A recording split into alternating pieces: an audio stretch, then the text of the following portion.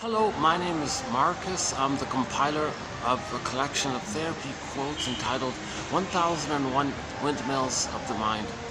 A collection of advanced self-help quotes taken from what's often called the psychodynamic or the psychoanalytic perspective, which long ago, as I understand it, was referred to by some as philosophical medicine or narrative medicine, helping one to find their narrative truth, their full story, i.e. to know themselves. And when we say know ourselves, know thyself, much of us, mainly the real self part of the self, the real self part of the self often doesn't get a chance, for a lot of people, it doesn't get a chance to really blossom and kind of be the sort of the source of a person's life. The real self part of the self, okay, we're born with it. It's the authentic us. We're all born with an authentic self. The word of the year by the Merriam-Webster Dictionary Company for last year, 2023, was authentic. So we're all born with this authentic, real self. But it's kind of available to us consciously, roughly at age 3. But if there's trauma before age 3 and the real self is frozen, petrified, stuck, how's it working with the camera? I'm noticing a little stuttering with the camera here, like I'm speaking, but there seems to be like a delayed thing here. I'm not sure if I should just restart this video. That's a little awkward, yeah. Like I'll speak, and then a second later I'll see the movements in the camera, right? Like the audio and the visual, the audio and the video seem to have a little skip there. Maybe it'll sort itself out on its own. It's kind of awkward. It's kind of awkward to see myself delayed like that.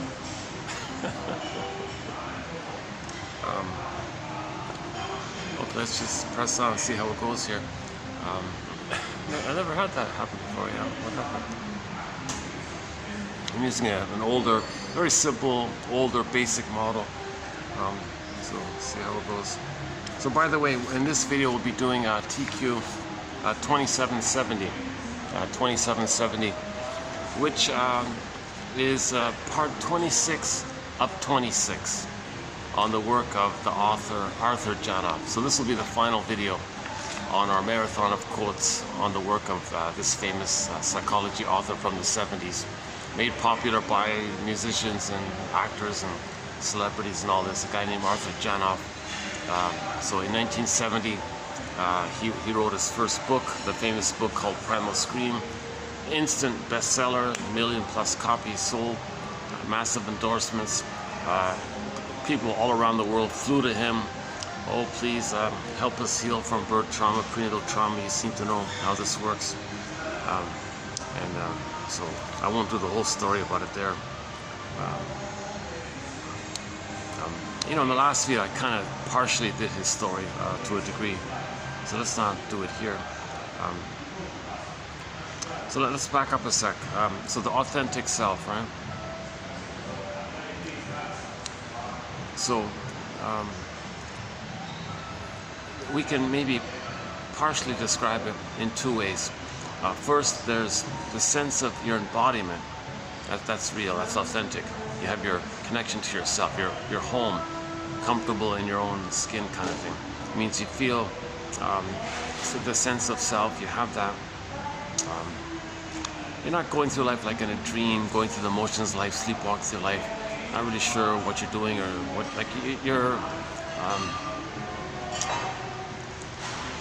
you have your sense of yourself as a person in your own right, the feeling and the history and the continuity, and you have your awareness of your embodiment. So that's like the mammal side of us, like we're humming inside, or that kind of thing, right? Now in trauma, this gets arrested. So it's stuck, frozen, petrified, turned to stone, becomes a statue, feeling unreal, feeling numb, and so on. So it doesn't kind of blossom fully. So with childhood trauma, because because for the authentic self to blossom to the age 3, roughly, psychological birth, the child has basic needs, basic primal needs. The main umbrella term for the basic need is a secure attachment style. The baby needs a secure attachment style with 5 components to it. Okay, so this is sometimes called the ontological self, or maybe the psychological self, or the inner self, the inner king, you know, whatever you want to call it. In myths and fairy tales, it could be like, for women it was Persephone, and for men I think it was the Iron John character, the Faithful John character. In the Odyssey it was Ithaca, right? He got his inner home is called Ithaca, his connection to his inner house, inner castle. We all live in a psychic house called the soul castle. In the Odyssey it was Ithaca. So myths and fairy tales can describe this sense of self in a metaphor of either a place or a person who's alive and strong or something like that. Okay, the second part of the real self is the feelings that animate from it. I feel, therefore I am. So if you have your amness, okay, the natural state of affairs is that person hums and has feelings by it. We're feeling beings. We're feeling beings. We feel. We're mammals feel, right? We're mammal, right? Well, our brain is 3 in 1, but the main part of us is the mammal. Not animals. We have 3 brains. We're humans with 3 brains. So the brain stem, okay, the mammal brain, and then the cortex, the neocortex. But the feeling self is from the middle brain, the second part, right? So with the amness, there's a natural I feel, therefore I am. If you have your amness, you're going to have that feeling. The main feeling, the primary basic main feeling, the main primary basic animating feeling that comes from our sense of self is the joy character, the serene, inexhaustible fullness of being. So we have our beingness. If we have the connection to our beingness, the natural animating emotion, we feel pleasure and pleasant by that. That's the joy character. The bluebird of happiness is within, kind of thing. So we have this, I feel, therefore I am. Now, if this amness of the real self, we're talking about the real self amness. If this amness is frozen, okay, then the feelings can't animate. So that part can be described in myths and fairy tales when the golden ball goes down the well. So there's 2 parts, right? So the embodiment can get zooped away. So in the Greek myth, Miss Kor got pulled down into the underworld. So in the story, the maiden Miss Kor, representing the core of a person, like the core authentic real self of a person, Urthopazep got pulled down. Okay. Now in the fairy tale, the frog prince, right, the golden ball goes down. That's okay. The fairy tales, myths and fairy tales can just focus on little elements of inner life. They don't have to give you the whole picture. It's kind of like just little pieces, right? Now sometimes the myth or fairy tale can include both aspects. So the White Bear King Valamon, it was the polar bear and the golden reef that were lost, and they were together. And the princess said to the polar bear, "Hey, polar bear, give me the golden reef." The polar bear said, "Well, I'm your embodiment. You want your feelings, the radiance like the sun, the gold, vibrant, shines like the sun, radiant, the amness." So the polar bear was a metaphor for the embodiment, and then with the embodiment was the gold. So that's why you had the polar bear with the gold, with golden reef, golden ball, whatever it is, doesn't matter. Myths and fairy tales describe the psychological patterns in hundreds of different variations, but the commonality is the underlying psychological message, right? Like when a baby's lost in another world, that also describes the loss of our innocence.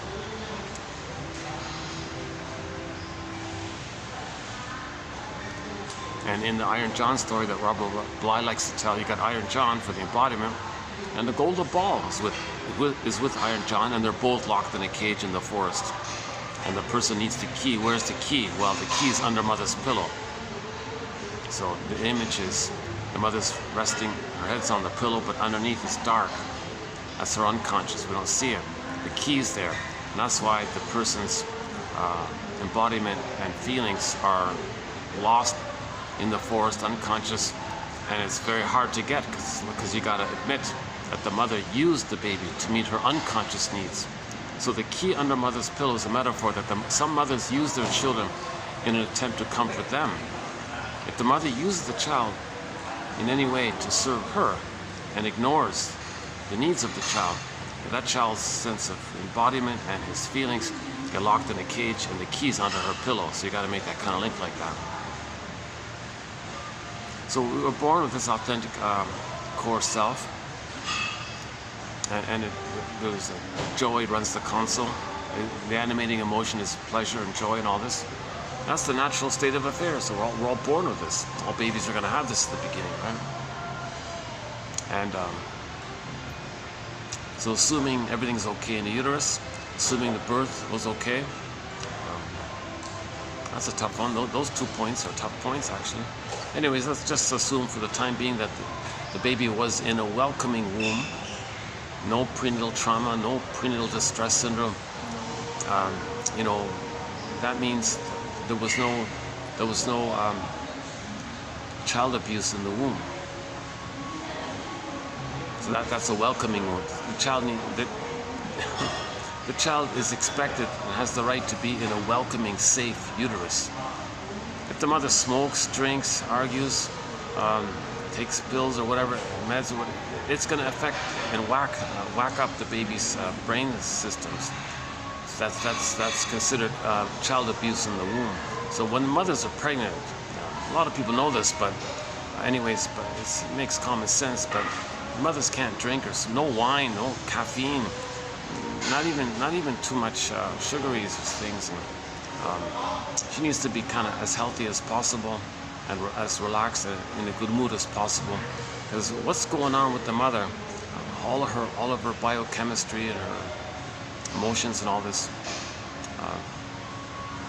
it goes into the placenta, and it affects the quality, the nutrients and the oxygen to the child, right? So one of the Janov quotes is, the mother took a cigarette, that's 5 minutes of suffocation for the baby. Because if the mother smokes one cigarette,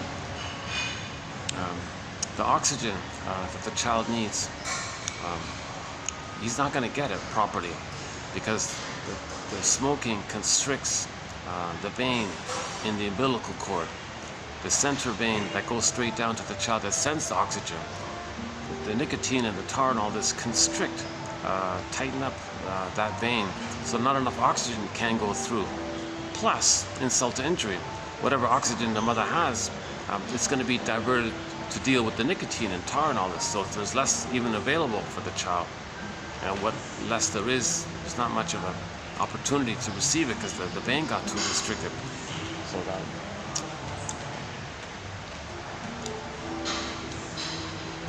Yeah, so I'm back at the.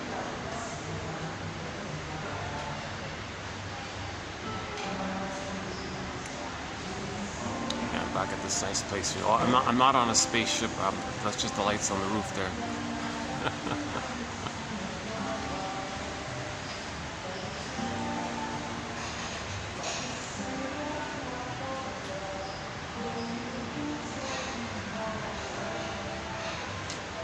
Yeah, yesterday I did an outdoor video. It was kind of a chop. It was kind of. It took me 6 hours. Distracted a fair bit with things around me, so it took me 6 hours to get through it. I had long delays and all that. I still kept the video. I was tempted to delete it, but some points were okay in there, so I kept it.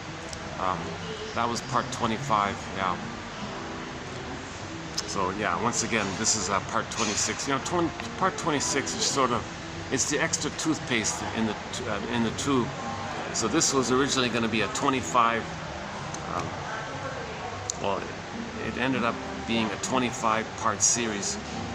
But I noticed at the very end, you know, there's a few quotes in the honorable mention pile that I put in. You know, we can squeeze that like the tube of toothpaste, and we can eke out one more video.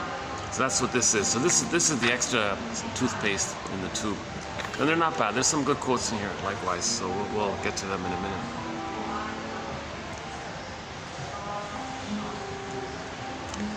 So assuming the baby is in a welcoming womb, okay, knowledge of the womb. Is there such thing as knowledge of the womb? Oh yes, oh yes. There's even a book called Knowledge of the Womb by a famous shrink from Greece. I forgot his name, but he wrote it in English, or it's been translated into English. And last time I checked, it was available on his website for free.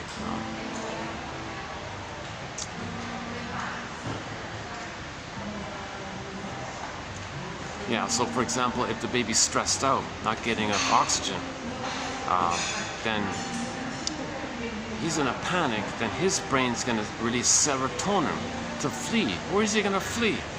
How's the baby going to run out? He's inside. He has nowhere to go, but he's not getting enough oxygen. He's scared. He wants to run. He can't run. So now he's in a panic. Now he gets more stress hormones. Okay, fight with the mother. How's he going to fight with her? Who's the mother? And his eyes are closed. He knows the cord is there and there's 3 veins in it.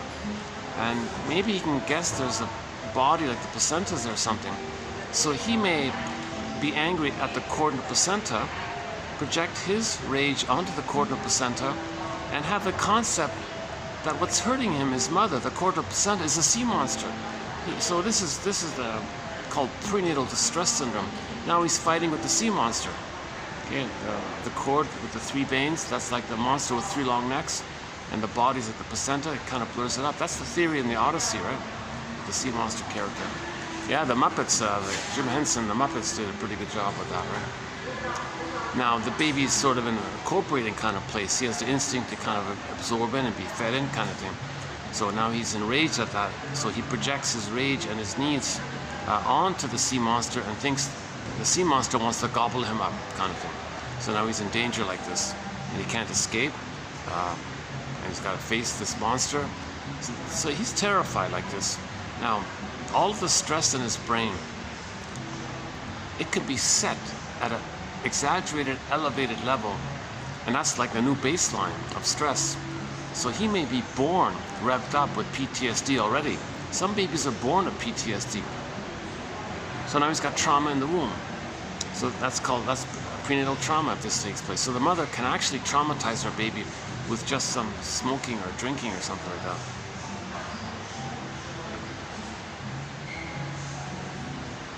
And this is, and there's 2 versions apparently of the disruption of the child's nervous system.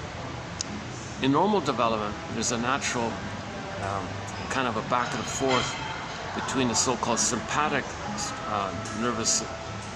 sympathetic response to the parasympathetic response, like the sun and the moon, day and the night. Okay, sun and the moon, day and the night, that kind of thing.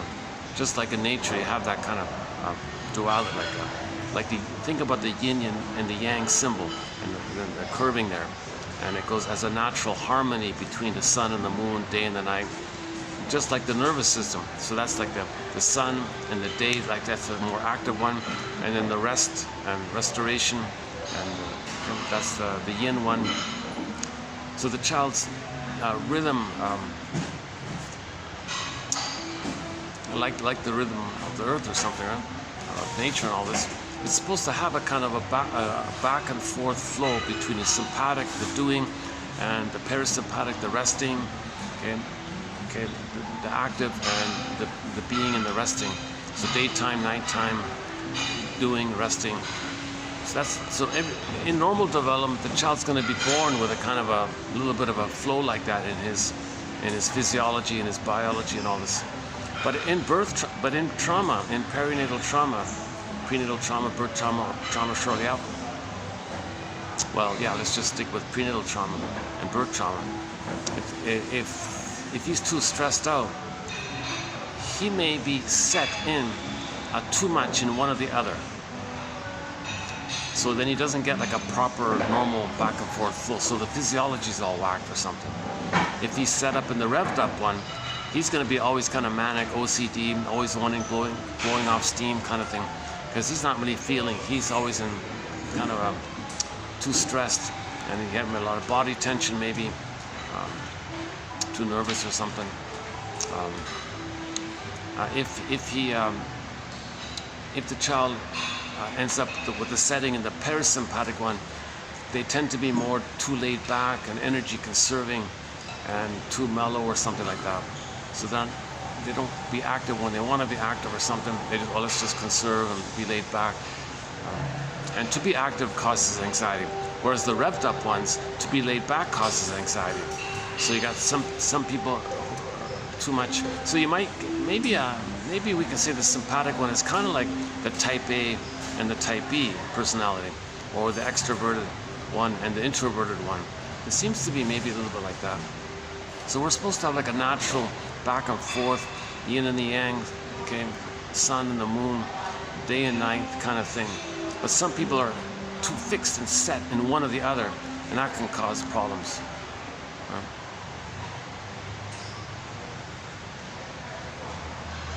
So the nervous system remembers this. This is all remembered, and it can be set in there like this. And it can make a person unhealthy if they're always too revved up or too laid back or something. And it accumulates over time kind of thing. So you don't have the natural flow or something. I'm not a doctor or something like that. I'm kind of, you know, during this 26 video run, 50% of what you're hearing is wrong. But for the rest of the stuff, it's more like 30%. So I've been using Robert Bly. He's sort of a guest mentor in our series here. When Robert Bly speaks to an audience, he says, "Dear audience members, thanks for coming out here to this auditorium and to hear my take on my psychological interpretation of the Grimm's Tale of," fill in the blank, right? But dear audience, 30% of what you're going to hear tonight is wrong. It's up to you to figure out which 30%. So he's not a shrink either. He's not a shrinker. So he's just sharing his interpretation of again, myths and fairy tales are metaphors for psychology. So we put them on a couch and talk about it kind of thing. Myths and fairy tales are true on the inside. They're interpreted like you interpret dreams kind of thing. Every character in a myth or fairy tale is some kind of personification, some kind of character to be like a spokesperson or emissary for an inner trait kind of thing.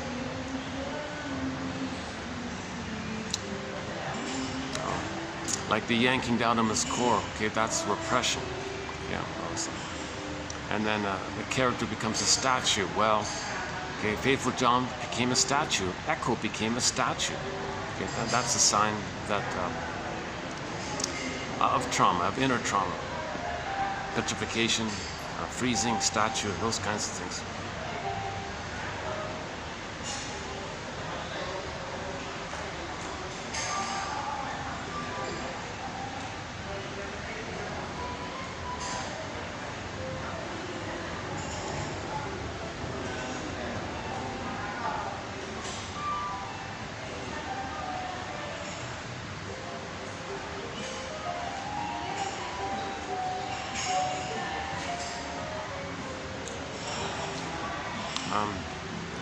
Let's just go back to the welcoming womb point. So the child needs a welcoming womb. Now this welcoming womb is more than just welcoming, it's paradise. The baby's considered to be in paradise. Garden of Eden, Shangri-La, Shambhala, Avalon, Nirvana. He's in a blissful oneness with the mother. The power of the mother, he's one with it. That's called infantile megalomania. He thinks he's a god. He thinks he's so powerful. The power of the mother is his power, because the baby has no differentiation, no sense of where he begins and ends and where the mother begins and ends. It's all kind of, it's just one there. And the child thinks there's only him in there. He has no sense of otherness. It's just all of him in there. So all the power that's there, it's his power. Well, the power is just for him. That kind of thing. So Jeanette Paris says, yeah, he's on the throne. He thinks he's a little king, and it's all about. He's either the center of the universe, or he's the whole universe. It's called solipsism. It's all about him. Now he's got his authentic self. He's got his golden ball, so he's happy. He's got pleasure. So he's got pleasure, He's got unconditional hallucinatory omnipotence, needs automatically met, hence another idea that he's a god or a little king or something. Plus the power of the mother is his power, so he's a happy god basically. And he's floating around in this oceanic feeling, oceanic bliss, unico, mystica, one with this big mystery. So he's kind of in a happy hence the Garden of Eden and all this, right? So it's not just so we can just say it's a welcoming womb. If he's in paradise, obviously it's welcoming to be in paradise, right? So he needs a welcoming womb. He needs paradise. So all babies have a kind of a paradisical kind of place. That's the theory. He's automatically mad, no interruptions. He's not suffocating with mother smoking, or he's not stressed out with mother fighting or something with it.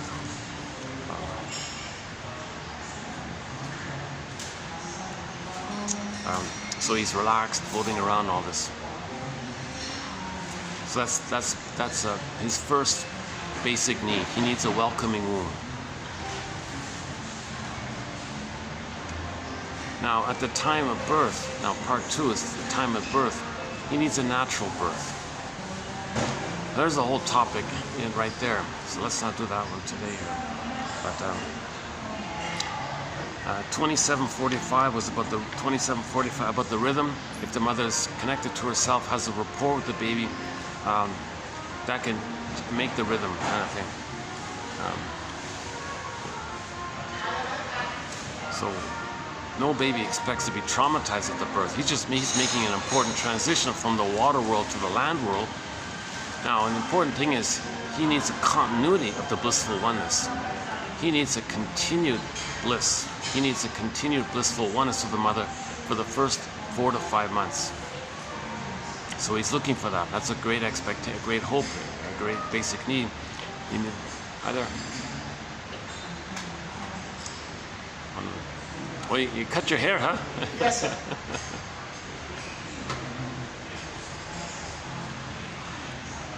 What's that?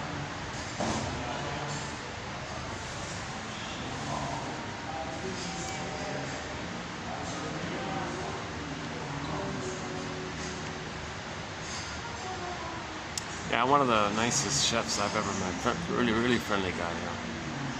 He got like a real, almost bald. Almost. He really cut his hair a lot.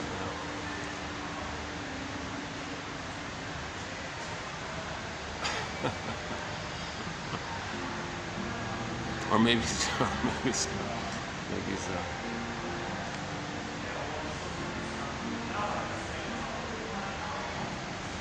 Yeah, I don't know if this is true, but one theory is if, well, I looked into the baldness issue at one point, and I came across one theory, is that if a person's a child, if a child takes too much sugar,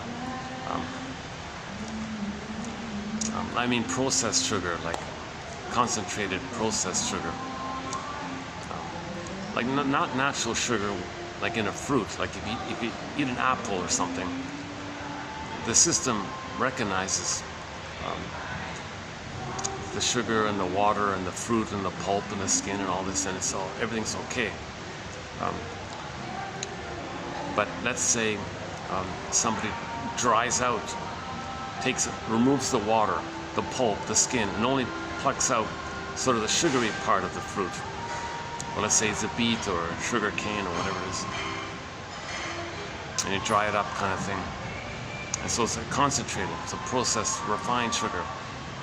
So then you take some of that sugar, the body goes, hey, all this sugar, wait a minute, where's the water that's supposed to be there? Because we normally eat sugar in whole foods, we don't process it out, right? So the body's going, hey, wait a minute, here's the sugar here, where's the water? Let alone the pulp and the fibers and so on, where's the water part? Oh my God, how's the body gonna process the sugar if there's no water that's supposed to be there?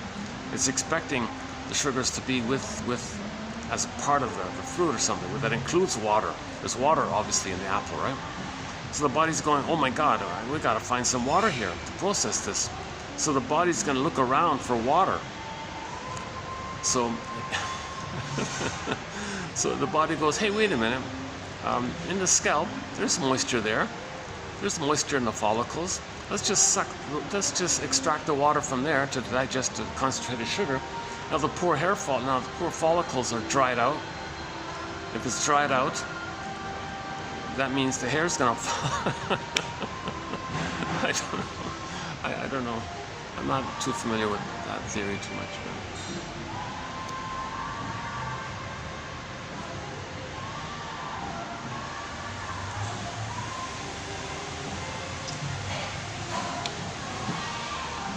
Oops. Something just beeped on me about the lighting on. Is that okay, the lighting?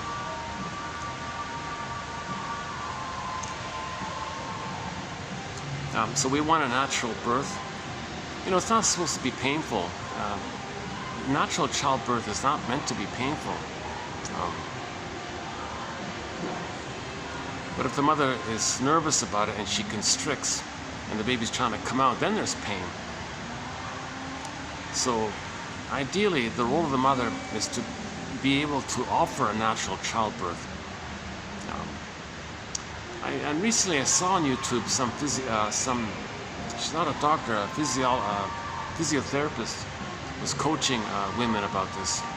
Now again, 50% of what you're hearing is wrong. I'm not a doctor, I'm not a midwife, I'm not a gynecologist, I'm not a doula. So each person's got to look it up for themselves. But as I understand the video there, she was going through the different positions for delivering the birth, right? Yeah, by the way, Janoff talks about the Loboyer. Yeah, read the Loboyer 1975 book called Birth Without Violence by a guy named Loboyer. Forgot his first name. Was it Francis or something? Yeah, we have it in the collection now.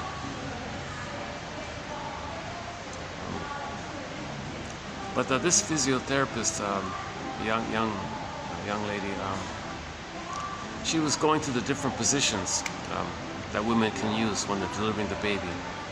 And she said, according to her, the worst one is what we're doing now, lying on the back. Because the tailbone doesn't get a chance to be flat a little bit. If it's slightly up, then the baby's got to battle with it. So usually the mother should be like a little bit, you're probably, the inference was the squatting is maybe better because it opens up the pelvis space, it makes more space. Plus, but the main thing is it allows the mother to do this slight little tilt to not have the tailbone clash with the baby coming out kind of thing. So it's a smooth, plus you got a little gravity there that helps a little bit like that. And then the contractions, little gravity plus the contractions, and the mother catches and scoops the baby up kind of thing, gently like this. Keeps the cord, keeps the cord and keeps the placenta and all this. And then places skin to skin, don't remove the baby, leave the cord, leave the placenta, places the baby on the front. Then maybe she can lie down or whatever afterwards. And then the baby's looking for the nipple, he latches on, he starts suckling, all is good. Skin to skin contact, breastfeeding, and the mother's loving gaze. The child has a blissful oneness. He made the transition from the water world to the new world, the land world. It's like a whole new world for the baby. It's a whole new world for the baby, right? From the water world to the land world. But the issue is the continuity of the blissful oneness. His paradise has got to continue during that transition.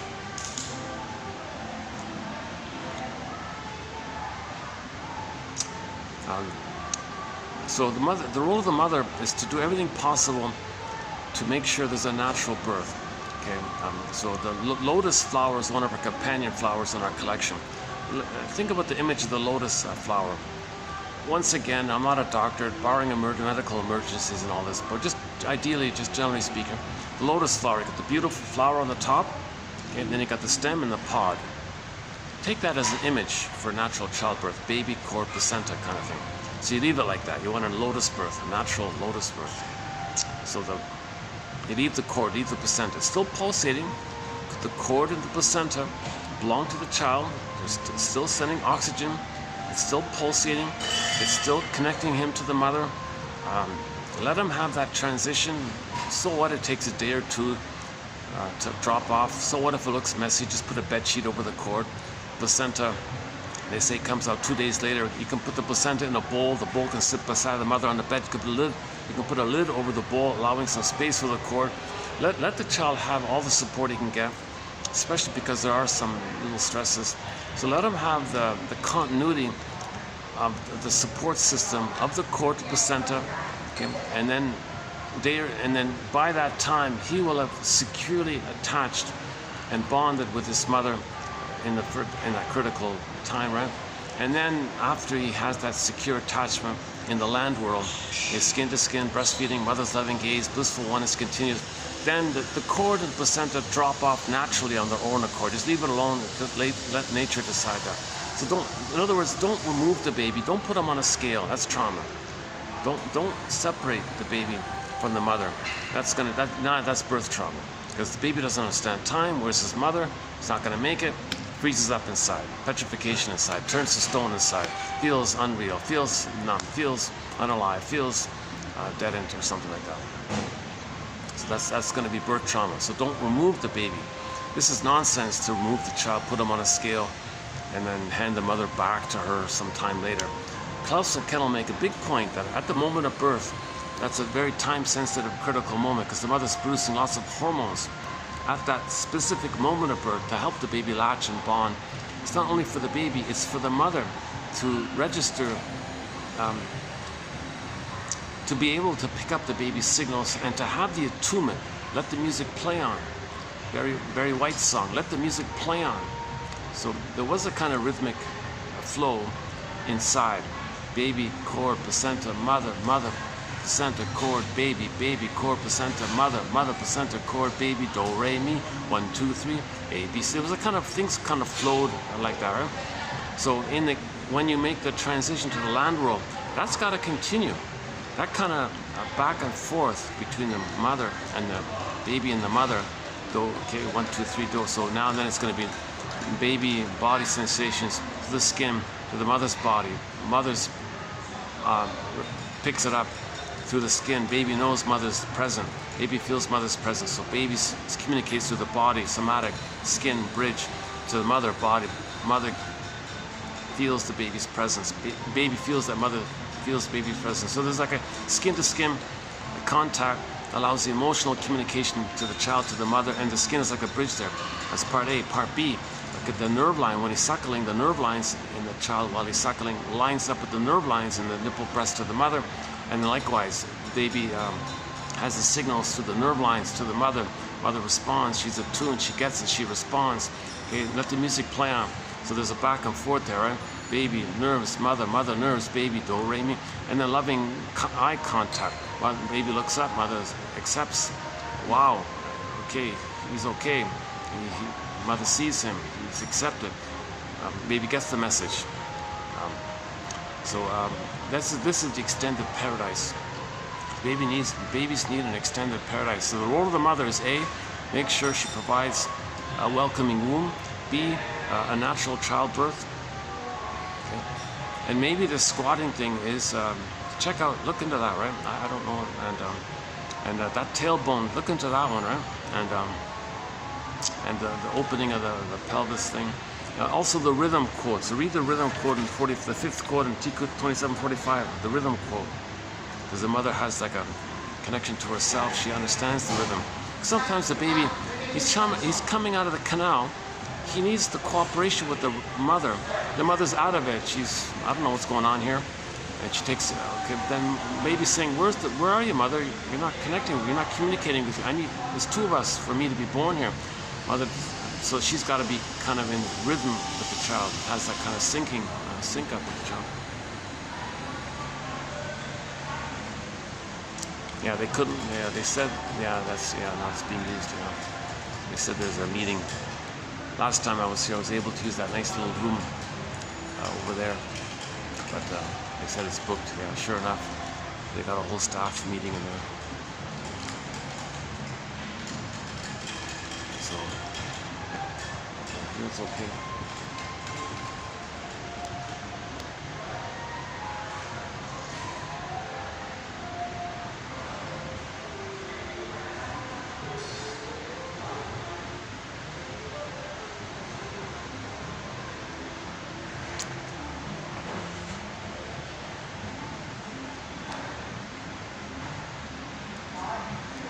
Yeah, so don't weigh the baby.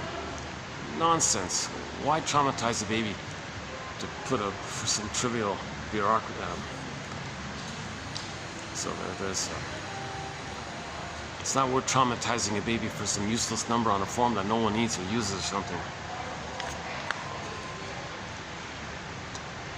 Okay. Oh my God, yeah, and don't do some kind of.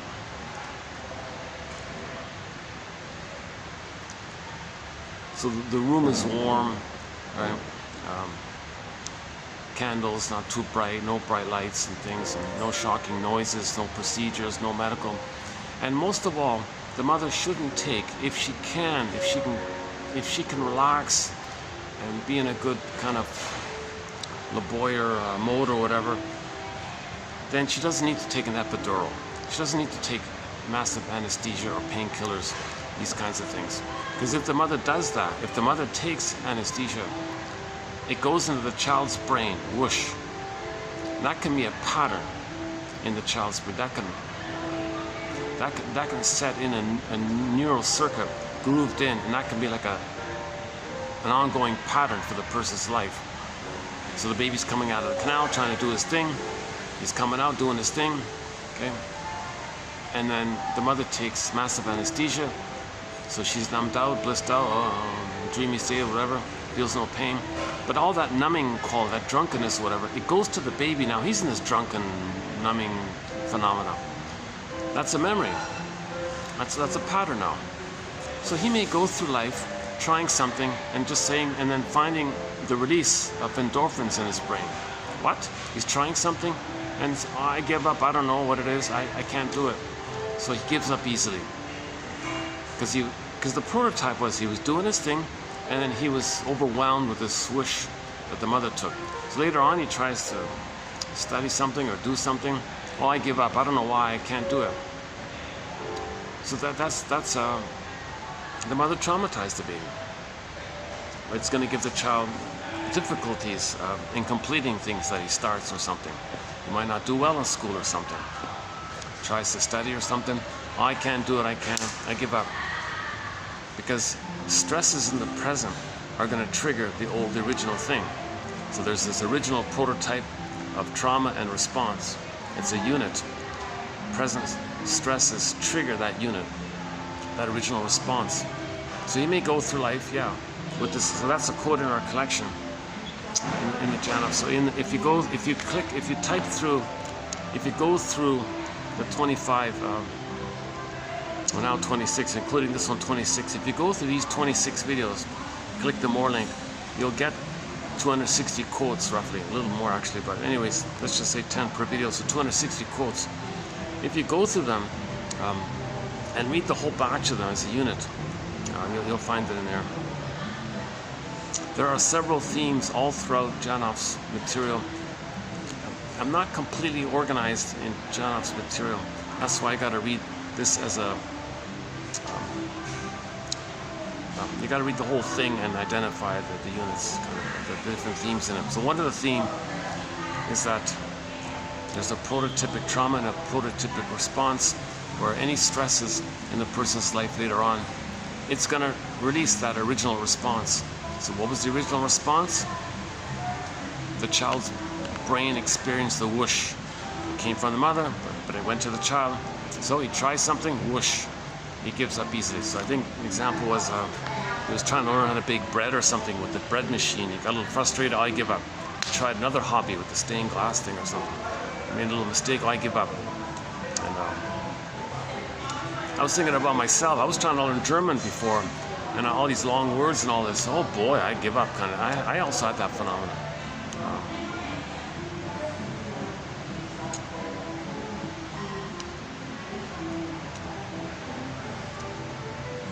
So these theories aren't perfect, they're ballpark approximations, they're clues, they're stepping stones for better ideas, they're prompts that for you to associate with. We're trying to be a detective here, there's no set answer here kind of thing. Yeah, so Klaus and Kendall were saying back to that time-sensitive moment at the moment of birth when the mother produces all those hormones to help the baby bond and latch and attach and create the security and the blissful oneness. If the child's removed, those hormones the mother produces are dissipating. Then, number one, the child being removed, poof, no mother, he freezes up. That's already birth trauma. Then the child's returned to the mother, and the mother says, oh, hi, baby. But the child's, where are the hormones? How can we bond here? I can't connect with you here. The rhythm's broken. And the mother might even, her body, her neurochemistry, her physiological responses might actually push the baby off and say, back off. I'm mourning here. I'm sad here. My hormones are dissipating. My attachment system is deactivating. I'm supposed to attach. I had an attachment ready for you. You were gone. I'm deactivating my attachment system, and you want to come in and attach while I'm deactivating. Well, this annoys me. So he pushes the baby. Baby goes, oh my God, my mother's rejecting me. First she traumatized me with her absence. Now I'm trying to connect with her. She's pushing me. Then again, there's a double part with the birth trauma. So don't remove the baby from the mother. That birth trauma is gonna be in those two parts. So Klaus and Kennel say, this is a very time-sensitive moment. When he's coming out, hand it directly.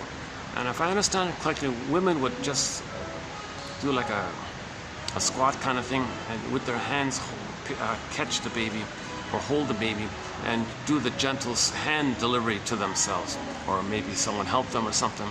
But it's got to be like a one gentle motion to the bosom, right? And the baby. Sometimes they latch on immediately and start suckling. Sometimes small delay, that's okay, they said.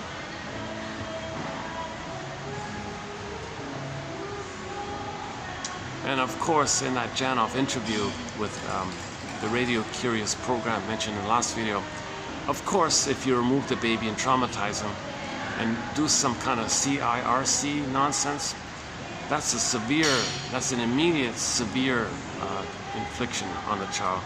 He'll reject his humanness, and he'll be stuck in survival mode, in a very angry mode, in a process known as identification with the aggressor. And he won't have empathy for others or feelings for himself or others. If it's such a violence, so that thing, that savage, that barbaric procedure should really end. People make excuses for it and all this, either in the name of pillaging the planet, or even in the name of what other names there are for it.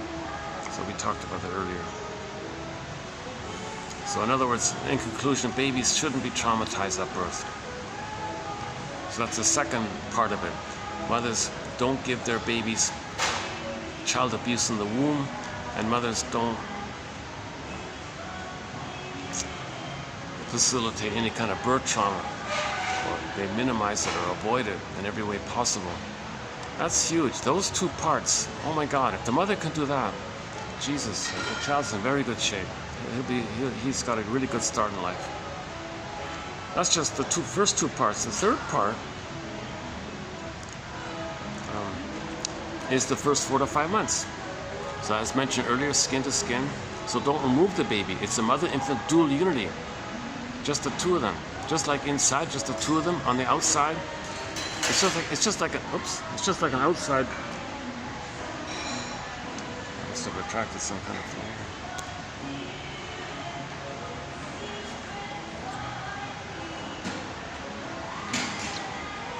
It takes me a while to get here. Sometimes I'm a little sweaty and all this. Plus, I'm at a restaurant.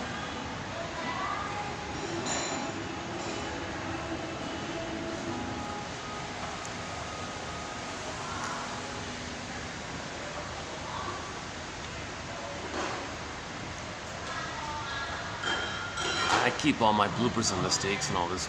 Once again, I'm not a shrink, I'm not a therapist, I'm not a professor, a social worker, midwife, doula, gynecologist, nutritionist. I only have a BA, keep that in mind. And Robert Bly's advice, 30% of what you're hearing is wrong. It's up to you to figure out which 30%. Now, in the Janov videos, in these 26 videos, it's 50% is wrong. So it's up to each viewer or listener to figure out which 50% is wrong. So there's no set answers here. We're trying to be a detective. We're trying to be a detective. These are clues. We're trying to be a detective, a psychological Columbo. We're trying to be an existential detective, a psychological detective, an emotional detective. These quotes are an attempt to give the scarecrow a brain. So in the Wizard of Oz, right? In trauma, the scarecrow means doesn't know what happened. So we don't know what happened. We're afraid to know what happened. Well, these are theories, these are approximate models to help us construct and maybe try to get a grasp on what happened. So give the scarecrow a brain. We can also say these quotes are giving us night vision, or a lantern in the unconscious. So what we don't know about ourselves, our denied self, our repressed self, our secret self, our shadow self, our double self, all of us that's repressed and didn't develop, we don't know it, so it's considered in the shadow, dark, we don't see it, because not aware of it. Metaphor is dark shadow, so we need a lantern. These quotes are giving us some light, like a lantern, to see what's denied so we can get it back into ourselves. It's called self-reparenting, or sometimes your innocence is exiled and orphaned, well, you're going to adopt yourself, kind of thing.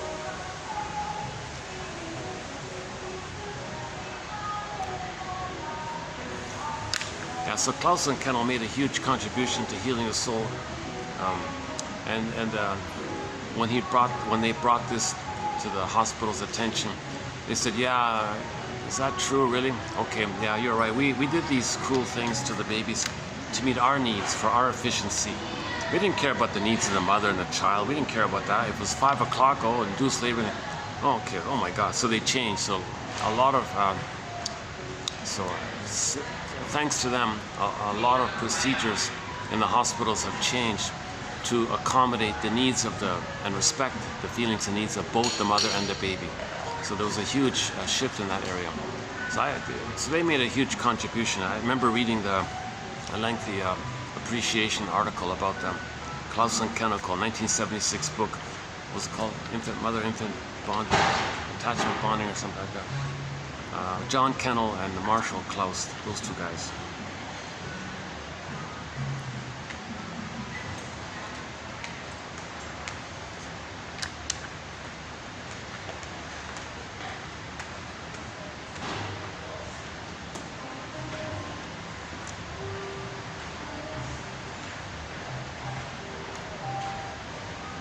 Okay,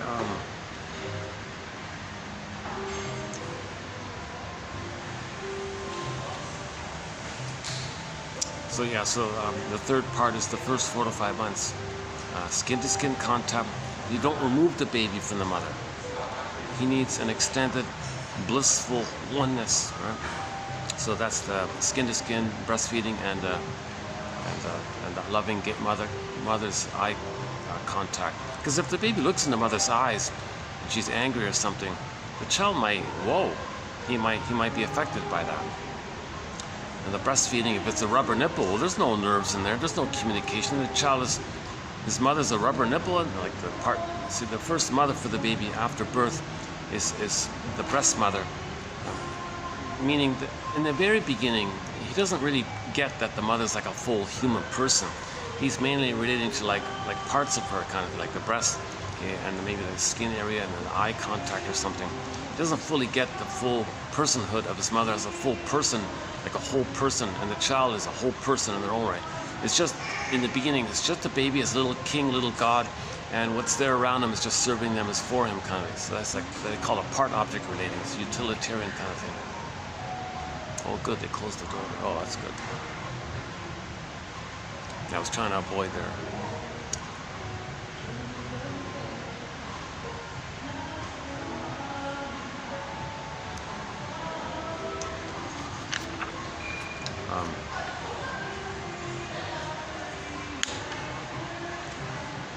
Mother's loving it. Oh, yeah, the rubber nipple, yeah. So what's that? His mother doesn't respond, and now you got this powder stuff in a plastic bottle and the rubber nipple. Child's he might complain about it. What's this? I don't relate to this. My mother's a lifeless thing or something, and he's one with that. He might identify with that. He might kind of feel numb, rubbery, like, he might feel unalive like that or something.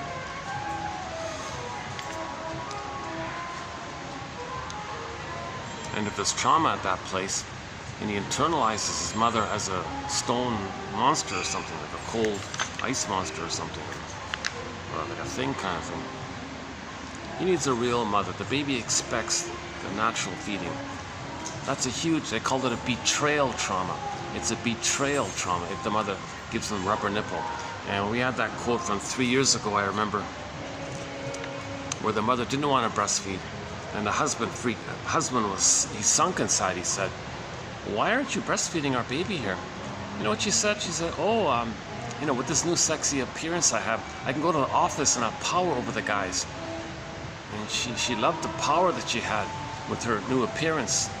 So she didn't want to breastfeed her. Oh, cunning tale. That's a betrayal on the child. She betrayed her child for her petty narcissism at the office or something. Another woman said, "I don't want to hold the baby and feed. Give me the breast pump. I'll do it that way." Like, why are mothers doing these kinds of things? Okay, so Emily Dickinson talks about this in her famous poem, "A Great Hope Fell." A great hope fell. Baby had a great hope for a secure attachment style. Blissful one is paradise with the mother. A great hope it fell. You heard no noise. The wreckage was within. The trauma. Okay, the wreckage was within. So earth opens up, its core gets pulled down. Okay, or it gets frozen. Okay, that's also known as emotional hypothermia, emotional coma, emotional catatonia. Okay, or the feelings can't flow. So now the character becomes a statue. Okay, the wreckage was within. Oh, cunning tale. Oh, cunning tale. What kind of cunning tale is this? No baby expects that the mother is going to do such a thing to the child. A great hope fell. You heard no noise. The wreckage was within. Oh, cunning tale. Did the mother resent the idea that she's supposed to give love when she herself had never received it, when she was a child herself, and now she's supposed to give it? Now she resents it? Oh, cunning tale.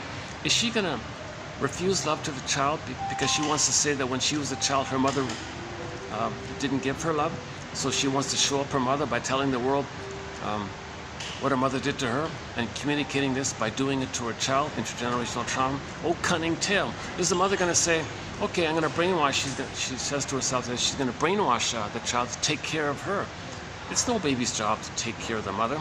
It's called childhood parentification. Oh, cunning tale. A great hope fell. You heard no noise. The wreckage was within. Oh, cunning tale. You gotta be a detective. What a cunning tale. What kind of cunning thing does a mother, if a mother does these things to the child? What a cunning tale. That let no witness in. The child's not gonna know it. He's not gonna know it. That's a scarecrow. So that's the ego submerged in the unconscious, okay, the underworld, unconscious, it's frazzled up. The child's not gonna have a path with heart. He's not gonna love life. He's not gonna love, really, because that's a Tin Man looking for a heart. Remember Tin Man looking for a heart? The scarecrow and the Tin Man being like that means the child's gonna feel disembodied. Okay, that's the cowardly lion off in another corner. Now Dorothy's like, so fairy tales are like, all of the characters are elements of the mind of one person, the psyche of one person. They're not separate outer things. They're all parts of one mind, right? So Dorothy would be like the part of the system, part of the mind, psyche system that's trying to line things up, that's trying to heal. There's always this innate drive for healing. So Dorothy's kind of, it's funny, and one little fly can kind of distract you quite a bit. Right? Is he gone? Yeah, okay.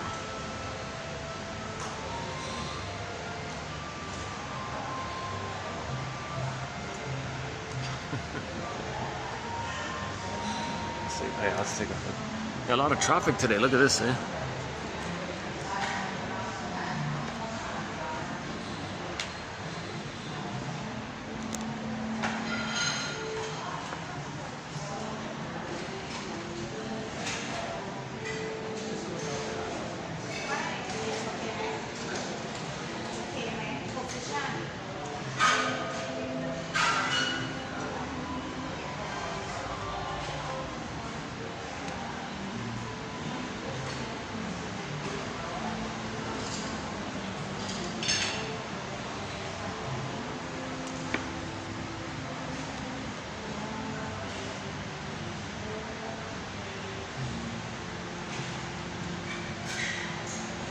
So everything's love or a cry for love. So normal development, the child can love because he was loved. If he was loved, he felt safe to know himself. Then his ego let him recognize his uniqueness, which he expresses via his consciousness of it. And that's loving life, a path with heart, pleasure, joy runs the console. And he has the capacities of the real self with differentiation in the psychological birth. So there's a natural pleasure and meaningful to express your uniqueness, that kind of thing. So either love or cry for love. So that Tin Man, okay, he's means the person's not loving. We're not loving life because the heart's not there. He's not loving anything. He's not loving life. So Dorothy's trying to like line things up, right? So we can also say, kind of maybe generally speaking, step back a bit. Well, maybe be a little bit like Dorothy. I say this because there's a quote, self-help quote, says, "Be like the Tin Man and find your heart." Okay, fine, but to do that, first you gotta give the scarecrow a brain. Psychoanalysis looks for an egg in a basket that's missing.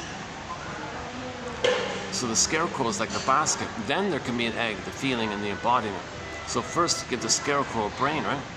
So if we're going to be like Dorothy, well, first recognize that if a person feels kind of disembodied from themselves, that's the cowardly lion one, and they're not loving life, okay, that's the Tin Man one.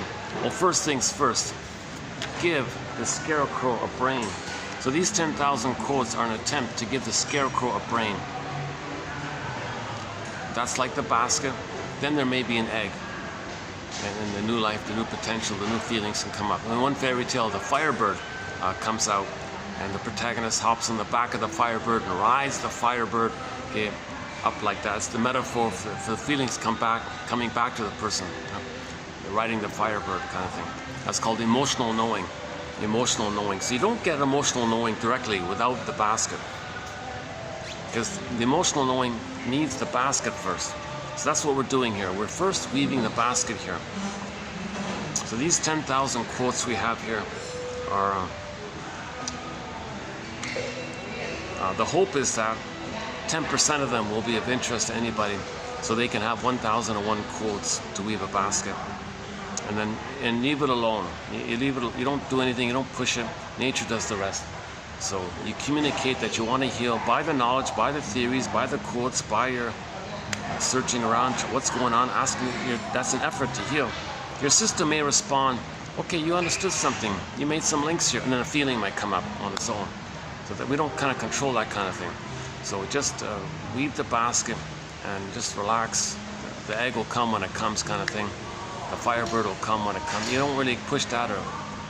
See, a lot of self-help seminars, they say, oh, you don't need to know anything. You don't need to think. You don't need to read books. Just do some magical thing here. Just beat the pillow. They do some little tricks. It's not going to work. First, weave the basket. That's what psychoanalysis is all about, right? Weaving the basket. Again, psychoanalysis looks for an egg. Yeah, this fancy phrase, psychoanalysis, this fancy word just means know yourself. So if you're going to find yourself, i.e. find your real self, be reunited with your real self. So we have the real self. It's fragmented. It's repressed, it's frozen, it's disassociated away. Go I know not whither, bring back I know not what. It's far off, we don't know where it is. Down a tunnel, down a cavern where the light is never shown. It's there, it's frozen, it's been put into cold storage for safekeeping. That's the freezing one, most hypothermia one. Oh, the staff are all active. Yeah, once in a while I'm here. If you're preparing for some function, it gets kind of busy around here. You know, I haven't checked the 4th floor. If by chance there's no event on the 4th floor, I might be able to do part of the video up there.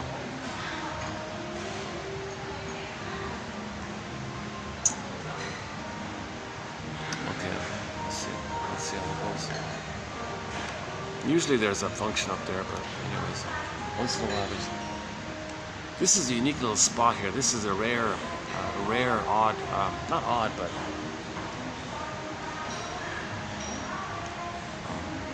because this hotel restaurant is open all day, right? All day dining, but they mainly use it for the breakfast crew, right? And there's a trickling of guests during the day and at night, kind of thing. But it's mainly used for the breakfast buffet thing. But they keep it open all day. So sometimes during the week, in the mid-afternoon like this, it's a little quiet like this. Even the lobby's kind of quiet. But not every hotel has this set up. This is the the only one I found with this kind of setup. So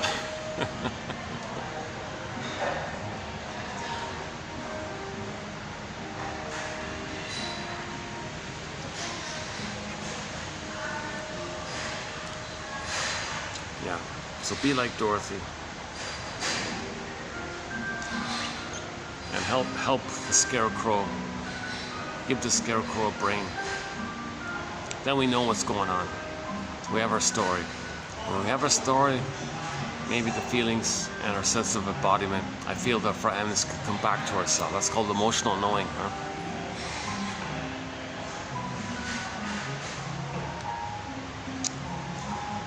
Another poem by Emily Dickinson, the part of it is, there's a pain so utter, it swallows substance up, and then one goes in a swoon. This one kind of applies to Janoff's material a bit. So there's a pain so utter. Of course, the primal need is not met. That's his identity. He's shamed by this. He loses his identity. Of course that's a pain. Of course that's psychic pain, emotional pain. Okay, now this pain is so utter. Okay, he's got to take his authentic, real self and hide it. He's got to put it into cold storage once again. Now, by the way, once he puts it in cold storage and his embodiment becomes frozen, petrified, turned to stone, he's going to feel unreal. He's going to feel unalive. Okay, so that's the Velveteen Rabbit story. Remember the Velveteen Rabbit? What does it mean to feel real? I want to feel real. I want to feel real. Well, that's us. We may think that. I want to feel more real. Okay, the other one about the carpenter guy took a block of wood, carved out this little boy made out of wood, and he had this little model boy, and then he was praying, oh please let this little boy here, let him be real like a human, come alive. I want him to come alive. So Joseph Campbell, famous mythologist, concludes that the monomyth, the universal common monomyth for all people, is that we want to feel real and alive. Because in trauma we don't feel fully real and alive. Okay, we're in this swoon. Back to Emily Dickinson. There's a pain so utter with trauma. It swallows substance up. Okay, so the core gets pulled down, so swallowed up, so it gets pressed down. It gets imprinted in the first brain, in the limbic system. So it's down that third. Got three brains: human brain, mammal brain, and the brain stem. It gets down into that first brain, that earliest, pressed down like that, swallowed up. And then that's a pain so utter. Then the person goes in a swoon. So the pain tells the brain, do something here. So the brain releases the endorphins, the numbing. Okay, they're getting busy here. Oh yeah, they're really doing a full-on preparation. Let me go, let's check out the fourth floor. Give me a sec. Let's leave my stuff here. So I'll probably have to come back. One second.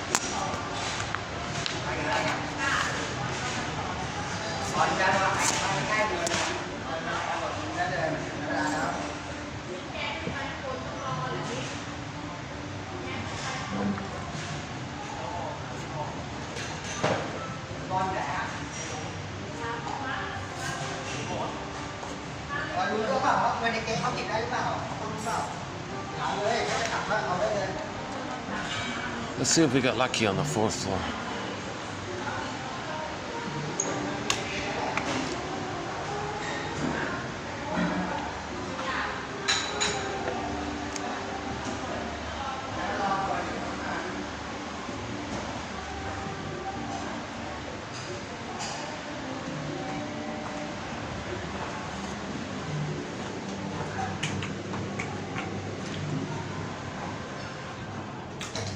Yeah, so we're posting this in the year 2024 on February 13th, the day before Valentine's Day, huh?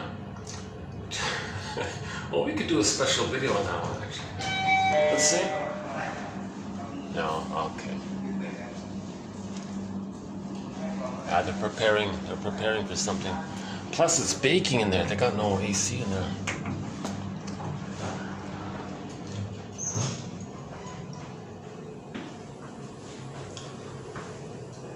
sometimes, let's see, how's it over here? Hold on a second.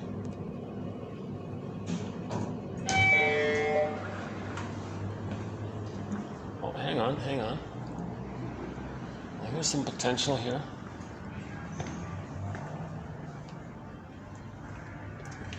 Yeah, maybe I can do a part of the video here. Let's see.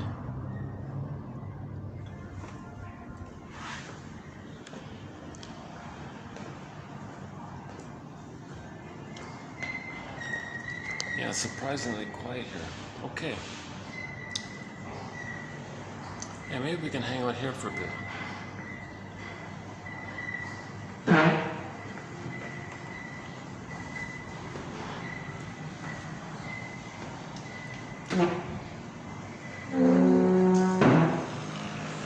Let's just hang out here for a bit.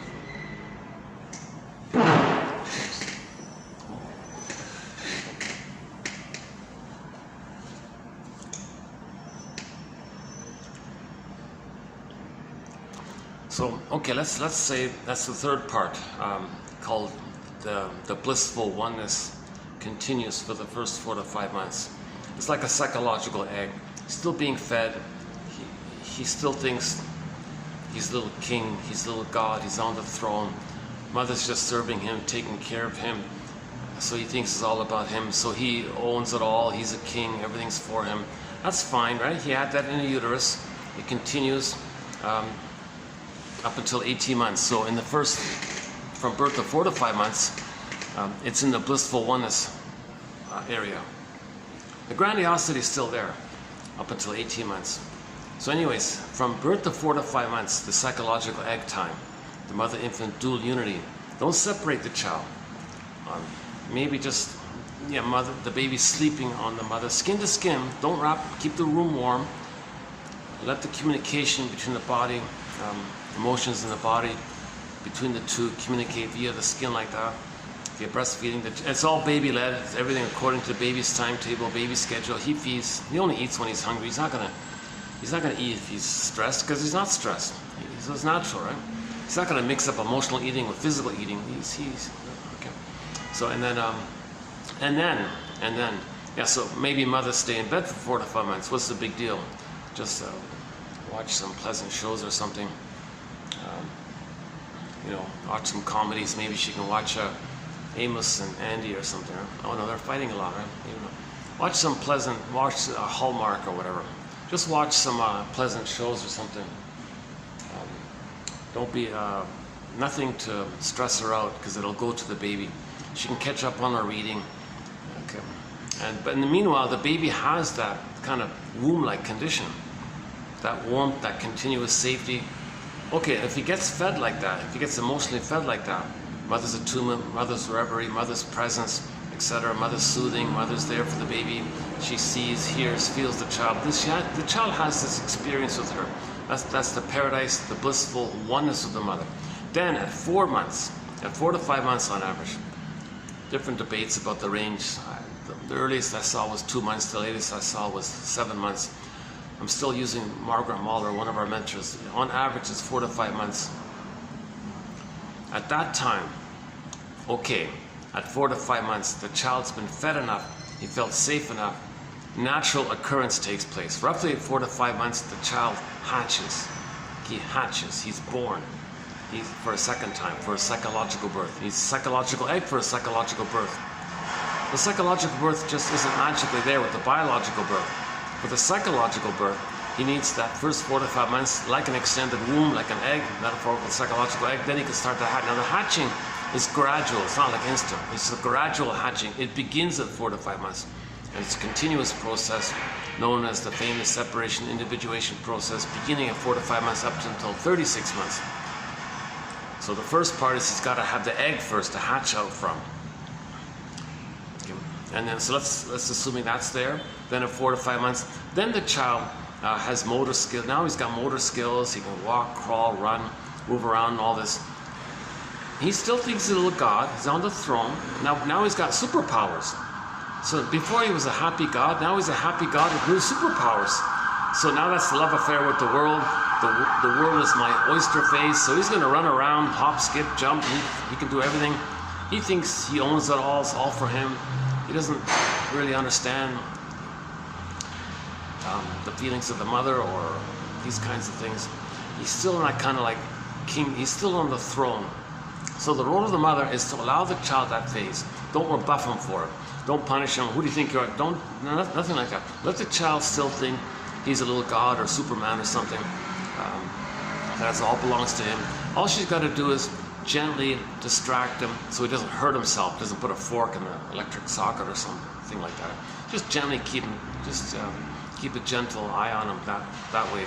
But the key thing is, don't hit him or punish him or shout at him for this kind of phase. So he may make a mess or something. I guess you got to kind of tolerate that. Then finally, at 18 months, okay, a huge developmental process takes place. His ego, because of the safety and the acceptance and love and the mother seeing him as a person. By the way, during that time, during the world's my oyster phase, the child's a Superman and all this, when the child looks into mother's eyes, he wants to see that the mother is seeing him with an immense delight and mystery of his uniqueness.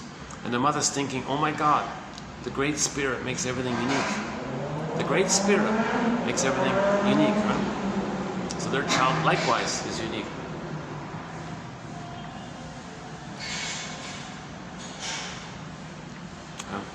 So, and nature's greatest miracle, Augmandino's poem, the first part of it, the scroll mark number 4. Nature's greatest miracle. Never in all of history was there ever any person just like her child. And in the future, there'll never be anyone just like. It's unique. The Great Spirit likes it like that.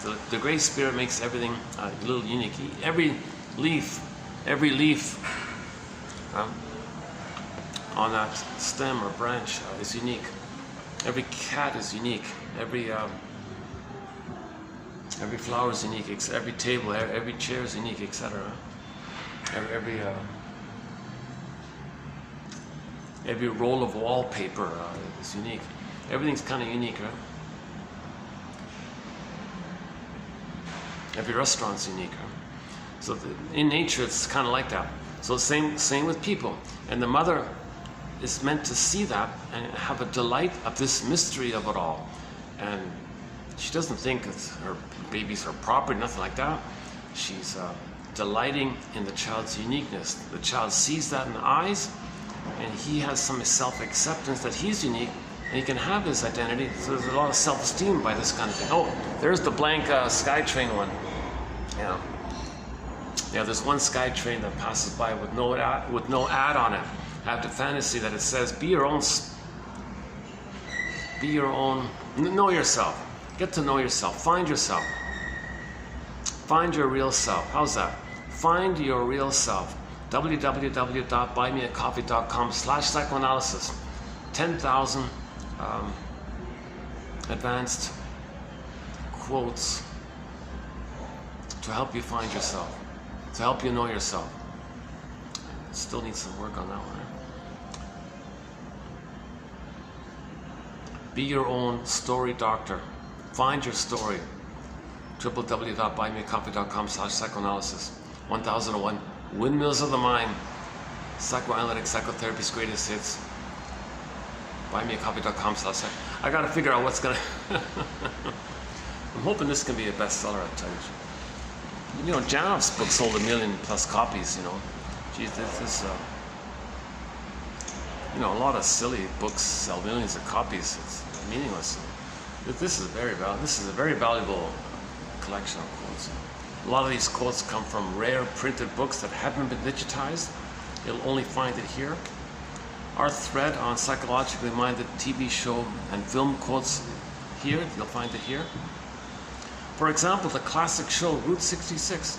The best psychologically minded quotes from that show are in here, are in our collection. Check out, go to TQ2599. 11 quotes in there. Some of the quotes we have in this current run by Jana are hard to find. Some of those books are not available or hard to find. And yeah, so I've extracted what I could, as best I could. kind of thing. The earlier books are easy to find, they're affordable, yeah, but the later books are out of print, unavailable. You know, the publisher went under. Janov had to self-publish late in life for some reason.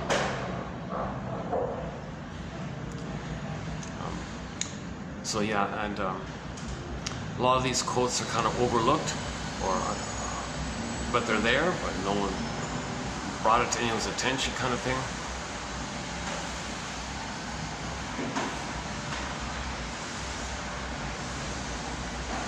Even the Janov quotes, I mean, he's a household name, right? I don't think people really know him too well, even though they know the name, but do they know really what he's saying, kind of thing? I was also a victim of this. I also never thought much of Janov. Primal Scream, what is that? Some silly little beat the pillow. What is this nonsense? I also kind of brushed it off as some flaky self-help trick kind of thing. So I never paid any attention to Janov's thing there. But then roughly about 6 weeks ago, I heard that interview on the Radio Curious program. I heard the interview with him, a 20-minute interview with him and his wife. And that was very interesting, so I went and followed it up today. Oh my God, he didn't just write that first book. He wrote 16 books throughout his life, up until the age of 93. A lot of good stuff in there. And the confusion is about the so-called technique, but the backdrop knowledge of the brain's response to trauma, that's very helpful. So we're mainly focused in that area.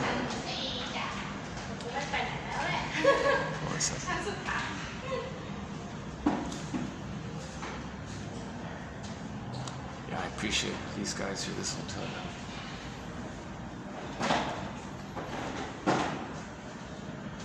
Yeah, a couple of hotels have been friendly towards me. And, some give me a kind of mixed feelings. A couple I don't bother going back to, kind of thing. Plus, you know, a lot of hotels don't really have any space. Like, there's no lobby. Like there's no space to do the video anyways, right?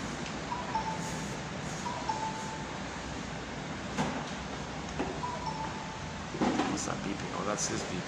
That's him. Okay. The cleaner has something beeping on. Okay, where are we here?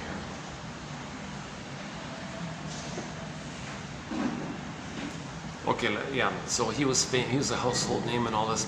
I remember even seeing his book in the bookstores. I never thought of it, and only just recently I discovered him. And he writes clearly.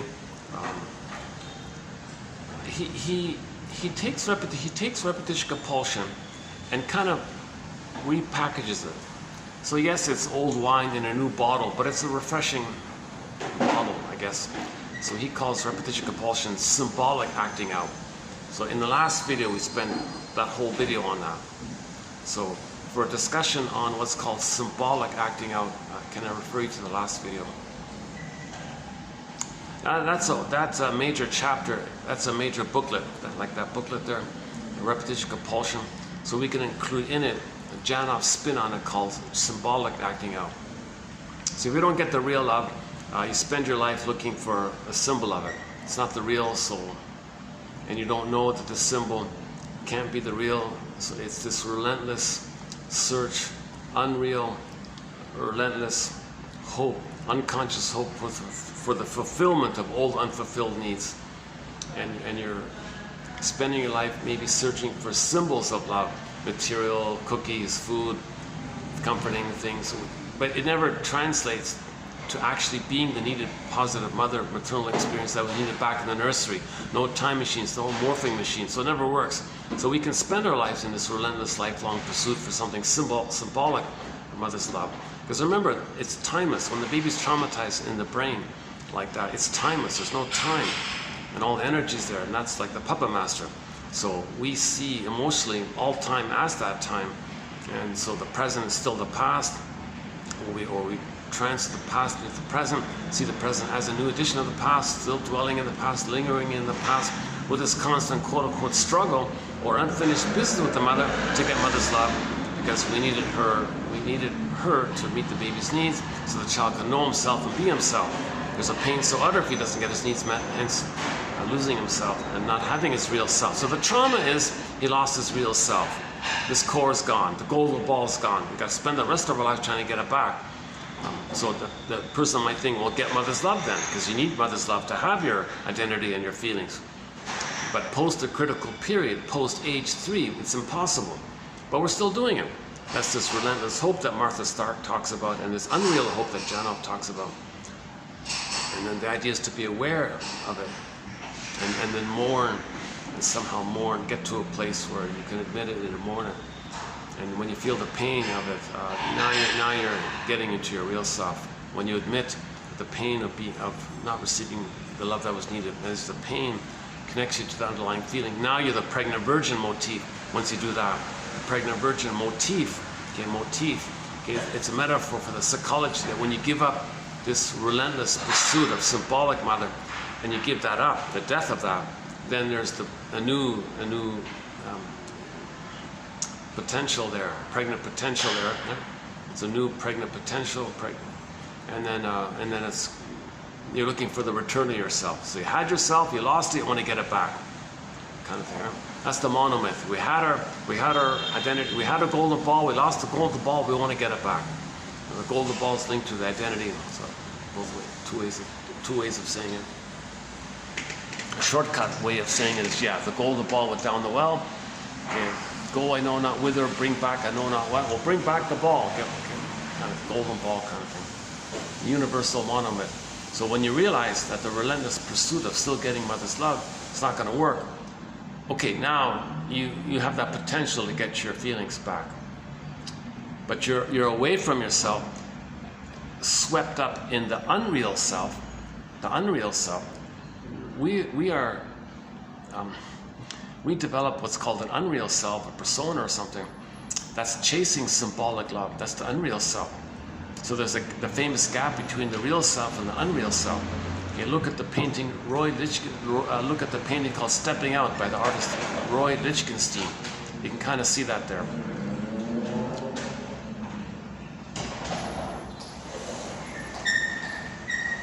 Oh, that's great, we found it quiet here. Hopefully, I'm sure my bag's okay down there. Yeah. Still a little risky to leave my stuff down there. No, there's lots of stuff around.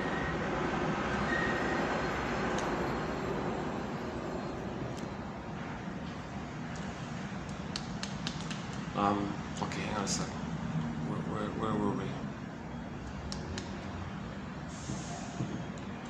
Oh yeah, the world is my oyster phase, yeah. So the mother doesn't rebuff the child for, so let's say like an 8-year-old junior toddler is running around, hopping on the table in a chair. That's okay, let him be like that kind of thing. Now at 18 months, a developmental milestone takes place. That attitude where he thinks he's a little god and everything just belongs to him, he owns it all, he rules the world, that whole attitude. Hence that obnoxious song, everybody wants to rule the world. Nonsense. Not all persons are traumatized prior to 18 months, but those who are traumatized prior to 18, or who were traumatized prior to 18 months, may have that kind of fantasy because they didn't get that need met. The baby needed to rule the world, quote unquote, up until 18 months. If he didn't get it met, he's traumatized before that time. He's still stuck at that place, searching for it via prestige and power and money and greed and envy and putting others down. You're inflating yourself and treating others badly the way your mother treated you. The relentless hope to get mother's love, but you can't get it, and you're angry by it, and you express your anger by shaming others to communicate how your mother shamed you. So you're stuck in this very neurotic. You're not in the present. You're fighting with the mother in the past, using others as stand-ins for the mother. So the struggle, and you're always in the struggle kind of thing. And the struggle is, well, do to others what your mother did to you, because you want to express your anger what your mother did to you, and you're communicating it by doing what she did to you. By doing what she did to you, you do that to others to communicate what she did to you. Sometimes there's a benign version of it where you just coax others to reject you, to communicate that your mother rejected you. That's the more benign way kind of thing. So we're dwelling in the past, lingering in the past, because we didn't ironically have a past, so we're stuck in the past. Pathological nostalgia, pathological. So you need a normal past to enjoy the present. If you had no proper past, you're just dwelling in the past, called unfinished business, hence the struggle. Okay, so the shrink said to the guy in the Greenberg film, you have trouble living in the present. So you're dwelling in the past because you feel like you never really lived it. The child needed to live it, not be like overwhelmed by it and stuck in a painful thing there, and he can't enjoy the present because he's got to master the past, quote unquote master it. He's got to mourn it, right? He's supposed to get his needs met in the past. So if he didn't get it, he's stuck there in the past all the time. And that's a continuous struggle with the mother, with others in the present. Okay, now in the present, you may use what's called evocation of a proxy for your innocence onto others. You play the shaming mothers. And instead of you crying for mother's love, you get others to cry for you, and you play the mother who said no to you, and they're playing you, say no to them. That's called the negative magic gesture. It's very neurotic stuff. So it's shall I compare thee to an onion? So that's why you got to unravel some of these kind of things. So this is called a scaffolding of defenses to mask the pain kind of thing. So we got to be a detective kind of thing. Right? So once again, the last video, 2769, that whole video was on that topic of symbolic acting out. Although I was a little distracted, maybe it was a little annoying. Yeah, I was a little annoyed kind of during that video, partially for the first part of it. I never really recovered, to tell you the truth. So I felt this, I was trying to get myself into a better mood by the end, but I kind of felt like, kind of lingered with me. So it wasn't a good video in terms of my mood there, but I try to communicate the information despite it, kind of thing. But anyways, if you don't listen to the commentary, just click the more link, you'll get the quotes below. A good place to start on the topic of repetition compulsion is Paul Libby Russell. Paul Libby Russell, 2119. 2119 starts there, and then the 10 videos following it. So we did the main quotes from this. There's a good example of 1001, Windmills of the Mind. Nobody talks about Paul Libby Russell. He did a great, he had no books, but he wrote some essays, some articles on the topic of repetition compulsion. Very clear, very helpful. Oh my God, I finally got it when I read his kind of thing. You know, Elvin Semrad has no books, but he said a lot of interesting things. His students made a note of it, and from that book, we got some of the quotes from there. So we're getting quotes from excellent shrinks and all that, but they're not well known or something. They're not like public names or something.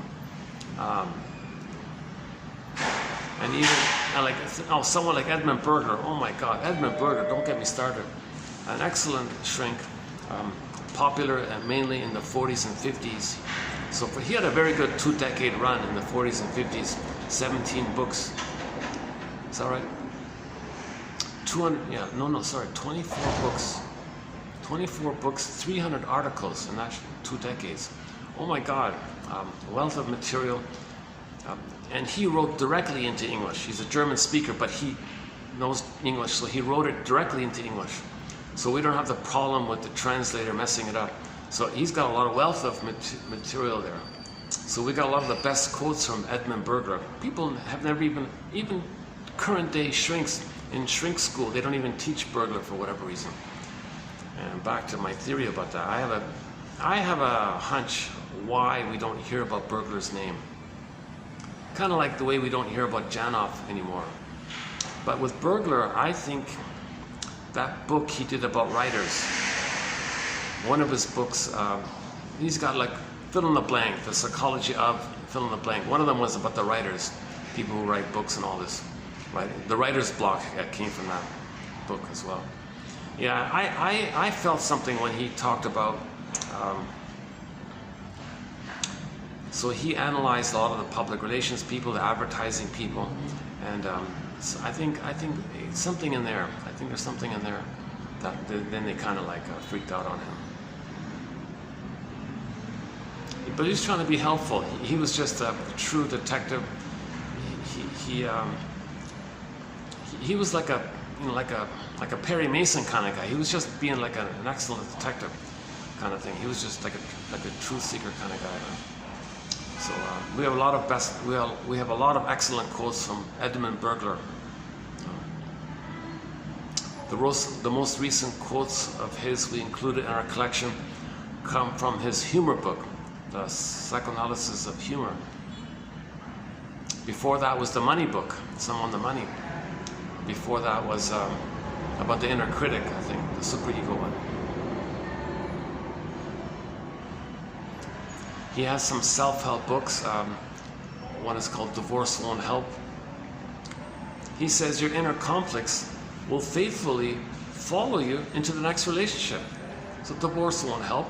Your problem follows you wherever you go. Well, fix the problem and you can save your marriage. Divorce won't help. Got that one there. His theory about the record I've been using all throughout the vinyl record. So I won't do it this time in this video here, but he's got a very good metaphor for repetition compulsion about the record, the 45 disc record. Every neurotic is a music enthusiast, but he only has one record. He carries his one record with him everywhere he goes. Every time he sees a turntable with never-ending fiery ardor, he spins off that tune. It means he recreates the past and the present with the magical fantasy that he can somehow change the past, undo the past, correct the past, get the love that was needed in the past. Janov calls it symbolic acting out. Masterson calls it transference acting out, because you transfer the past into the present, acting out like actors. You're going to act like staging like actors like in a theater. You play the mother, others play you, and then you treat others the way your mother treated you. You're playing the mother. The more benign ways you play yourself, and others play the parent, and just recreate the original loop that you're trying to undo, trying to correct. But that loop, that primary circuit, it's sealed in with some chemicals. The brain, Janov mentioned the name of the chemicals that seal in that memory circuit in the survival brain. So once again, we have three brains. Okay, the first, second, third, also known as first line consciousness, second line consciousness, third line consciousness. Okay, the first line consciousness has a memory system. Its language is physiology, biology, neurochemistry. Okay, your pulse and your body temperature and your breathing and posture and the waves. So he measures the vital signs. Right? The second line consciousness has a memory system, and the third line consciousness. So we have the brain is a 3-in-1 thing. So we have three brains. This first brain is visceral and sensations. This first brain is an automatic nervous system.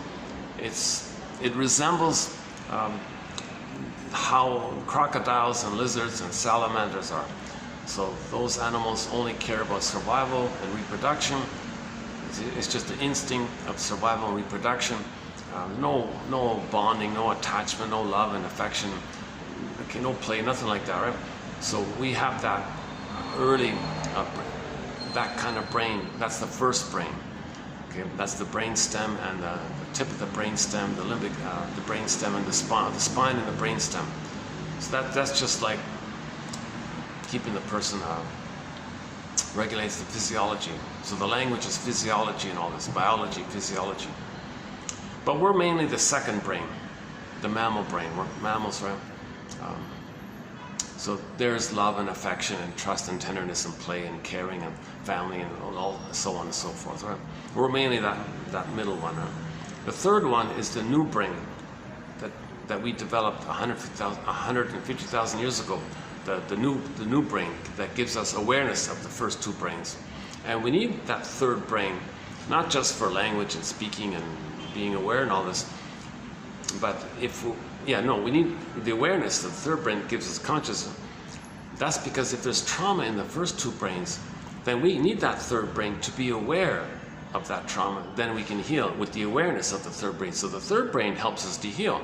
Now the third brain says, well, if there's too much pain, okay, well, let's just numb it then, because it's too much pain. We don't have enough consciousness, so the ego's damaged, so we've got to fix the third brain. That's why we say give the scarecrow a brain to get enough awareness to be able to accept the feelings, kind of thing. And plus, if there is too much pain, what the third brain might do is say, Okay, well, I don't know how to heal the trauma in the first two brains, but what I'll do is I'll search for symbolic mother. Because in the first brain, the memory is baby was crying for mother's love, the primary circuit. When the third brain comes online at age 3, that circuit, zoop, goes to the third brain. The third brain gets the loop. Now the power is in the first brain, because that's survival, right? And the third brain is getting this loop, but it doesn't know what it's about. But the loop says, get mother's love. So the third brain says, oh, get mother's love, but it doesn't know it. So how is it gonna look for mother's love? It doesn't even know that it's looking for mother's love. But it says, look at mother's love. Wait a minute, but it's not the past, we're in the present here. I don't get this, but the loop says, get mother's love. So the third brain goes, well, I'll look for symbolic. Well, they'll look for, well, money, is that it? Material, is that mother? Cookies, is that sweetness can stand in for mother's sweetness? Spirits, alcoholic spirits, could that be mother's spirit? So they're looking for symbolic mother. So it's just in this loop like this, and that gives the hope of the connection, of the safety and the blissful oneness. Is a disappointment, great hope felt, pain, get the endorphins, serotonin, pain, endorphin. Kind of looping like this. Now in the looping like this, there are two ways to get the endorphins from the pain. One is the hope that something will be mother's love, okay, the money, the material, the cookies, the things you buy, the shopping, the shopaholic or whatever, or the greedy and getting things and prestige and all. That's one way. Or like cookies and ice cream or cigarettes or drink, whatever. The third way. And the next way is some beliefs that stand in or represent mother, which would release the endorphins in the same way that cookies and ice cream release endorphins. So this whole discussion was discussed in the past 25 videos, so I'm not going to redo the whole thing here. So in other words, we have 3 brains. So part of the third brain is to heal pain in the first 2 brains. Okay, so the first brain, survival, visceral, crocodile brain, okay, salamander brain, lizard brain, whatever, pick your favorite cold-blooded creature like that, right? I was thinking about the gecko, but the gecko's too small, right? And then the middle is pick your favorite mammal. That's the feeling self, the mammal. Pick your favorite mammal. Okay, it could be like a puppy, it could be, a lot of people say the chimp brain or the monkey brain and all this. And the third brain is like the thinking cap, right? It's just ideation, just ideas and things, right? But the feelings come from the second brain. But if the feelings from the second brain are squelched, you reverse back to the old primary, that's the survival mechanism. So in the Disney film Inside Out, when we saw joy and sadness get zooped away, that's the middle brain, that's the second brain. That's the feeling self. When the feeling self gets zooped away, joy and sadness representing the whole range of feelings got zooped away. Whoa, that's a pain. Okay, so what's left? Okay, well, geez, you can't be yourself. Okay, now the person's in survival mode. So now it goes back to the first brain. In the first brain, it's just mainly the stress response. So you saw in the Disney film was mainly fear, anger, and disgust. Right? The character disgust was mainly about distaste and dis-smell, also sort of like in the physiological kind of area. So, you know, fear and anger, that's kind of physiological sensations, although we do use the word emotions and feelings for that, but technically they're not really like the feelings are from the middle, the mammal. The anger and all that, that's not really a feeling, it's like a sensation, it's an irritation, all that, frustration, tension. It's not like a feeling from the feeling self, like the love feeling. Like sadness is a positive feeling because you can admit a loss, you have an identity to admit a loss, so and that's a natural thing to do. When there's a loss, you feel sad, that's a positive thing. But if you can't mourn losses, so sadness was zooped away, joy was zooped away, and all the quote-unquote more human side of being human got zooped away. What you got left, you got back to the brainstem, the first line. So the first line consciousness was mainly anger. So the anger is not a natural thing. The anger is just the reactivity, it's a panic of losing your feeling self, right? Losing your loving self and all your feeling self. You lose your feeling self, you're going to be angry. So the anger is not like a primary thing, it's just this reactive thing of the desperation of trauma where the feelings get zooped away and then you go back to the first brain.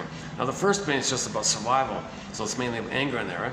So the self-help scams, well, just beat the pillow because you're angry, right? how's that? There's no healing in that.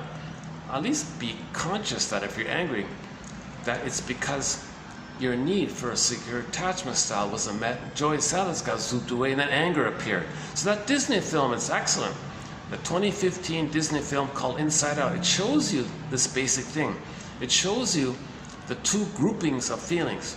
The feelings from the second brain, the mammal brain, the chimp brain, the monkey brain. So joy and sadness, the mammal side. It's not just joy and sadness, it's the whole spectrum in between there. Because of curiosity, affection, and trust, and generativity, and being an elder, and sharing, and loving, all the playful spontaneity and delight. Joy is sort of the main character there. Actually, joy is the main emotion. And if there's a mistake, you feel badly, you make reparation, you feel good, you're healing, repair, rupture. There's a whole. So that when that got zooped away, then you got the second category of quote-unquote feelings or emotions, but they're technically sensations, the visceral sensations up to fear, anger, disgust, character, right? Distaste and dismell. Anger is mainly the one there, right? So you got joy. Joy runs the consult. Joy is gone because the needs weren't met. Then anger's there. So anger means the needs weren't met, kind of thing. So you can see this basic grouping of feelings. Feelings from the quote-unquote more human side of being human. Okay, joy and sadness was zooped away, and then the so-called feelings or sensations from the survival limbic system that just thinks about survival. And if someone's traumatized in that perinatal time, they're operating with those kind of survival mentalities. My greedy, your greed. And now they're thinking in either or ways. Prejudice comes from there, useful, not useful. They're always thinking survival mode, life's a jungle. They think in this constant survival mode. They don't really have the quote-unquote more human side of being human in the emotional area. Yes, there's the human beings. We're talking about trauma. Right? Janov joked, yeah, you don't talk feelings with the lizard, he said. But he's not calling a person that. He's just saying, he's just trying to emphasize that we have this lizard brain, and we don't, the lizard brain is not supposed to like run things. It's just only there.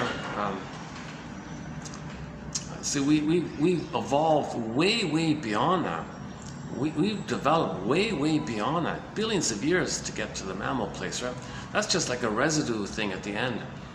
That's still there as a carryover because the brain adds, it keeps adding on. It doesn't eliminate something, it just adds on kind of thing.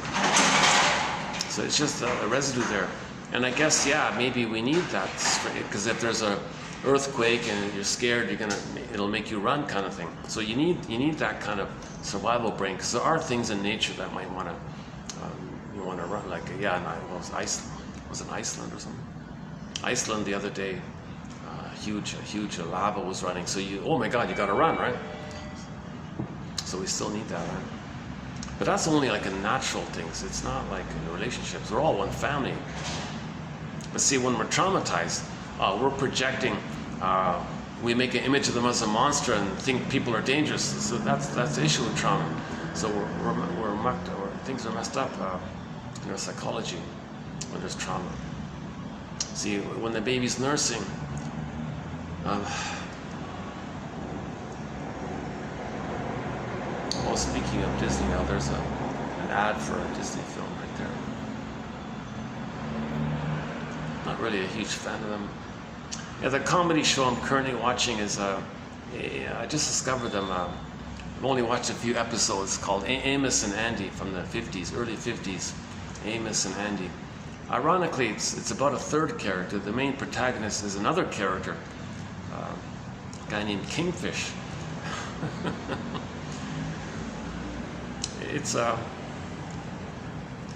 interesting with the name, his name, Kingfish, because both the king and the fish, that could be like the feeling side, and the king is the embodiment. See, the king could be the embodiment, the fish could be like the movement, the feeling, the flow, the water, and all this, right? Kingfish kind of thing. The issue about him was, he lost it, right? He's trying to find it. He's looking for his kingfishness. Like, that was his name kind of thing, because he's looking for it. He's a protagonist trying to find it. And he's sort of a lost soul kind of thing. So, my thinking of it is, I hope it's okay. I know a lot of people are big fans of the show. It's kind of a cross between Death of a Salesman and the Flintstones. If you put Death of a Salesman and the Flintstones blurred together, I think it's a little bit there. Because the Kingfish guy,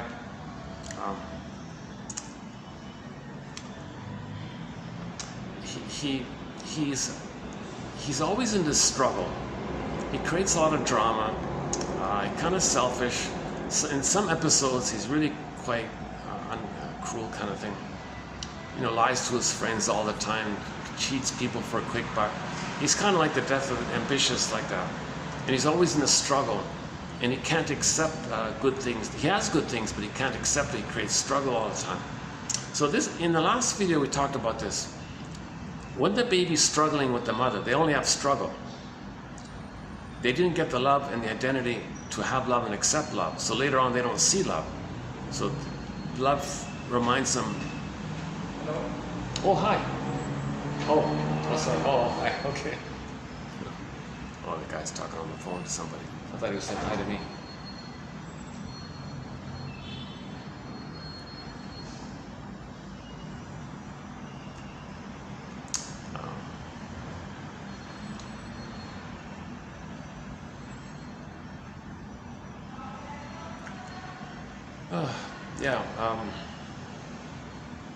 In the last video, 2769, we spent some time on this point, why a person doesn't accept good things in their life.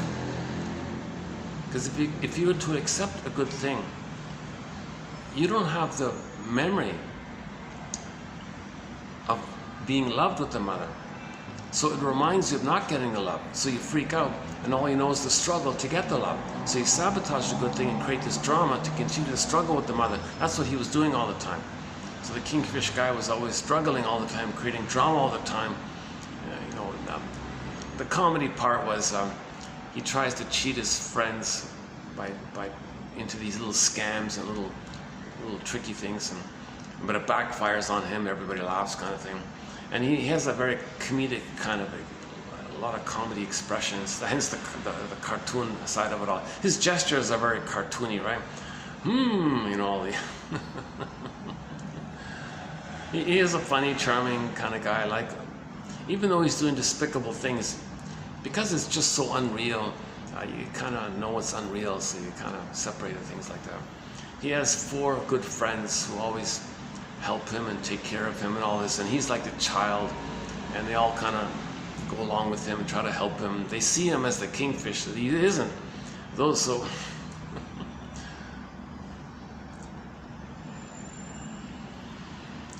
I think so in the narcissist myth, he ignored his soul. He always ignored Echo, so Echo became a statue. Now, in one of the episodes with the kingfish story was the one called The Last Friend, where he realized he was lying to people. He doesn't have true friends. He's not connecting with people. He's creating drama. He's very selfish this way, always recreating the struggle. So it sunk in. He said, who cares? But he got a nightmare because it was brought to his attention. In the nightmare, he kind of got it like that, right? So in the way like Peer Gynt got it at the end of the story, but we don't know what happened to Peer Gynt afterwards, right? So he kind of got it like that, and then felt the hopelessness of his trauma. So what's going to happen then? So he kind of escaped kind of thing in his panic. But the story was he went back to his old ways kind of thing. But in the Peer Gynt story, there's a question mark. Will he go back to his old ways of being a selfish playboy? Oh yeah, Don Juanism. A boy searching for mother's love. That kind of thing. So Peer Gynt was like a Don Juan character. So Karen Horney, one of our mentors, talks about the Peer Gynt story, one of our threads in our collection.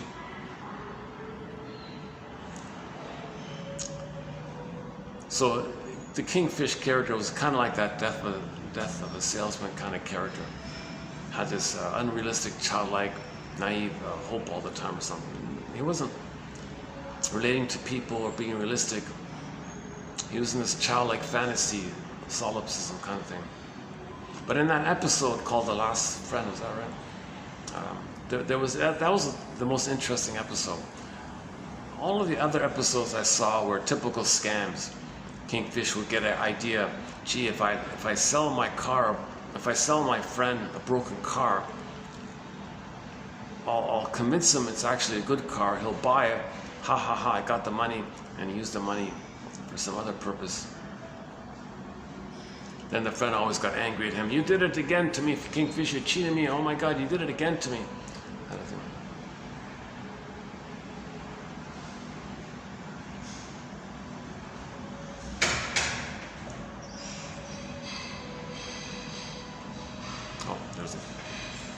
Let me double check. We're okay. Okay, I guess he was checking. I guess he was checking me out. I guess it's okay. Just walk right by. Oh, maybe I should go. Yeah, let's go down. Let's check my bag out. Oh, that's not a good idea to leave bags hanging out. I forgot about that. You going down too? Yeah, yeah. Okay, great. Yeah. I left my. Why don't you go first? I'll take the next one. That's okay.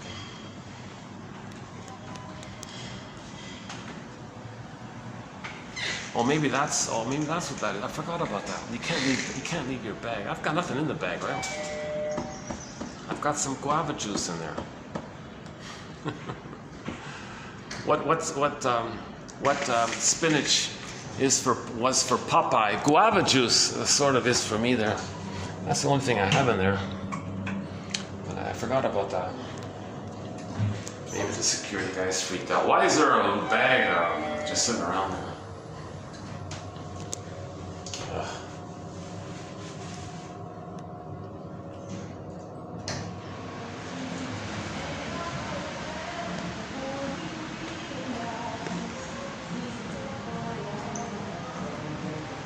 Have they set up here? Okay, maybe it's okay.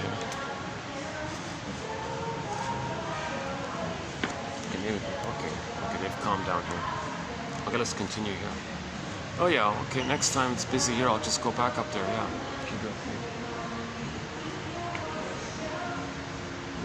Maybe I can need back here. Let's get some back support here for a change.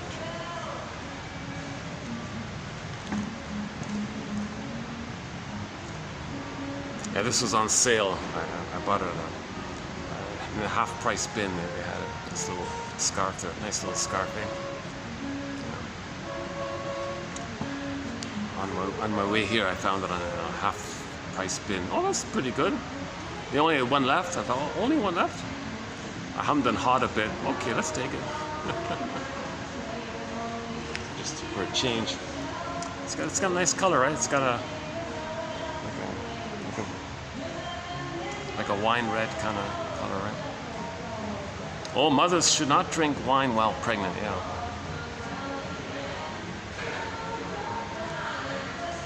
Oh, I forgot about it. Oh, the next time I'll carry my bag with me. Maybe that's what it was. Okay, never mind about the kingfish though. The show's called Amos and Andy.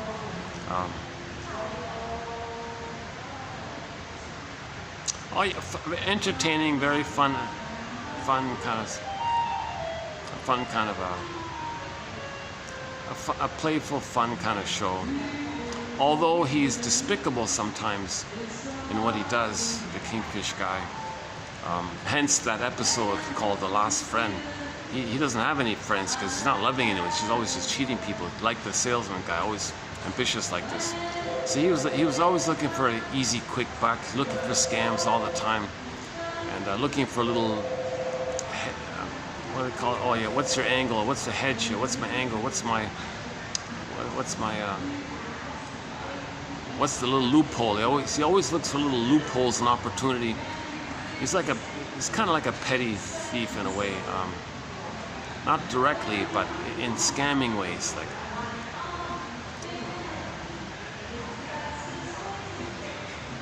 So he's very neurotic, very dysfunctional.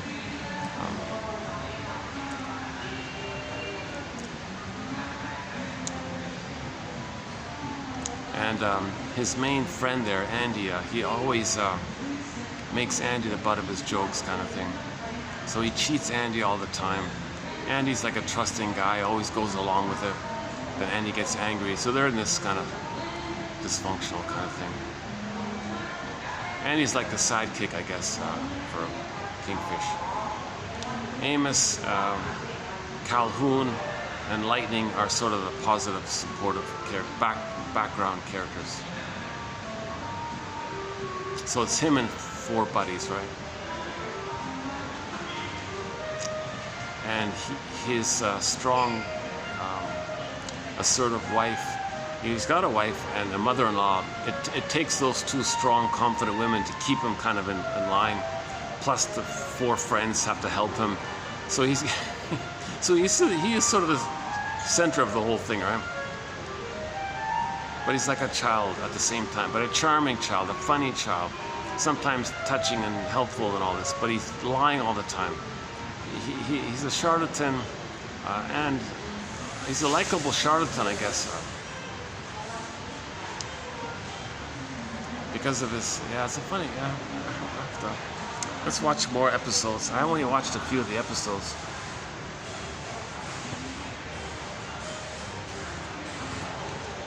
Where were we? Well, maybe that got their attention. I put this little, maybe I shouldn't have put that there. Maybe the manager's thinking, well, why did he decorate our sofa here? Doesn't like our sofa. I just wanted to, it's the novelty of it. Okay, let's do this. I'm not sure, maybe it was nothing. Maybe I'm making it up. Maybe it's just doing something else.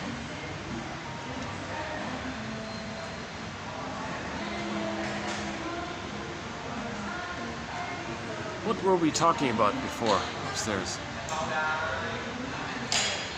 Oh yeah, okay, so let's say that the child at 18 months, a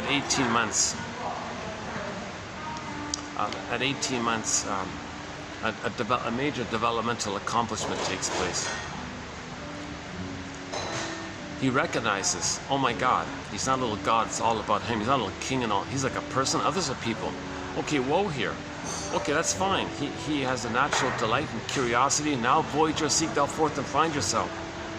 Now, Voyager. So now he's like more of a human explorer. He's a person, others are people. So the role of the mother is to function as a secure base at this time, whereby when the child runs around, discovers things, he gets the message that doing so means he doesn't lose his mother when he does so. Because sometimes the child runs around, finds something, freaks out, runs back to his mother. Mother says, oh, I'm busy, leave me alone. But mother, I just discovered something. I didn't know it. I came to you. Can I still feel safe so I can keep on learning? No, I'm busy. Okay, whoosh. So he gets the message that to know his uniqueness, individuation, he loses his mother. He's not ready to lose his mother, so he's frozen in that kind of place. So the mother does communicative matching, or like a little kind of playful improv, teaching the child, yes, you can learn things and discover your individuation, and I'm okay with that. Because what some mothers do at this point, they may freak out. Oh my God, the child's not really going to need me emotionally, psychologically. They're kind of independent like this. So the mother freaks out and says, okay, what I can do is I'll withdraw and freeze them at that point, because she doesn't want the separation anxiety of the child being too autonomous. So some mothers actually might do that kind of thing. So that's the fifth part of the secure attachment style. But if the mother doesn't do that, and she functions as a secure base, all that means is the mother-child runs back to her. Sometimes the child just looks at her, kind of, I'm here. It's okay. You're learning. I'm here. You got any questions? Fine, I'm here. Secure base, emotional. They call it emotional refueling. It's not for symbiosis. It's not for merging. Mother doesn't smother the child or regress the child. She says, yes, I get that you're going to be individuated and a person in your own right with your psychological birth.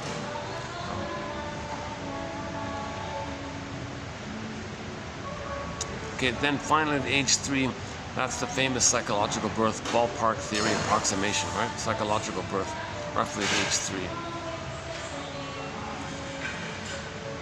That means in his memory system, he has a self concept that's whole, three-dimensional, feelings, memories, continuity, okay, wide range of feelings, golden ball, needed feelings, okay.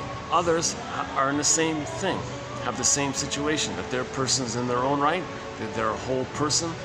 They're not just symbolic breasts or something you use, like the kingfish, always using people. He's not doing the king, like that character. Not always using people. Is it useful? Can I scam them or something? No, they're a person in their own right. They got feelings. That's how are you kind of thing. the recognition of the three-dimensionality, person in their own right. Okay, we're all members of this big, massive, big family on the Earth family here. We're all members of Homo Traumicus, Homo sapien Traumicus. So there's we all have a history and a uniqueness that we're trying to express and love life. He wants to love life. The first child wants to love life. Others are trying to love life. Maybe some people are wounded. Maybe they're stuck with trauma. They recognize that as well. So there's empathy and understanding and curiosity, and the whole wide range of feelings are there. And that's the mammal side, right? And the cortex is what allows you to keep the mammal side, because of okay. So the human mind helps you to express the mammal, the second consciousness. The third consciousness helps you to express the second consciousness, right?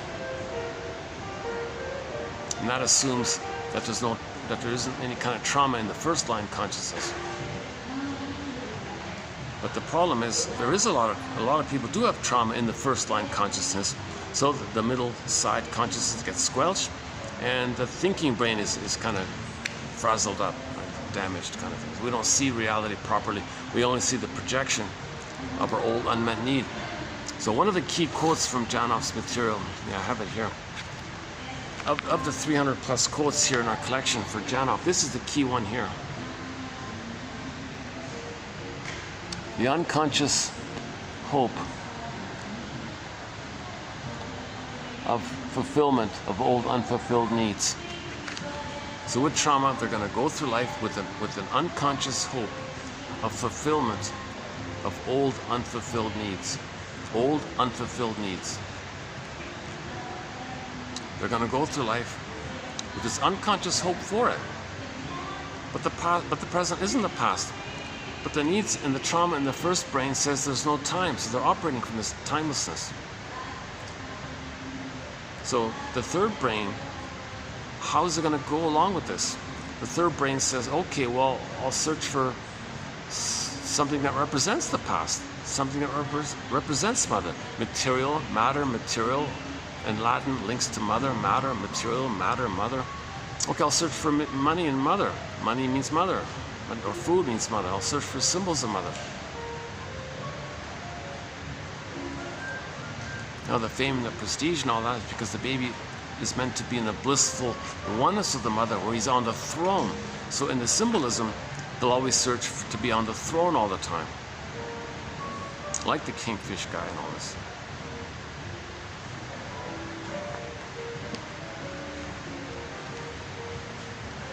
The Peer Gynt's and the Don Hans and all this. The unconscious hope of fulfillment of old unfulfilled needs. Pain automatically makes one honest with oneself, while it does away with unreal belief systems.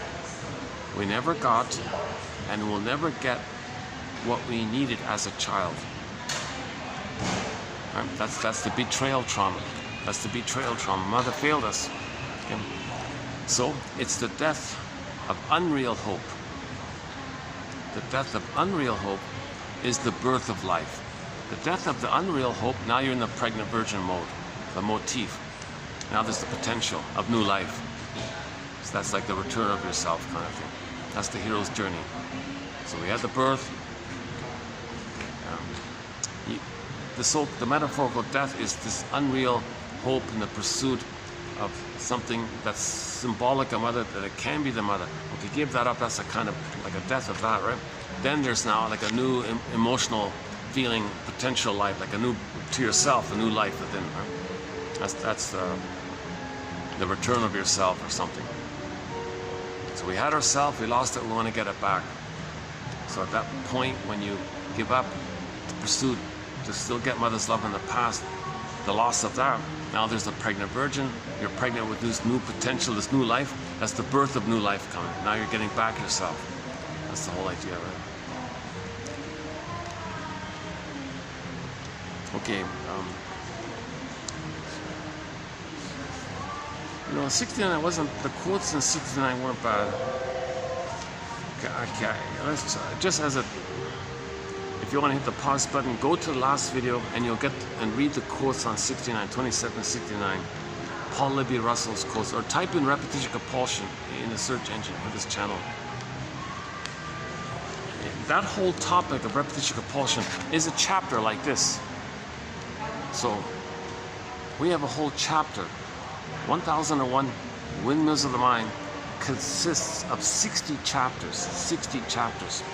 One chapter looks like this. It's on repetition compulsion. The lead author is Paul Libby Russell. And we added to that chapter yesterday, 69.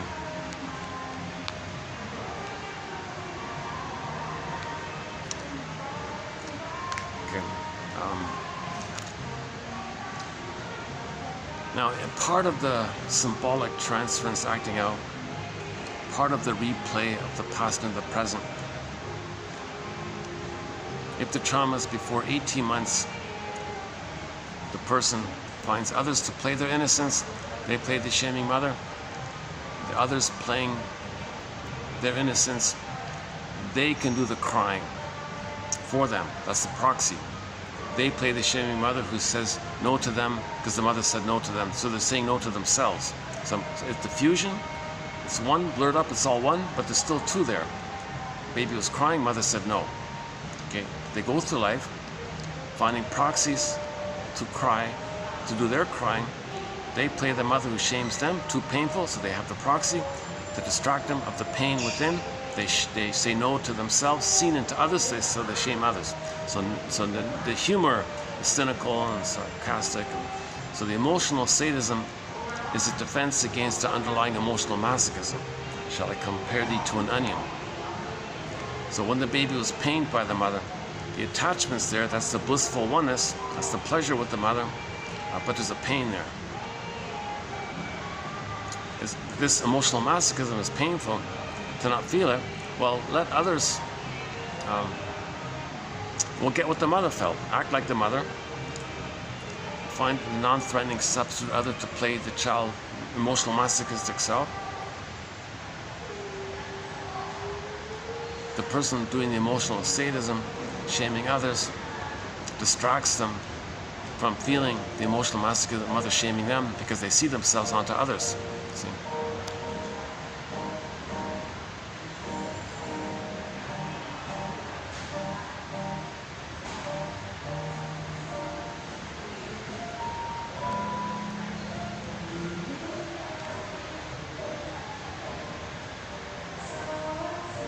What are we doing here? Let's check the time. Let's check the battery. Hold on. Battery's holding up. Okay, 4:30. So I've got about an hour and a half here. Right? Yeah, I'm gonna stop trying to do these videos at night. There's always a challenge getting enough light to do these videos, either outdoors or indoors.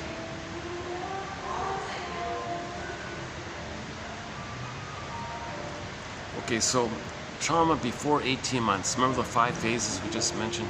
If the fixation, if the arrested development, meaning the real self development, the inner life development. So we have the real self and the unreal self. We're talking about the real self. That's undeveloped or arrested development, developmental arrest, stunted development. There's this kind of fixation at the rejection of others saying no or shaming them. They're stuck at that kind of place. If this freezing or the stuckness takes place prior to 18 months, before 18 months, it'll lead to one of the stinger personality patterns. One of the narcissistic patterns, the bully pattern, Iago pattern, okay, and so on. And they're mainly operating out of the survival mind, the survival consciousness, the trauma in the brainstem. If the trauma is post 18 months, they're more in the mammal, but it's childlike. So they play themselves, coax others to reject them, and they feel the pain of mother rejecting them, and they can accept it. So the clingers and the pleasers look more foolish and emotional and childlike, but they're not hurting others. They're just finding themselves in a situation of being hurt by others because mother hurt them. Now the stingers say, okay, I don't want, yes, it's there, but they don't want to feel it. As a defense to not feel it, they find others to play them and shame them. That's the trick, to not feel that the mother shamed them. So they develop what are the stinger personality patterns. So they reject the mammal feeling side. They reject the quote-unquote more human side of being human. They're just stuck in a survival mode, as evidenced by in yesterday's video about the slogans and some of the songs. So we talked about some of the songs in the stinger personality pattern, some of the slogans, my greedy, your greed, okay, the prejudice and either or thinking. A lot of this binary, either or, all or nothing, perfect or forget it. It's just all survival attitudes, right? They give up on the human side of more quote-unquote more human side of being human because it was rejected in them. The main emotions of the stinger personality patterns are hate, greed, envy, grenvy, spite, vindictiveness, shatterfreude, grievance collecting. Edmund Burglar calls it injustice collecting. Now the yardstick's impossible because they're looking for the perfect, good, blissful, heavenly breast experience with them, heavenly, perfect breastfeeding experience. So it's got to be perfect. If not, they're enraged. So back up a sec. When the baby's breastfeeding, it's a question of heaven and hell. He needs an extended heaven. So if the baby is in a blissful oneness to the mother and breastfeeding properly, he's in heaven. If that's missing, he can't have it. He can't handle any kind of ambivalence or confusion. It's either heaven or it's going to be hell for him, right?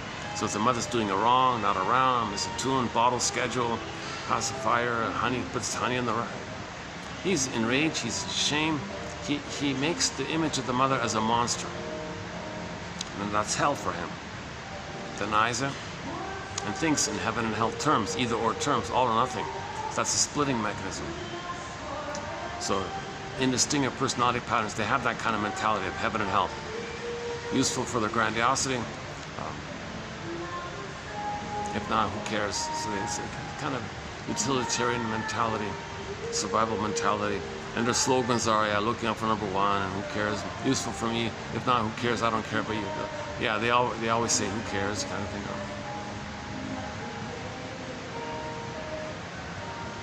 So they're more cynical. Their humor is dark. It's schadenfreude humor, put down humor. A lot of double think. The people they shame, they say, is the mother who hurt them back in the nursery. Okay, no time. This is Alice in Wonderland thinking. So they hurt somebody in the present to replay how the mother hurt them. They are reminded of the pain of mother hurting them. Hocus pocus, auto-hypnosis, double focus. The person they just hurt in the present, they'll say is the mother who hurt them back in the nursery. Now they're the victim of the one they just hurt. And they say the one they just hurt is a threatening one, i.e. the mother who hurt them, because they made the mother as a monster. So they hurt the innocent person, that was their shame self, then their shame self, them, now they're the frightening monster from the nursery. So it's Alice in Wonderland. It's called primary process mentation. Primary process mentation, the dream world area, myth and fairy tale area, no conscious logic. The cat in Alice in Wonderland says it's mad. Even Alice said it, up is down, left is right, all this stuff. There's no ordinary logic in there. So in a survival mentality, because you'll say anything like the kingfish. He'll lie constantly. He was a pathological liar, even though he's charming. But he was just trying to survive and make money. He didn't care about the quote-unquote more human side of being human. And this issue came to a head with that episode called The Last Friend, where he had the nightmare. So the nightmares did it, right?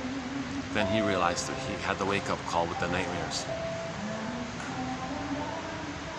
And, he went to his various friends. We're friends, aren't we? And all his friends, are you kidding? You never regard me as a friend. Yeah, we're nice to you, but you always use us, exploit us, and when you need something, we're there for you or something. We don't have any friendly feelings. No, that's not true. In a way, there is some truth, because in a childlike way, he needs people to take care of him. In that sense, that's called transference love. He's transferring the need for mother's love onto his friends, but that's not genuine love. So that's sort of the issue there.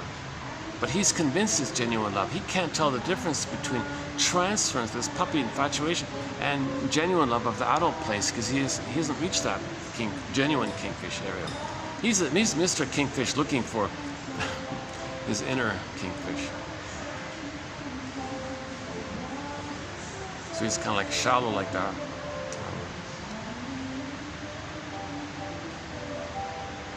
Yeah, once in a while it's quiet like this. Yeah, once in a blue moon it's kind of quiet like this.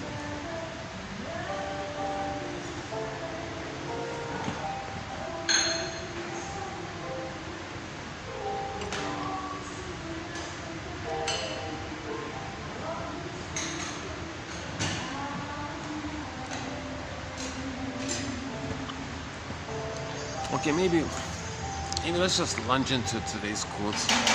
So this is the toothpaste video. The extra little bit of toothpaste squeezed out of the rolled up toothpaste tube. We got a little extra toothpaste. So here's the extra toothpaste. Let's call this.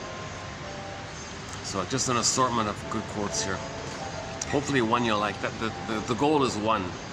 In each video, the goal is to have one that a person might like. So yeah, I'm very excited about that. If there are 10,000 quotes here, one can enjoy 1 out of 10. That's 1,000 quotes. Oh, I feel very thrilled. I feel that I'm connecting, helping. If a person can find 1 out of 10. Now in this video there's more than 10, but on average there's 10 quotes. So let's begin with the first one here. The single most,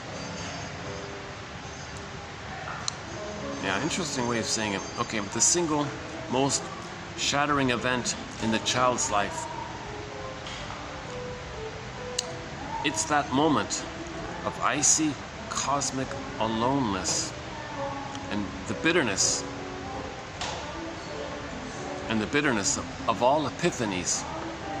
It's the time when he begins to discover that he is not loved for who he is and will not be. Quote, mother doesn't love me. So if she gaslights the baby, misattuned, the baby perceives that the mother's rejecting him, not loving him. Love or hate, right? Love or... If the mother's not loving the baby, he thinks mother's hating him. If the mother's hating him, the baby might say, you're not loving me, you're hating me, you're wounded, you're crying for love. Everything's love or a cry for love. Don't worry, mother, I'll save you. Now he's going to try to save the mother. So for the baby to think that his mother doesn't love him, that's catastrophic. It's denied and buried. What takes its place? What takes its place is the relentless hope, the unreal hope, quote, the struggle by the unreal self. Okay. This fakeness of it all to try to get mother's love, denying the realness of being hurt by the mother, and this unreal self is searching for symbolic love. So from then on, experience the pain will be buffered and numbed by this unreal self. His struggle will cover his pain. Now this pain can be due to what they call a strain trauma, like a bit by bit kind of thing. A slow, monotonous accretion of small traumas, each insignificant in itself, which one day built into a major rend. So that's like a strain trauma, bit by bit, and then the child froze up inside. Whether the rend is one major scene, right, or simply the result of the accumulation of minor scenes, a day comes when the child becomes more unreal than real. A day comes when the child becomes more unreal than real. He won't be real because his real self is frozen. So he's going to be unreal, searching for symbolic love so he can eventually become real. So he had the real, he lost it, he wants to get it back. Because the unreal self is a superimposed system, the body, the real self in the body, it's going to reject it. So the real self doesn't like this. It's going to lead to symptoms, get physiology issues, and so on. There's this innate drive for healing.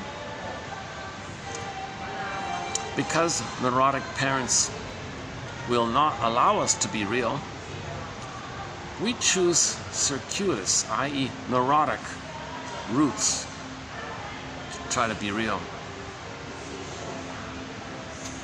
So neurosis is no more than the unreal way we try to be real. Neurosis is no more than the unreal way We try to be real. It's circuitous, games people play, tricking others to feel what you're feeling, thinking if you're one, you can create the oneness, and you can think that person's your mother who feels what you're feeling, thinking that she's going to soothe you if she knows what you're feeling. So now you're into all these circuitous things, all the drama people create and all this stuff.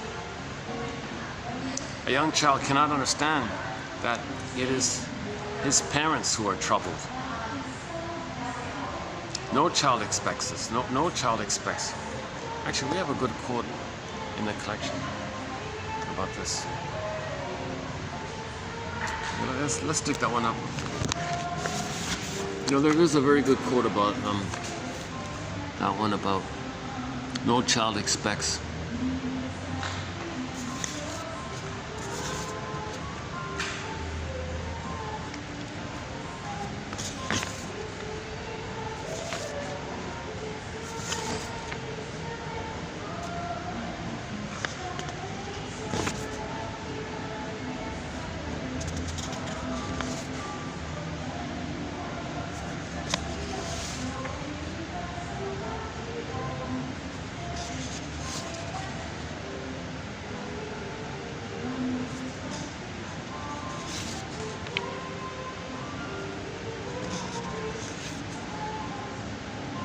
Yeah, see about the complicating, the neurotic complicates his life. Right? So he may be late because he can't stand waiting for others. Unconsciously he arranges it so they wait for him.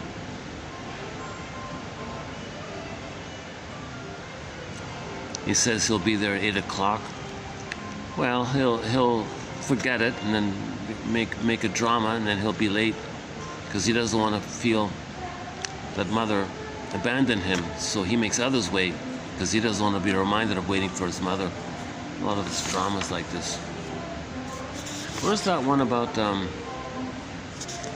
no child expects? It's not about. Yeah, it's a good quote, I think. No child is born with any kind of thought or expectation that the mother's going to betray them. So the child's not guilty. The child doesn't do anything wrong. It's not natural. It's an alien kind of thing. It's a strange kind of thing, and it alienates him from his real self. Then he may later on believe in the metaphor of aliens to say that trauma is an alien thing.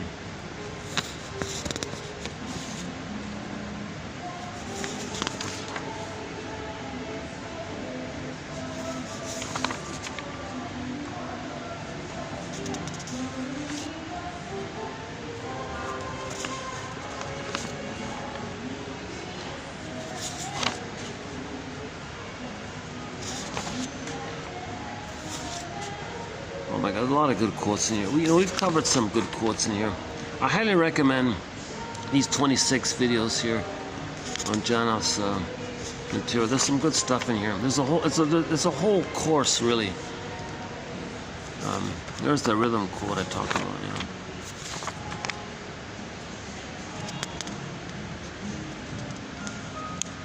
So we've got a lot of quotes about the symbolic acting out in here as well.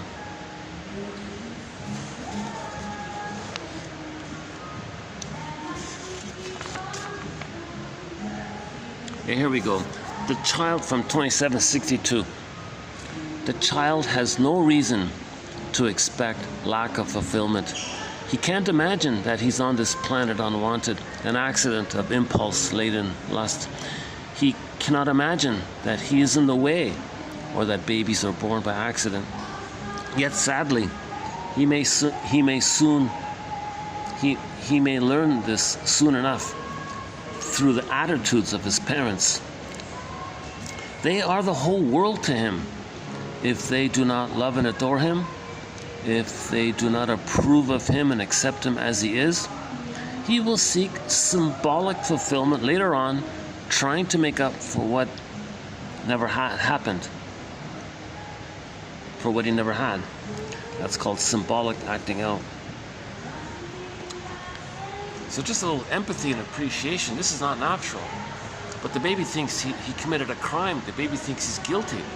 He thought he was going to save his mother. He can't save his mother, so he failed. So he thinks he committed a crime, that he couldn't save his mother. He feels guilty. He did nothing wrong. It's no baby's job to save the mother. No baby has this thought that he's supposed to save traumatized woman and make her be a loving mother. Every baby expects a loving mother to be there. The young child cannot understand that it is his parents who are troubled. He doesn't know that their problems exist apart from anything he can do. He does not know that it is not his job to make them stop fighting, be happy, free, etc.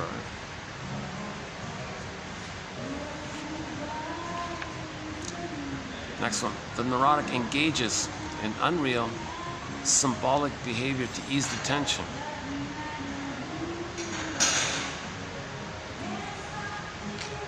It's a defense mechanism. So symbolic acting out keeps you aware of the pain, so it's also called a defense mechanism. Thus, he may become an emotional eater in order to feel loved without ever recognizing early feelings of being unloved. Yeah, so when a person reaches for the cookies, they're not aware that it's the pain of being unloved that's making them reach for the cupboard of cookies. Cigarettes are tranquilizers.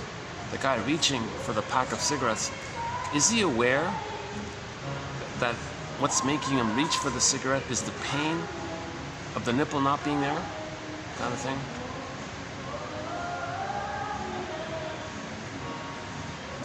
And if the nipple's not there, the baby's going to use his thumb, or the pacifier might be there, or the child uses the thumb. And it's a cigar, a cigarette, etc. Sort of continuations of that. He's not aware of it. He's not aware of it. Part of the left brain is that it keeps us unaware of what's in the right brain. But the right brain is telling the left brain, the first brain is telling the new brain, the third brain, what to do, and the third brain doesn't know what it's doing, but it's doing the bidding of the right brain, the first brain, the limbic brain, the brainstem brain. So the lizard is telling the human what to do. The human is following orders and doesn't know what it's doing. It's searching for symbolic of mother's love. So whatever the human is doing, it's being driven by the puppet master, the survival brain. So the person reaches for cookies and ice cream. At that moment, he's not aware that it's the pain in the first brain searching for the relentless fulfillment, the relentless ongoing unconscious hope of fulfillment of old childhood needs. And the push is the original childhood need. So the push of all this is this drive to get mother's love. So Fairbairn has a line, life force is object seeking. All of the child's life force is to find the nipple, is to find the mother. He's searching with all that he's got. Where's mother? Where are you, mother?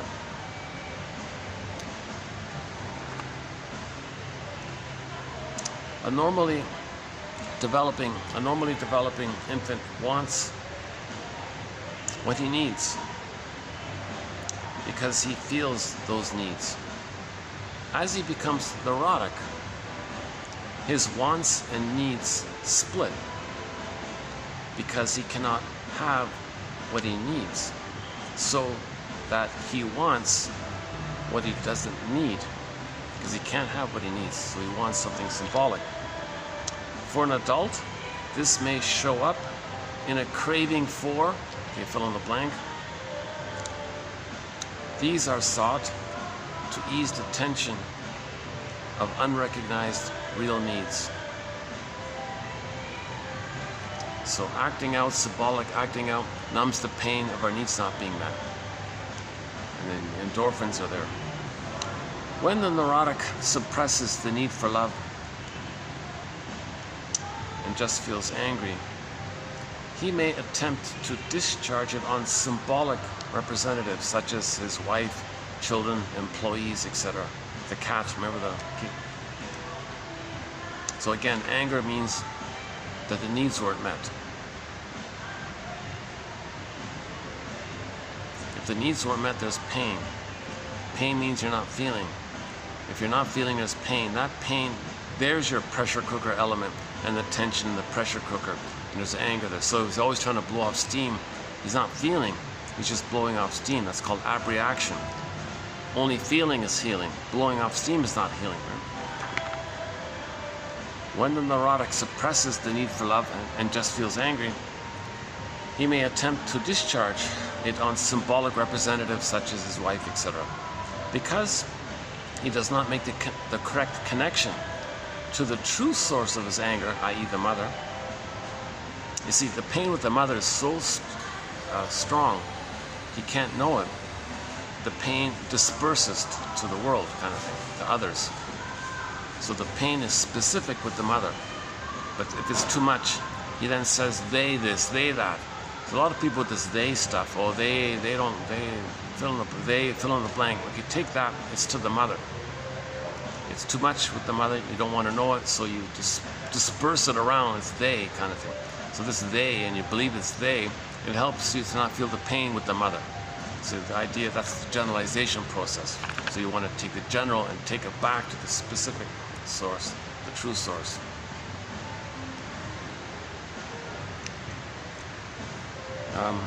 So one guy was usually a respectful, moderate fellow.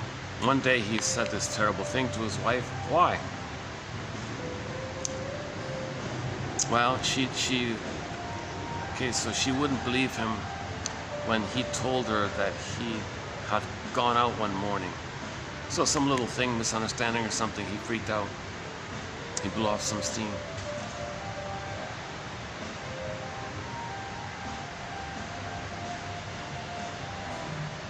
Because he had the symbolic hope that the wife would be the good mother. But his mother never believed him. If one time the wife doesn't believe him, the frustration with the mother is displaced onto the harmless misunderstanding by the wife in the present. In primal therapy, he felt his anger over never having been believed by his mother about anything. Years later, it spilled over towards his wife.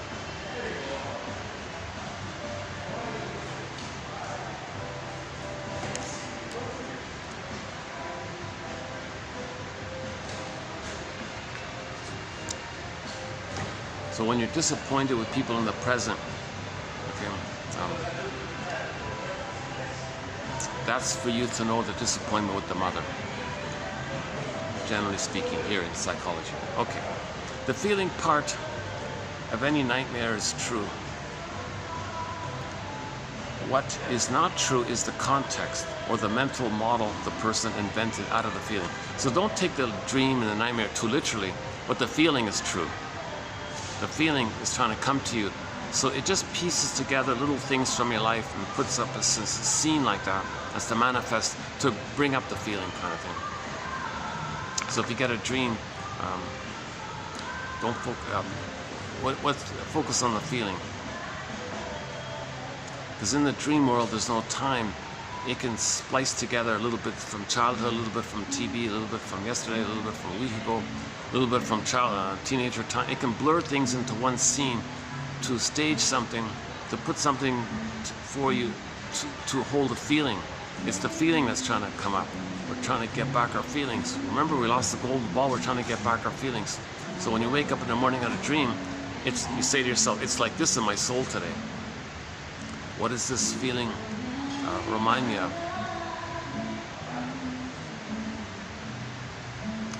What's now coming to feeling? Is this what I couldn't feel and that I'm now trying to feel? Etc. So we have a thread on dream interpretation, TTAQ, title, theme, affect, question. And then when you have a dream sequence, you can free associate from any element in the dream, including the feeling or any part of the dream. You can just say, take that. What is this part of the dream? What is this little sequence in the dream remind me of? And you're free associate. So you might bring more to your consciousness.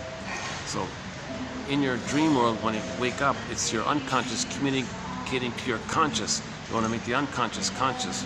So that's like Hermes flying across with a message. So you want to, if you get a message from your unconscious, it's like getting a letter from Poseidon or something. You want to read the message kind of thing. And to facilitate more of the information, you free associate from the dream. You have the dream, what does this remind you of, and so on.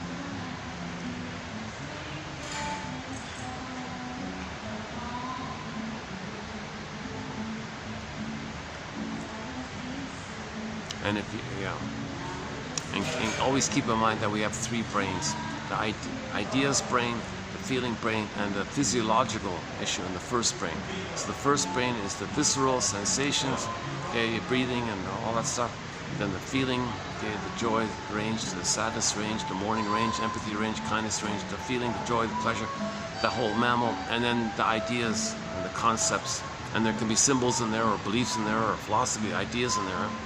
So sensations, feelings, ideas. Maybe we can borrow Wizard of Oz. Okay, the lion, the Tin Man, and the Scarecrow. So Scarecrow is the brain, Tin Man is the feelings, missing feelings, and the Cowardly Lion is like the visceral body area. To try to change the social philosophies of some neurotics is tantamount to changing their whole psychophysical symptoms. Yeah.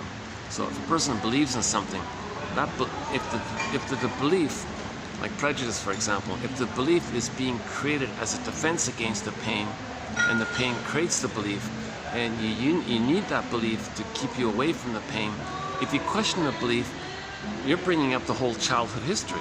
So that's why they're adamant and stubborn to make excuses and lies and bombastic exaggerations to preserve the belief, because that's the pain created it, to not feel the pain. So you question the belief, you're going to bring up all that pain. They don't want to feel the pain, so they cling to the belief. So that's why it's hard to talk about someone's beliefs, because you're opening up all the pain. The belief is there to keep you away from the pain. So talk about someone's belief. So that guy who spent most of his life on painkillers, it wasn't enough. He needed more tricks to get more endorphins. He needed more of a way for his brain to send him endorphins. So he took substances, and then later it wasn't enough. Then he had all these negative beliefs that he's a little on the throne, his unloved self, others are it. So he had a lot of strong prejudice, and he peddled prejudice because he was looking for a way to get more painkillers released in the brain. The brain is like a pharmacy. He wanted to trick the brain to send him painkillers.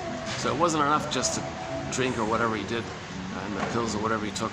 He needed the beliefs to get more. So it's like it runs out, the supply runs out, so you're looking for more and more and all this, right? So beliefs can release endorphins, and the painkillers can release endorphins. So he was a famous agent of hate, they called him, right? In the TV show Route 66.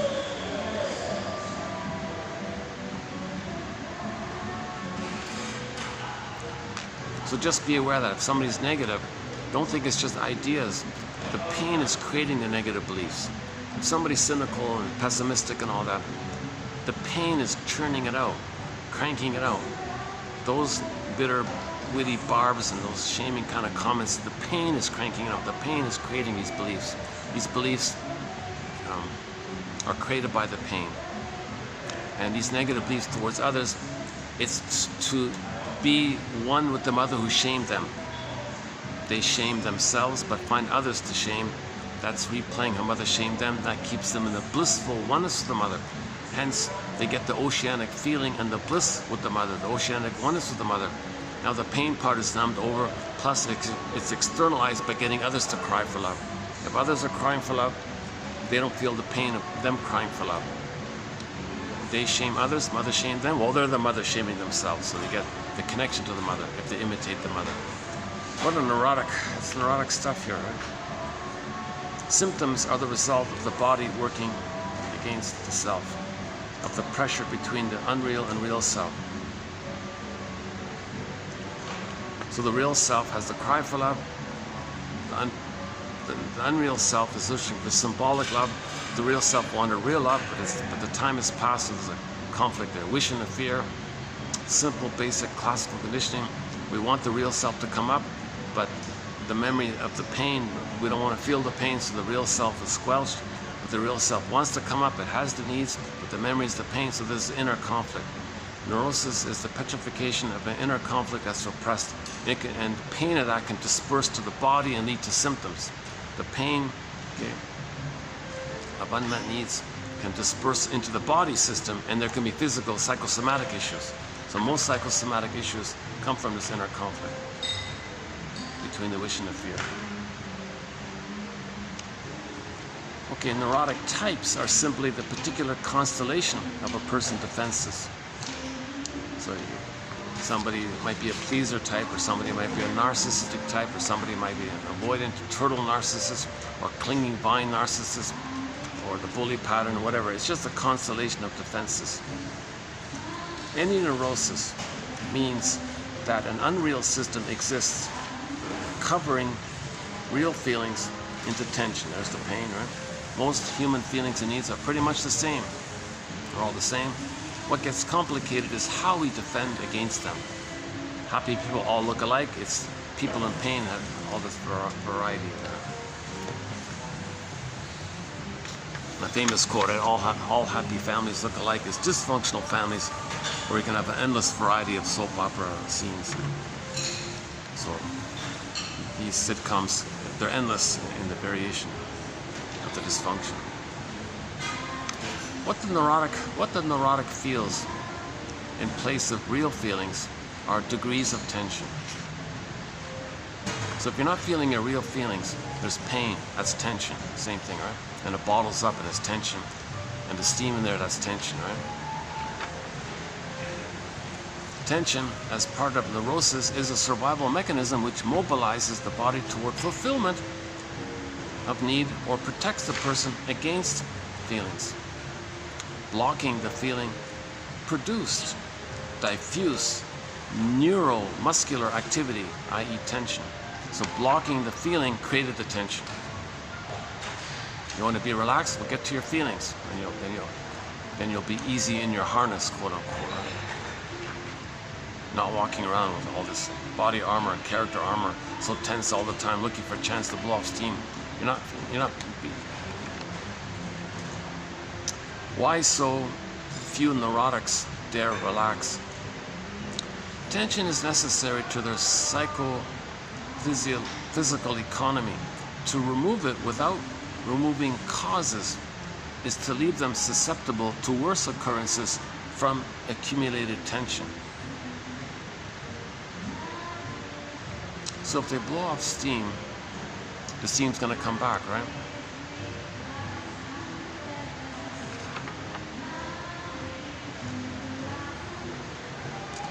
So if they relax and they're not tense anymore, there's going to be a more sudden burst of tension, maybe something like that, right? So they have a certain economy in there. That's why a lot of tense people, they can't relax, because then there'll be this backlog of tension that suddenly erupts on them or something. Symptoms are necessary to the psychophysical economy of the individual. They resolve inner conflict. To remove symptoms without removing causes. Oh, we just did this one. Oh, we just said this already.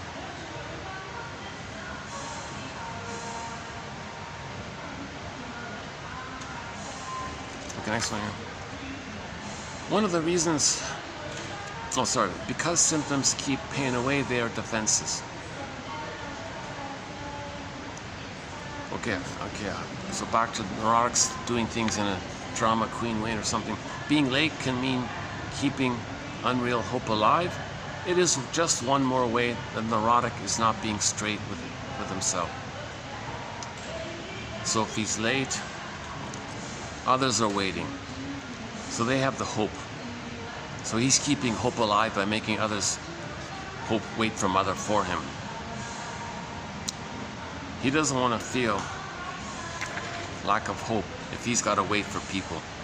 Let others do the waiting, and there's the hope, keeping hope alive. So it's circuitous.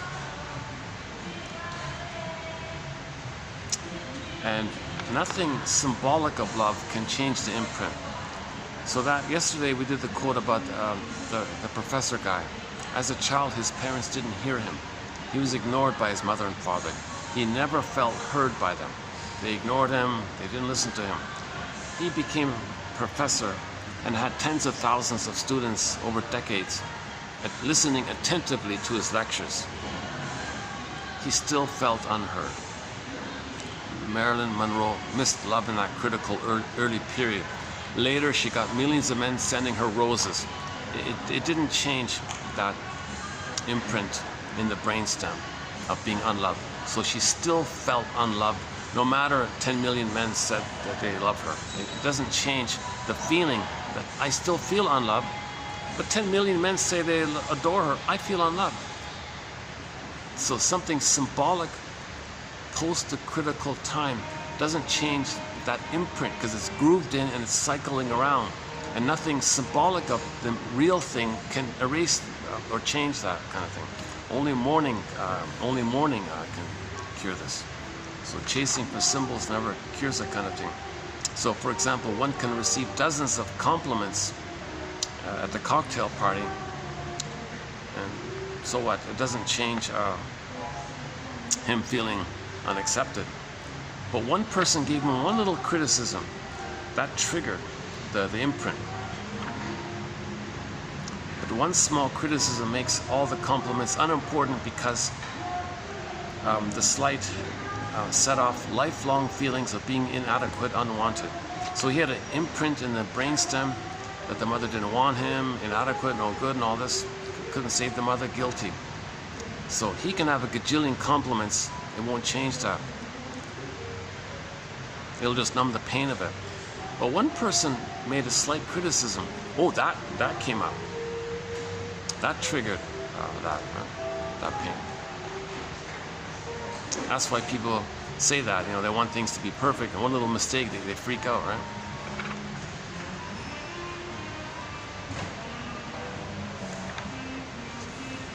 Because you're trying to deny the pain of feeling unloved. So you don't want to be reminded of that. If you're reminded of that, that's the strong emotions are coming up. Now those strong emotions are related to survival, so that's why the person's so angry and enraged, all this, right? Because he's back in the nursery in this enraged place of being in peril. When the baby's crying, he's in peril. He thinks he's not going to make it. No baby can survive without the secure attachment with the mother. No baby can make it if there's no mother. Plus, no mammal can make it on their own. One theory about that is in the second brain, if the mother's not around and they're alone on the field, maybe a pterodactyl is going to grab him or something. So he's crying, he's in peril. So when the baby's crying in the crib, he's in peril. The mother's saying, oh, let him cry himself to sleep. That's child abuse. That's abuse. He's in peril. He thinks he's going to die or something. Mother says, oh, let him cry himself to sleep. Okay, he's going to die inside, kind of thing. The mother just did a very... She was soul blind. The mother was soul blind.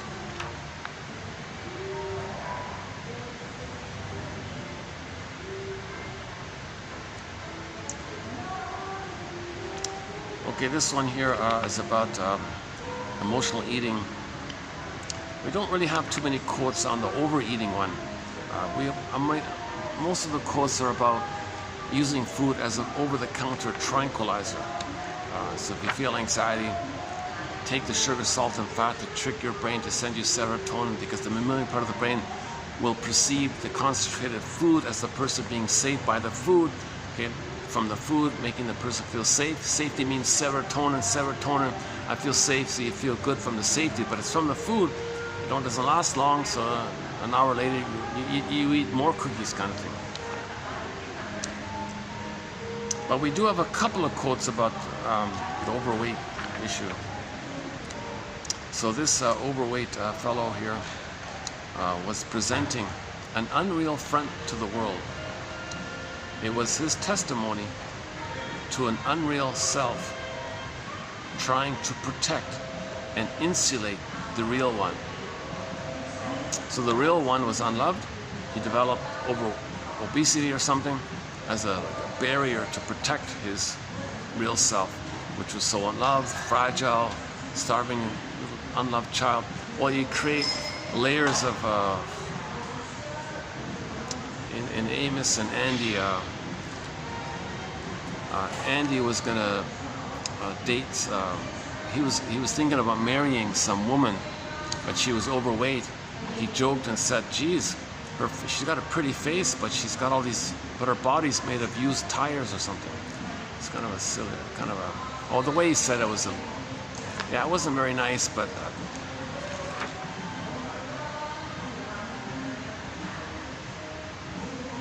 Okay, the point was if the person's overweight, they have like a bodyguard, like they have some buffer there, like they have some protection, right? So they're trying to protect the wounded real self. So they have 300 pounds of fat around them or whatever. The idea is that's unreal, but it's meant to protect the real. So the false self is meant to protect the real self. So the unreal self or the false self is created to protect the real self. So that's sort of the positive intention in that case. So Woodman said that one guy had the loss of the mother and he couldn't let her go. So he gobbled up food to have the mother. And she said to him, "Oh yeah, you're carrying your mother with you, using food as mother. So wherever you go, your mother's with you, so you don't feel alone." Because he didn't have the memory of being loved by her mother, to have the capacity to feel the pain of the loss, because he never got her love, so he was still clinging to her. So when she actually left, he had to gobble up food and had a massive beer belly or something. And she said, "Yeah, you're carrying your mother with you everywhere you go. You're supposed to mourn the loss of her, not still cling to her, look for her." And because that's symbolic mother. Your beer belly, a symbolic mother, is not real.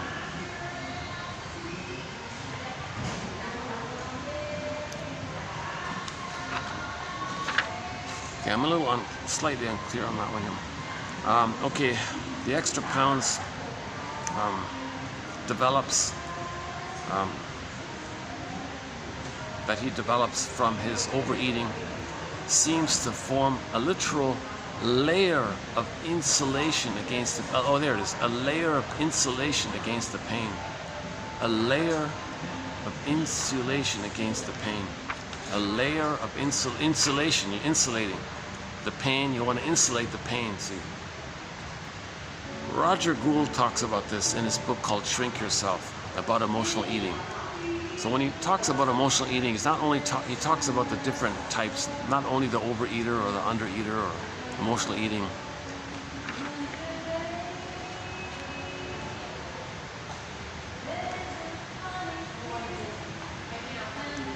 Testimony to the false self, trying to protect and insulate the real one.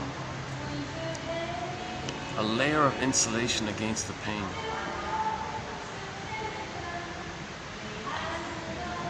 So in the unconscious, food equals love. Looking for mother's love, that's symbolic. Food is symbolic of mother. It doesn't work, but it gives you the hope. The hope you feel good. So you maintain a certain economy somehow like that when you get enough of an insulation barrier. And that's why diets don't work, because if you don't mourn the loss of mother, diets aren't going to work, right? This whole issue.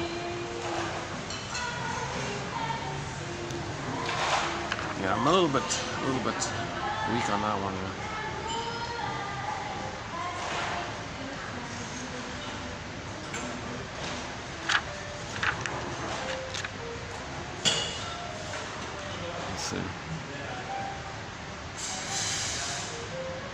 Let's see if we can see some overweight person somewhere.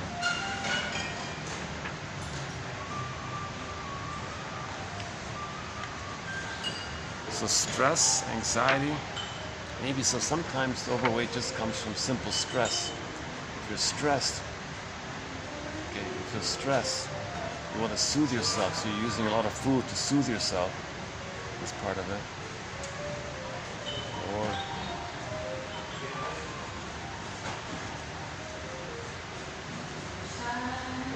Or it's symbolic mother. The belly, the extra belly is symbolic mother, I guess, to protect you. from the pain of not having mother, have food, have extra food, a symbolic mother.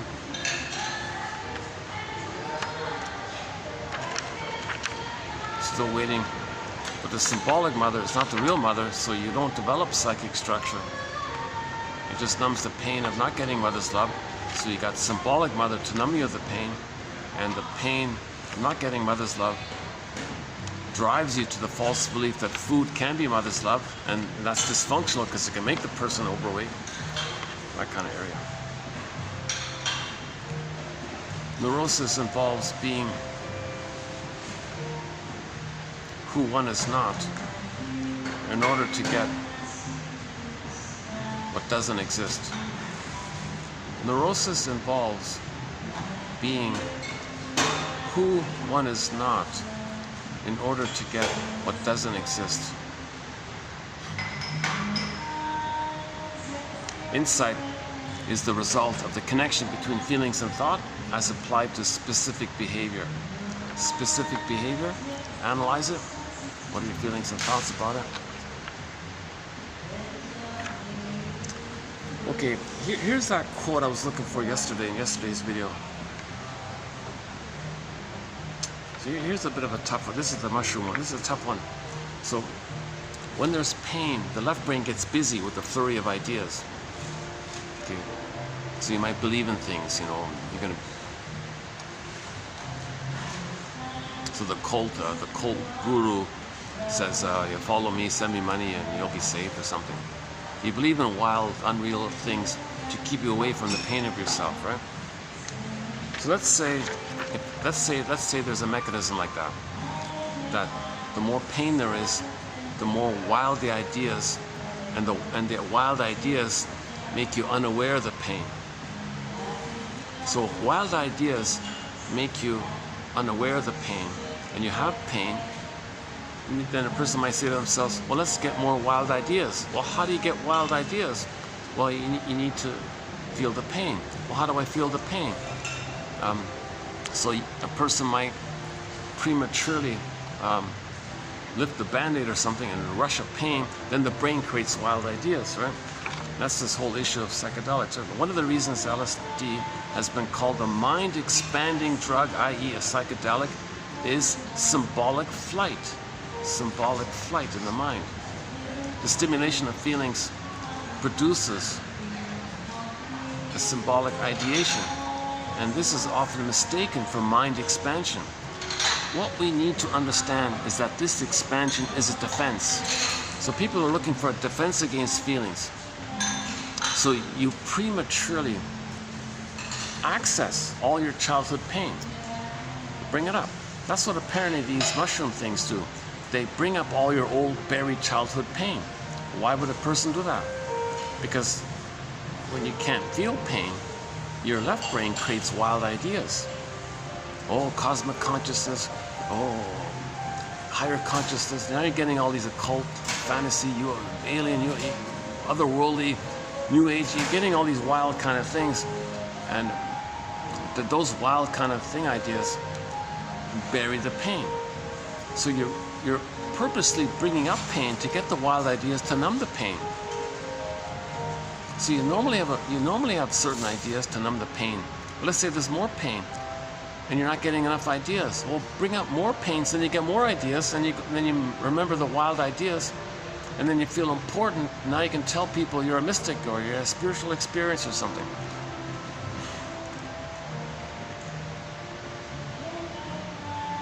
So this whole issue of the link between pain and wild beliefs and wild ideas is a common theme throughout the 26 videos here. So I'm not going to redo the whole thing there, but it's a major segment. It's one of the major pillars of Janoff's material here in the 26 videos, is this whole idea. Maybe I can just read one or two of them just to give you an idea of what we're talking about here.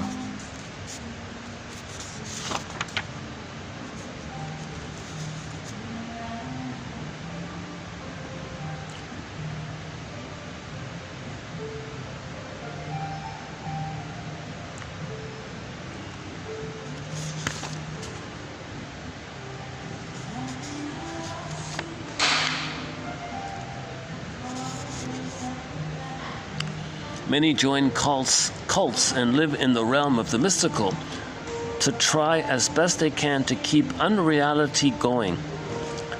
They are using ideas to defend against feelings. Well, that's his name, Le Boyer, Frederick Le Boyer, that's his name there.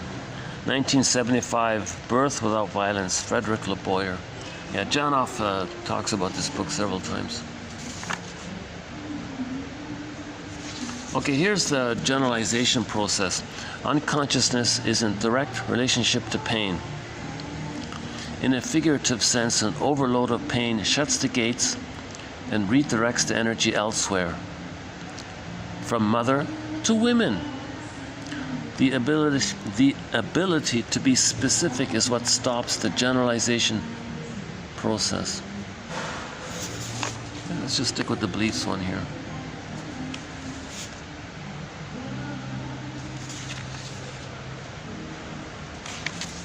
The frontal cortex acts continuously to prevent this unconscious material from becoming consciousness. The pain of unmet need is stored in the temporal cortex. Hang on. Okay, here we go.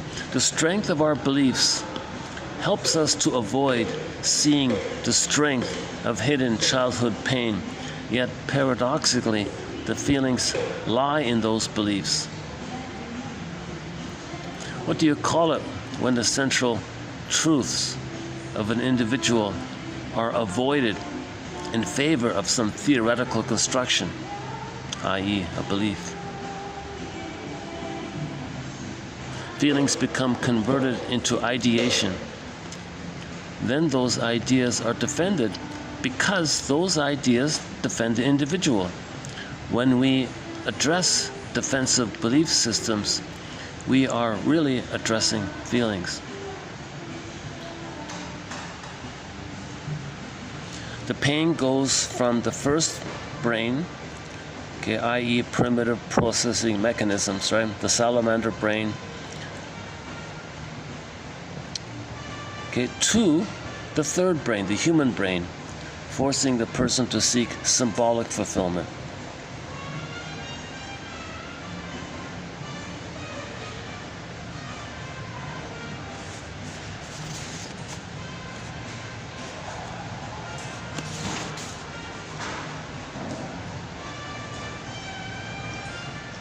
Yeah, anxiety and OCD come from the first brain trauma. So anxiety and OCD come from trauma in the first brain.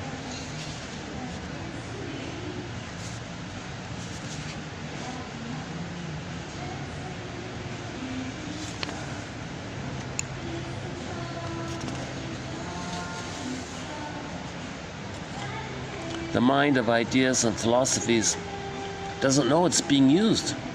The third brain, our human brain, doesn't even know it's being used by the puppet master of the pain in the first brain. It doesn't know. It serves as a barricade against the feeling. It keeps itself going, reinforced as an airtight lock against pain. It is why no one can convince the person out of their ideas. They serve a key purpose. People can get very angry when those ideas are challenged. Hang on a second. Let's get a good one about the beliefs.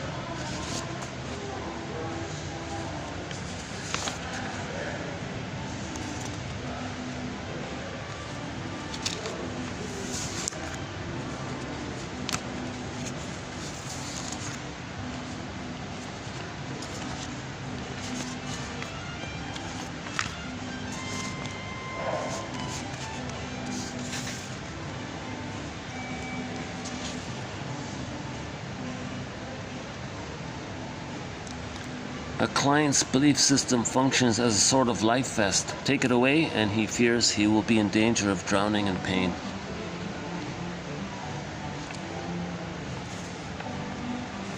Ideas have the force of drugs, and when those ideas are challenged, the person is in danger of a withdrawal symptom. Ideas are, in fact, chemical painkillers in the brain. And it is possible to become addicted to these ideas. No one's going to let you take their fix away voluntarily.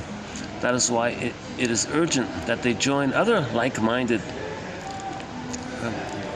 Now we understand why someone can give up booze for God. Both have the same effect in the brain. Once the idea encompasses the fact that we are saved, that we don't have to die, that we live on in one fashion or another, that we are absolved of our sins, that we are not alone, the idea can cause the secretion of endorphins.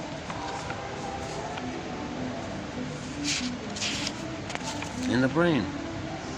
So again, whenever we mention religion, it's only in the context of when religion is being used as a tool of the pillage and the plunder system. Last discussed in part 3 of the video 2725 in a video called the 48 symptoms of homotraumicus. And what are the symptoms of homotraumicus is when religion is being used as a tool of the plunder system. Ideas follow feelings. Okay, hang on. Okay, hang on.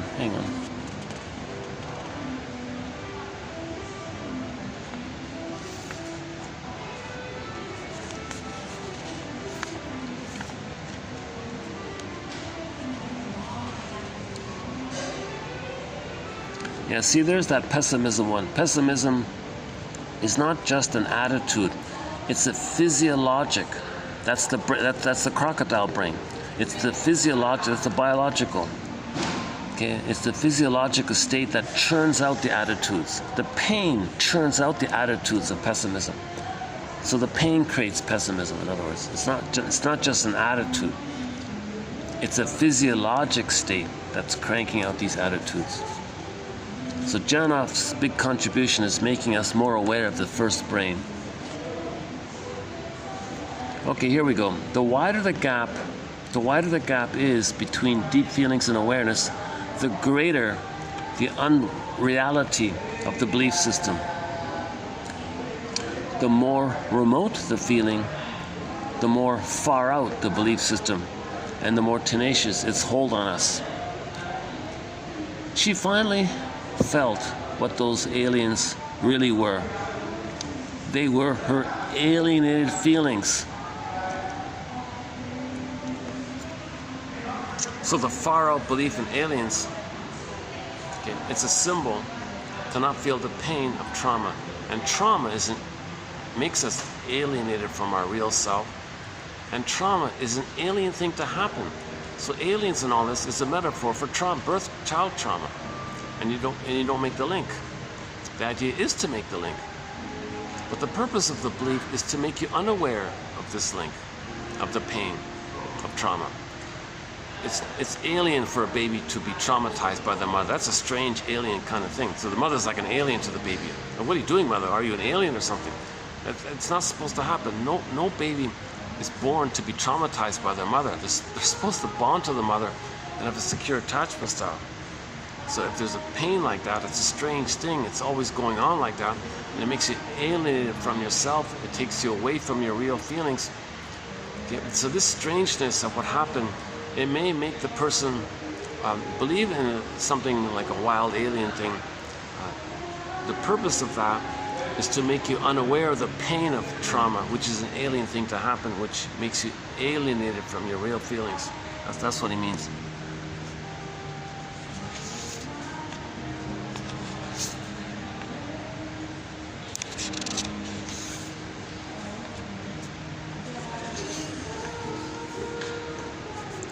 We've got some good quotes about anxiety. Symbols rush in before we have to recognize the feeling. It is also the case in the true believer who has adopted belief systems so as not to feel his love deprivations.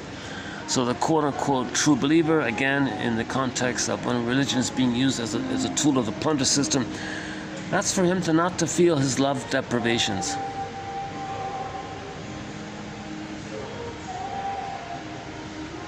Yeah, a few on dreams. Okay. Yeah, so set points of biologic states. Describing someone as not feeling good in his skin is a figurative way of saying something is wrong with the set points.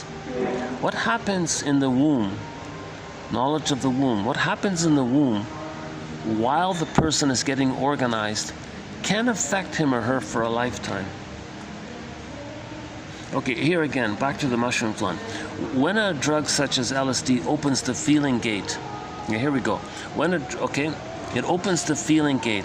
All of the pains of one's life pour into consciousness at once, resulting not in feeling your pain, but rather in symbolic ideation. Okay, hallucinogenic drugs release too much, resulting in more symbolic ideation rather than less.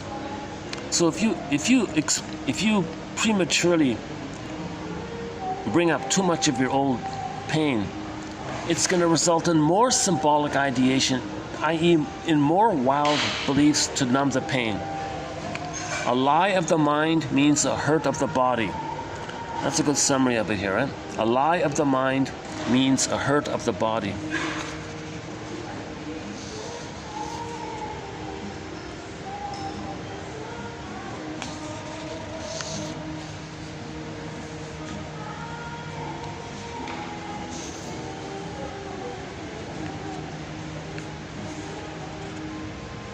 Consciousness, i.e. linking the three brains together, is the cure.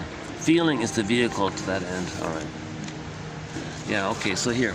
If oceanography were confined to studying the tips of icebergs, there would be a lot more shipwrecks around.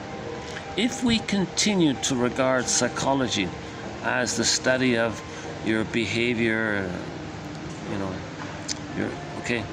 then there are going to be a lot more human wrecks around. Psychology is remembering that we have three brains, and each brain has a mind of its own, a memory system of its own.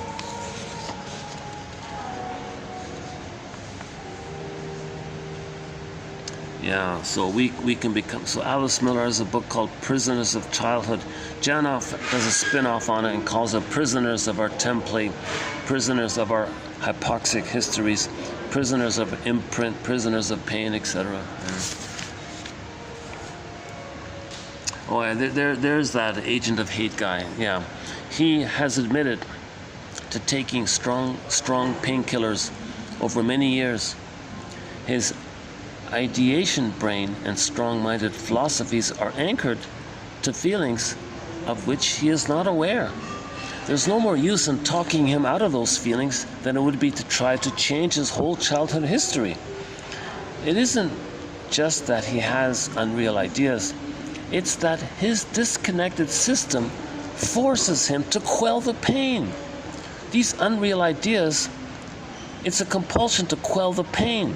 The painkillers weren't enough, so he created prejudice ideas to quell the pain. The more unreal the idea, the more pain there is.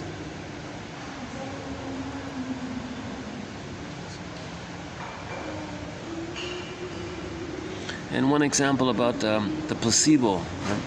So the idea or belief of the placebos had provoked internal painkillers as though they were injected. So you believe the dentist who tells you the sugar pill is going to make you not feel pain. Because you trust him and believe him, your brain sends you endorphins.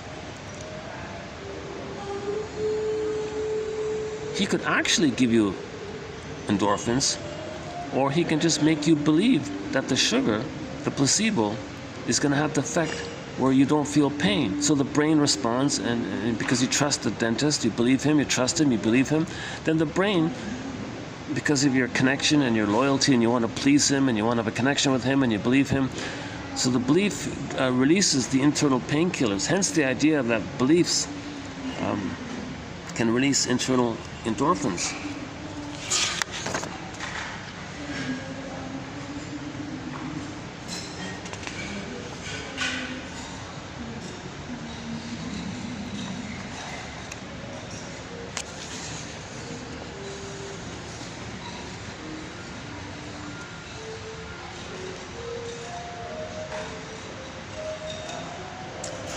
Maybe I'll start to wind it down here. Let's see. It's starting to get dark already. Let's see. What is it?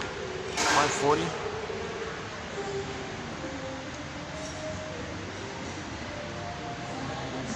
Let me pack up here and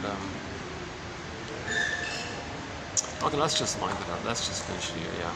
So we'll keep this as a short video today.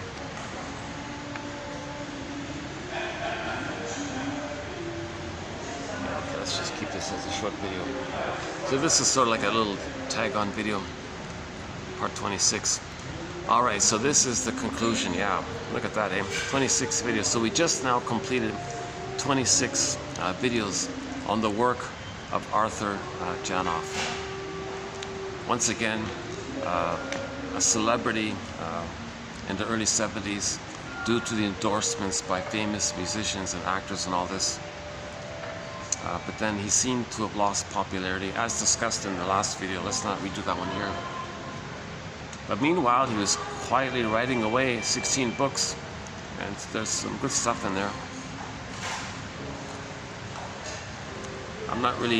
I don't really believe, I don't have the experience of the primal therapy. I haven't done it, so I don't understand it. If it can be done, a lot of it seems exaggerated, a lot of it's theatrical, a lot of Hollywood people doing drama things, a lot of abreaction, a lot of pretending, want to feel important, create a fancy story. Maybe he's just facilitating some of that. Oh, there's the blank ad, yeah. Maybe there's bits of truth into it, it's exaggerated. It sounds convincing, what he's saying, but a part of me says, I don't buy it. I don't think you can just lie on the floor with some strangers and just stay with your feelings and suddenly you find yourself doing 30 minutes of long locomotive breathing and your whole physiology is cured, your back posture, your breathing, and you shook it off, and apparently you want to get back to the brainstem memories. So that's pre-verbal.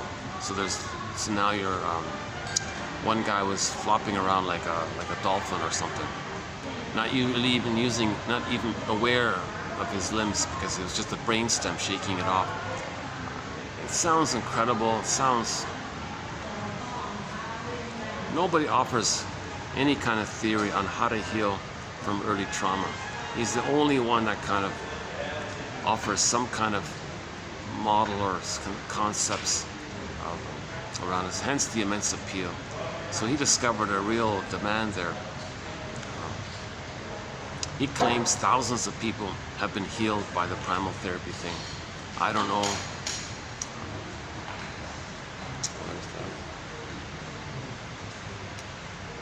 They've got a new staff there.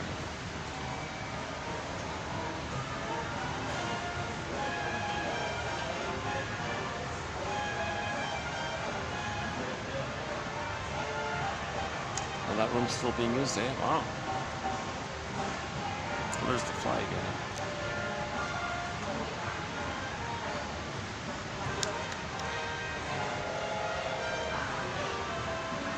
Yeah, I'm going to take a break from Janoff's work. I kind of, I think I've captured some of the basic points that he made. Okay, the imprint, the prototype, the first response to trauma, and then throughout life, if there's any stress, we may use that old response. So if the baby constricted his bronchioles in the uterus, if he's stressed later on, he may get asthma. Out of context, but he's using the old response thinking he's in the amniotic sac. Dysfunctional, because what if he doesn't have his puffer? That's an extreme example of it, but that's sort of the idea. Okay, the baby felt maybe overwhelmed in the womb. Maybe they feel overwhelmed in life in general. Maybe felt powerless and helpless, nothing he can do in the womb. Maybe he feels that in his life. Maybe he's stuck in the canal. Maybe he feels stuck in his life all the time. One kid was kicking the cord and he told himself, wait a minute, don't make a move. He can't kick the cord anymore. The mother went to a heavy metal concert. The baby was scared and kicking the cord. He accidentally twisted the cord around him and he couldn't breathe anymore. So it got to a point where the kid said to himself, don't move, don't make a move, kind of thing. So throughout life, when he felt stressed, he said to himself, don't move, don't move. That's a pretty good example of his theory, one of his theories. That a stress in the present, in his life, can trigger the first time he responded to stress. The first time was, he said to himself, don't move, don't move. Now it doesn't apply anymore. Yes, it saved him in the first time, but to use that in the present doesn't apply, because he's not in the sac. He's not in the amniotic sac. If he feels stress in his daily life, he has lots of options. Oh no, options, not obligations. Oh no, O-N-O. But he says, no, I have no options. The only option is don't move, don't make a move. Because he learned that deeply. To survive, don't make a move, don't make a move. So some stress triggers the old pain of survival. Don't move, don't move. So he transfers the past into the present. So we have we have several examples in that category. Okay, we mentioned the symbolic acting out, discussed mainly in the last video, 69, and all throughout the 26 videos. And the third main one is the beliefs can trigger endorphins in the brain, just as cookies and symbolic rather can trigger endorphins. But what Janov doesn't talk about is that when we replay the trauma with the mother in our symbolic acting out, the more convoluted way, he doesn't talk about it. The more convoluted ways are called identification with the aggressor. He gets others to do the cry for love. He's the mother who says no to himself, to others, playing him. That's shall I compare thee to an onion?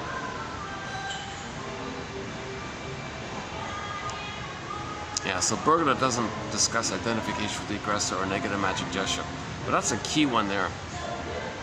He thinks mainly in the more benign way of direct replay.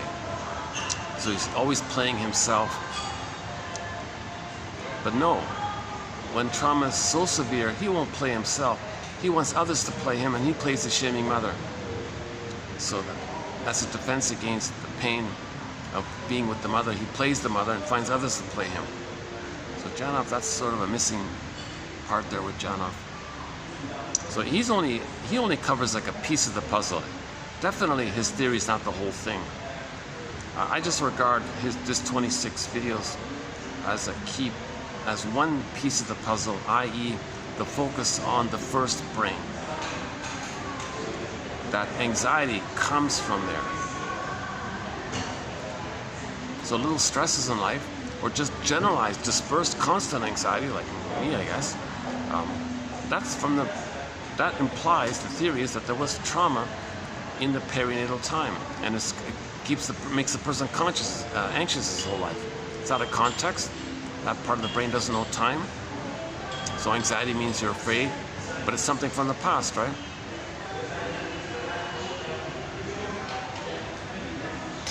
Oh, do we have that quote today? Oh, hang on. Oh, no, that's it. Yeah, okay, no, that's it. No, that's in the honorable mention pile. Yeah. Oh yeah, in the honorable mention pile, there are a couple of about a dozen or so more quotes from Janov that I put them in the honorable mention pile. They're okay, but I tried to pick the best quotes for the TQ batch.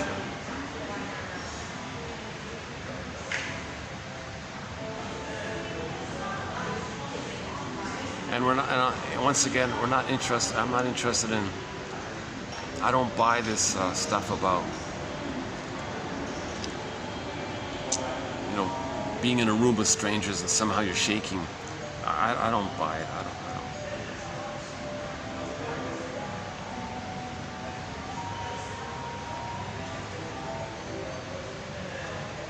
So I'm just sticking with general object relations theory and developmental theory, Masterson and Edmund Bergler, Karen Horney, Oliver Mentor. I'm just sticking with the basic idea.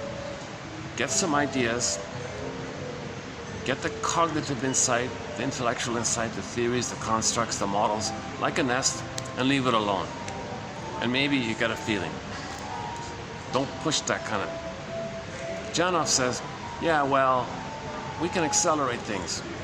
The things that block you from feeling, well, let's push it aside and bring up the feelings. At the same time, he says, don't do that.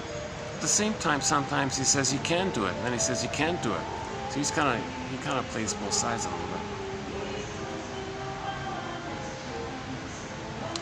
But the people who took his approach and created the spin-off, they were just doing it for a quick buck.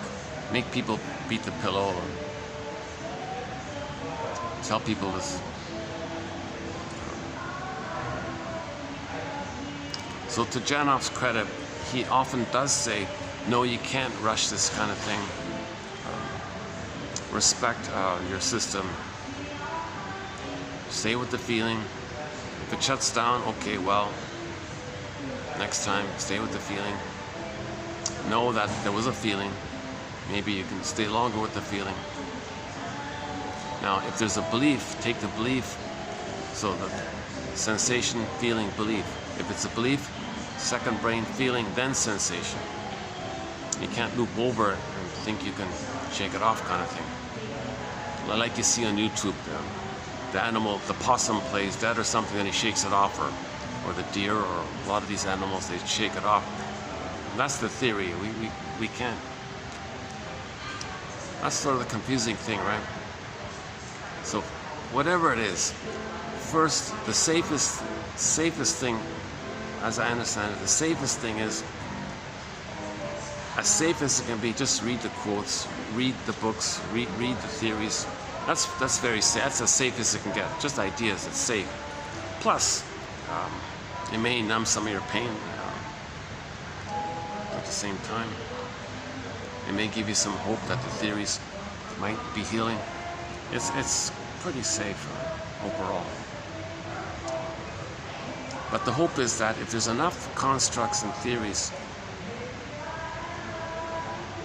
enough little links and ideas, maybe spontaneously a feeling will come back, and you're getting more back in your body if you get more feelings. But to get more feelings, you got to communicate to the frightened, wounded inner child of the past, that orphan, exiled, you, frozen, that you got a nest here. We can hold you, we're going to adopt you, we're going to accept you. So it's like saying to your inner child of the past, hey, inner child of the past, you were ignored and all this, but you know what, I got some ideas. These ideas can hold you, so you want to hold yourself, kind of thing. But without the conscious insight, it's unlikely that the feeling is going to just spontaneously come back. That's why we have the third brain, to have the theories, to let the feelings come in. And Janoff says it, you need all three brains. Yeah, Janoff, he says it, you need all three brains in the healing. You can't ignore the third brain. So a lot of these popular psychology models, my guess is that SE, that somatic engineering, they don't teach you about theories. They just say, oh, I'm not sure actually what they do. But any kind of thing that tries to bypass your consciousness, that's called spiritual bypassing. If you bypass your consciousness, get into the feeling without awareness, you're just bringing up more pain that needs to be repressed.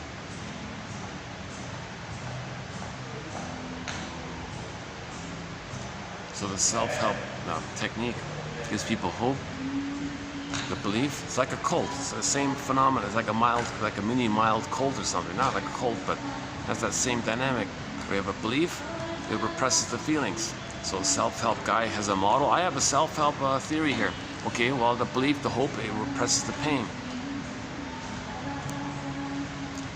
Now, Gestalt, he says, is symbolic acting out. You're not feeling the pain with the mother. You want somebody in the circle to play your mother. You're going to say something to her like that. Now, that part, I think that part of it is maybe useful just to make you aware more about the truth of your brother, but it's not going to heal. So it's like a bridge there. So there can be some help to the Gestalt thing.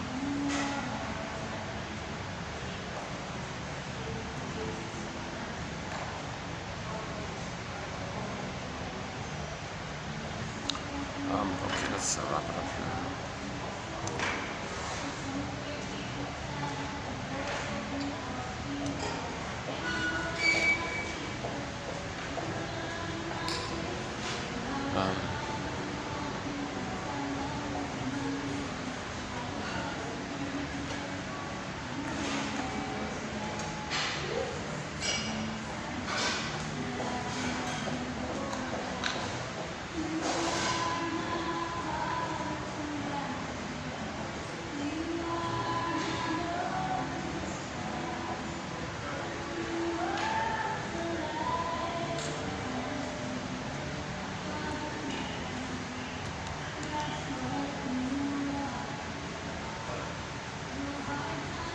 Yeah, I'm dealing with some kind of noises in my construction noises around where I'm staying and all this. So I'm kind of a little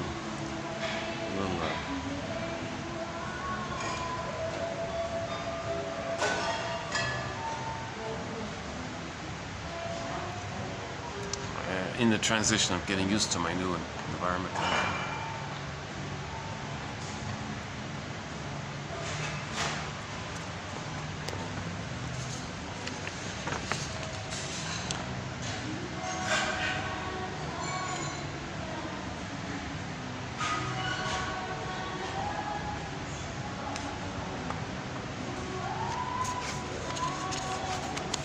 Uh-oh.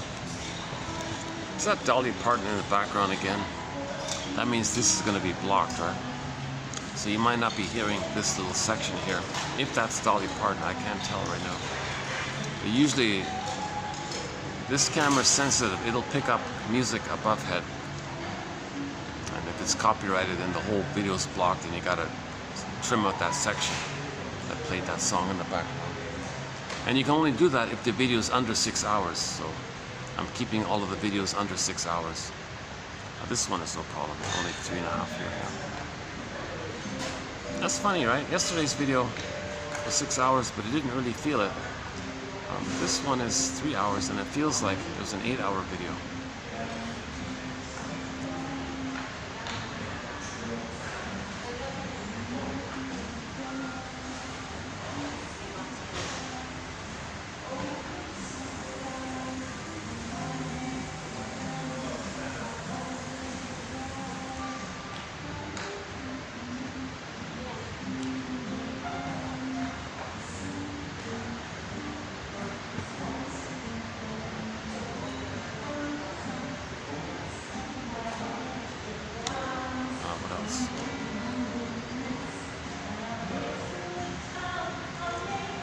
Maybe in a month's time, I might have some more quotes from Jono. I ordered one of his older books. It was an older secondhand book in poor shape. You just pay for the shipping basically. So we might have some more quotes in the future.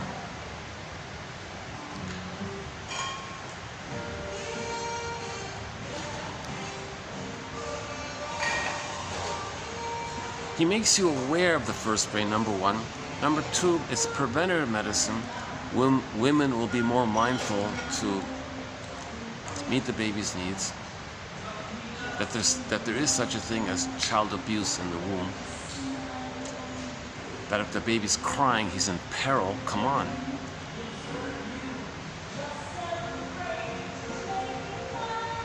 So I think, yeah, Janov said it once that maybe his main contribution is in the area of preventative medicine, to prevent trauma.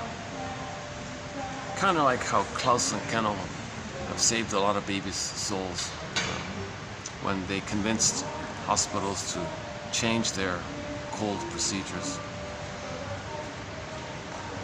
soul-blind procedures.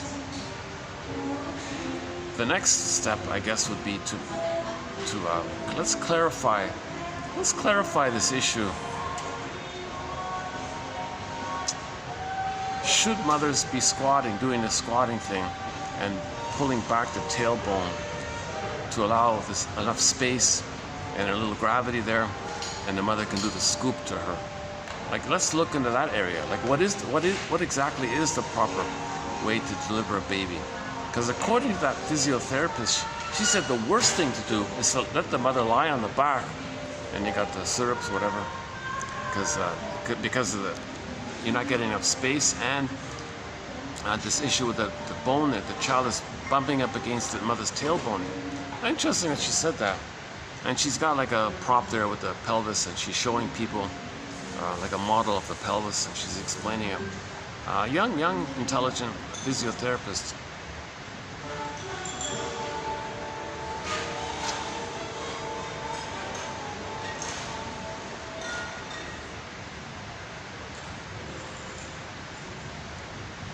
But common sense dictates, unless there's a desperate medical emergency, just hand the baby to the mother's bosom. Let the baby latch on and mother hold the baby. Keep the smells, keep the skin to skin. And let the baby feel in the mother's warm embrace. And let the baby sleep on her and for 4 to 5 months.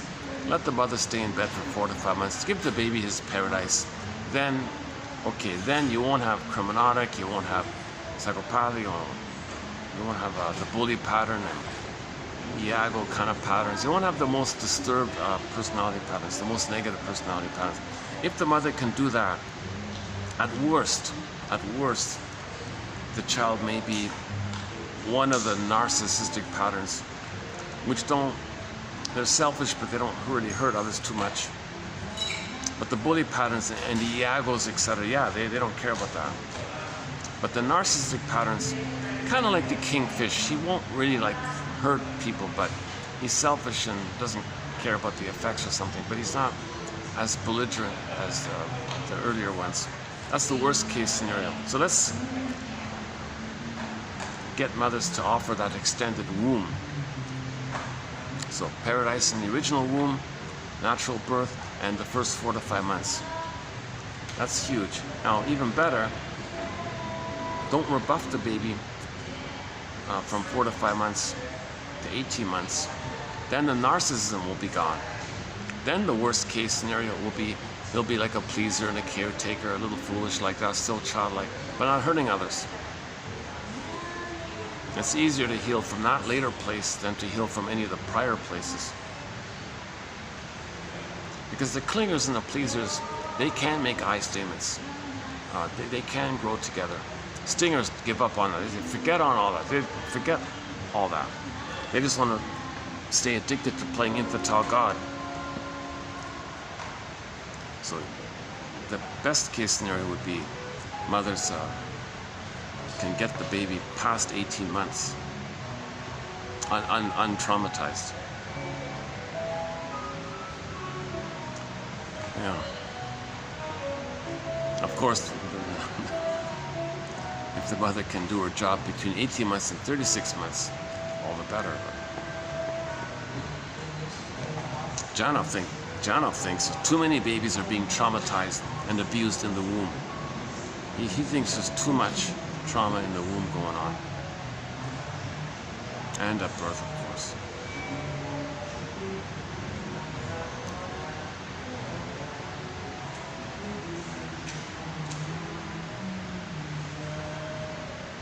Is it showing up this way?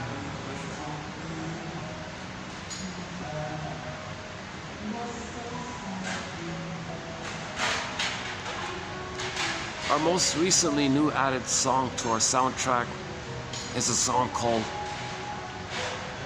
Olsun, O-L-S-U-N, by the singer Sertab Erener from Turkey, sung in Turkish language. It's about grieving. It's about grieving. She says that when she had a loss, she had all this pain came up, then her mind was rushing like a rushing river. So there it is there, right? When there's a lot of pain coming up, the third brain is busy creating, trying to process, understand, repress if you can, have ideas and beliefs to repress the pain or try to process. So it's quite busy, the third brain. So the third brain has two parts. Try to process and accept and integrate. If it can't, then repress it, kind of thing. Then she said she went to buy a cat to get some comfort. She went to the pet store to buy a cat, she said. And the main line in the song is, yeah, just admit it was a loss. Give up the false belief that the partner can be the good mother that was needed back in the nursery. Admit it's a loss, it's a disappointment.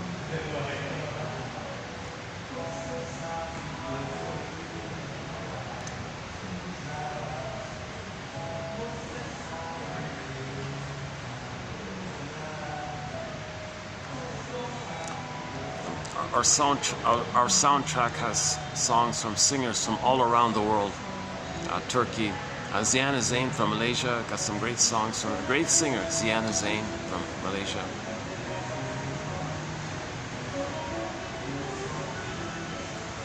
Devrim Kaya, also from Turkey, has a great song called Humu Kusu. Talk about grief. If you want a good song in connection to grieving and admitting loss, kind of like the primal kind of thing area, check out her song called, or try her song, Humu Kusu. Pretty much as it sounds, H-U-M-U-K-U-S-U. Devrim Kaya, the last name is Kaya. The first name is Devrim. D as in Daniela, E, V as in Victor, R, I, M as in Mary. Devrim Kaya. What a song. That's a great song.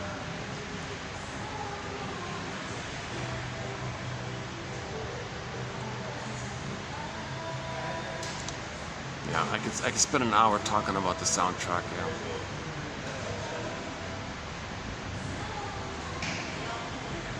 A lot of songs by indigenous singers. Willie Dunn, Willie Mitchell. The one who sings Call of the Moose, Killing Your Mind. Birch Bark Letter, that Willie Mitchell, that one there. I think he's half Algonquin and half Mohawk.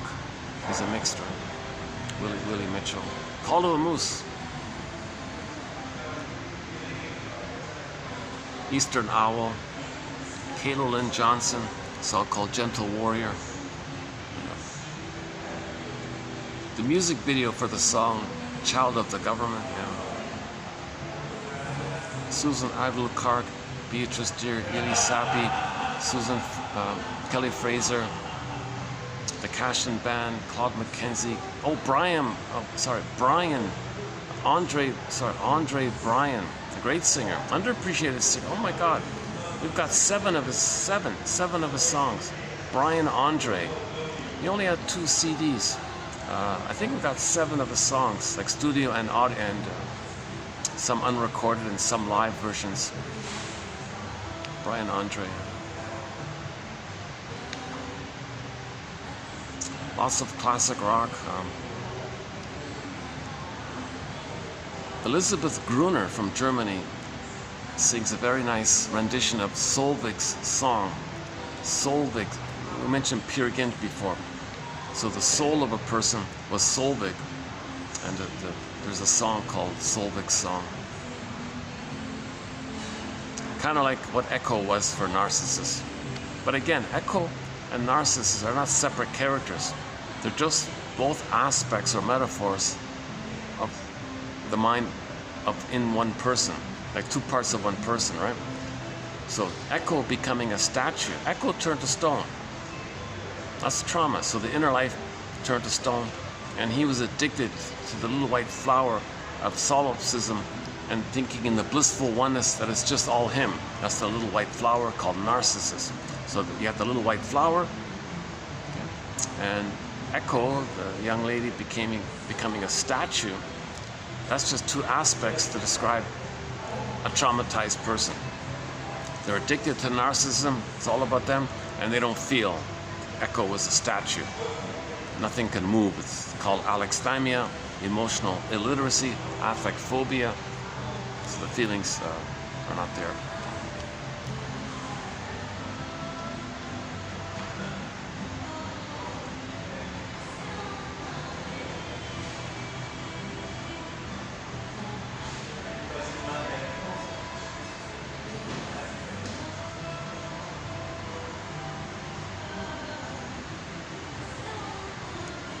Our theme song to 1001 Windmills of the Mind is Katja Epstein's German cover of the song Windmills of the Mind.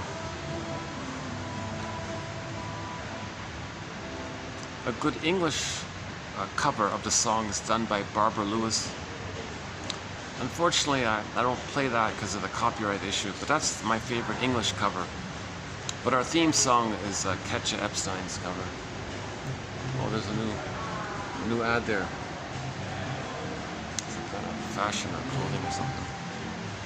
Oh yeah, Edmund Burglar has a book on fashion. Yeah, that was his first or second book or something like that. That's his weakest book. I don't recommend that book about the fashion. But his other books are good, yeah.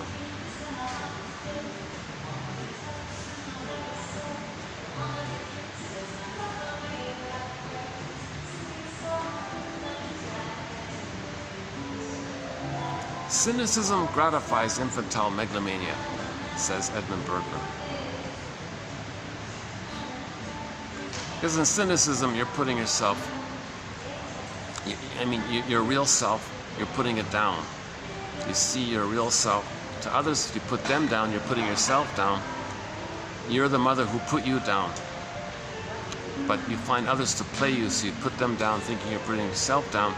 That keeps you in the blissful oneness with the mother, and that's infantile megalomania, where you're merged in one with the mother. So the baby is in the blissful oneness with the mother. So to create that infantile megalomania, you gotta feel the unloved, being unloved by the mother. So find someone else to play you, play the shaming mother, shaming others, to stand in for you. That keeps you one with the mother who shamed you. Cynicism gratifies this infantile megalomania.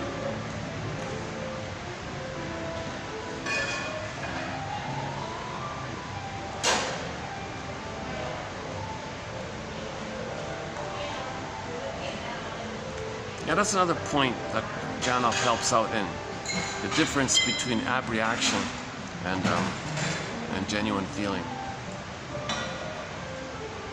Genuine feeling is a relief. It's a relief. It's always a good relief to genuinely feel your feelings, like to connect with the memory and the feeling, and to connect it there like that. It's a relief. If you miss that, and you're trying to blow off steam around the pain of not being able to feel, that's the abreaction. So a lot of people blowing off steam because they can't feel. And the pain of not feeling creates a lot of steam, tension. That's abreaction. And they're just stuck going around trying to blow off steam over not being able to feel. Well, how does one feel? Well, here's the theory. Robert Bly, one of our mentors, says, read psychology every day for 10 minutes. Make it pleasurable. Just make it pleasurable. Only 10 minutes a day. Pick material. Well, the guests are coming in. Okay, good timing. Yeah, good. That's good time. Let's see what time is it. 6:15. Well, the dinner crowd is just starting to come in.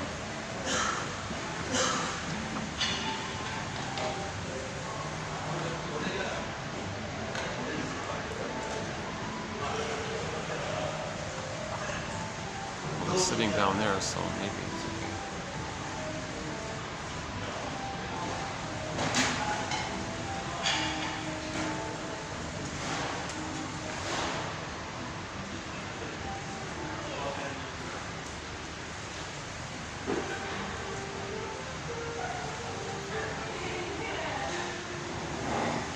Another line by Edmund Burglar, one of our mentors, is if you want to understand the person, as usual, look to the nursery. Look to the nursery.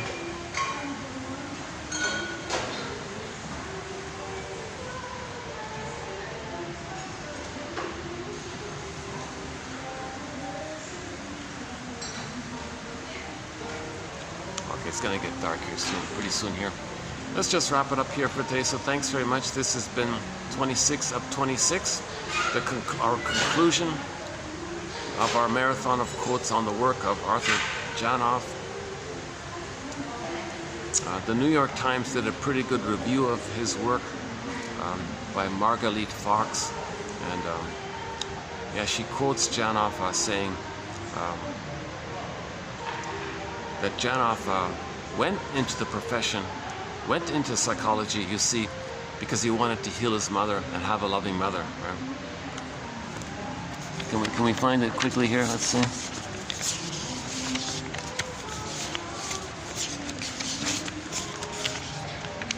I'm just sort of guessing if it's gonna. So, well, okay, it's in here.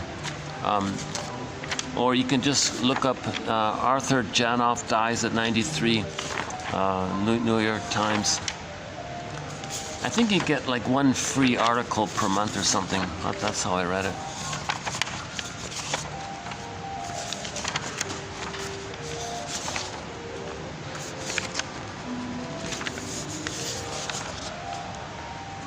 Here's a good self-help quote, by the way, from the TV show Drop Dead Diva.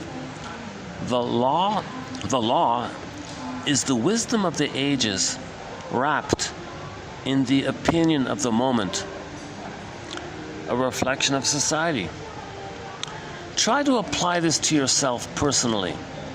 See if you can apply this one personally. TQ 2756. Yeah, so we have a thread on self-help exercise. Oh, here it is here. Quote, my mother had a history of psychological analysis, Janoff told the Chicago Tribune in 1983. He was drawn to the field, he said, quote, to try to cure my mother, you see, so she'd take care of me. Actually, there's another one. There's another one. Oh, here it is. Yeah, here's another one of him. I remember feeling my need to become a therapist and be helpful, trying symbolically to help my mother to get well and be a real mother.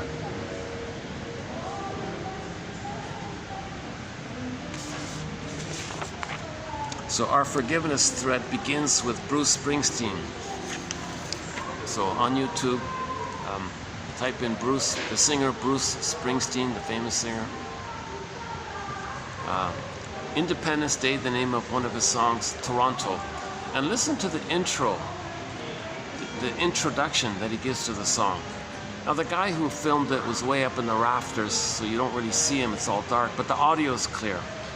And it's a good song also, excellent song also, but the introduction I want to focus on, that's the beginning of our forgiveness thread. Forgive your parents, heal yourself. Reparation of the other leads to reparation of the self. Understanding, forgiveness, okay,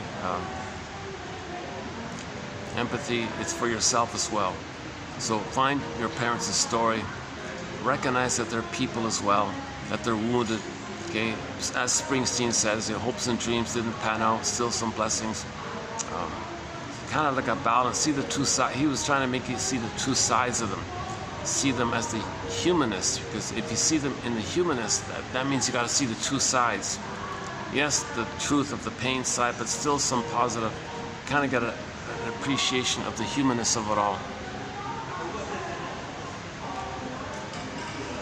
That's moving towards seeing them as human. Now you've got a human memory, a memory of a human mother. Now you can be human yourself, kind of thing. Don't see your mother as a goddess or a demon all the time in your attitudes towards others, which prejudice does. So prejudice will do something like that. Either or thinking does that.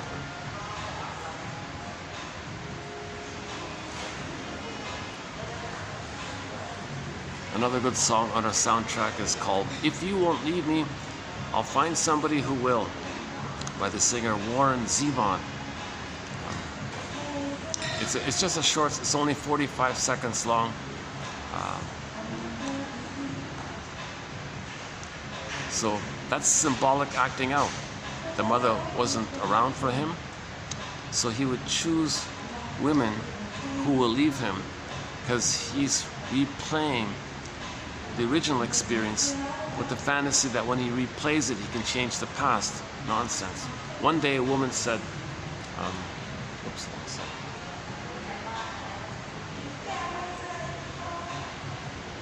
well, there's a group sort of within audio distance of me. I think they can. Let's just be on the safe side. Let's let them have their peaceful.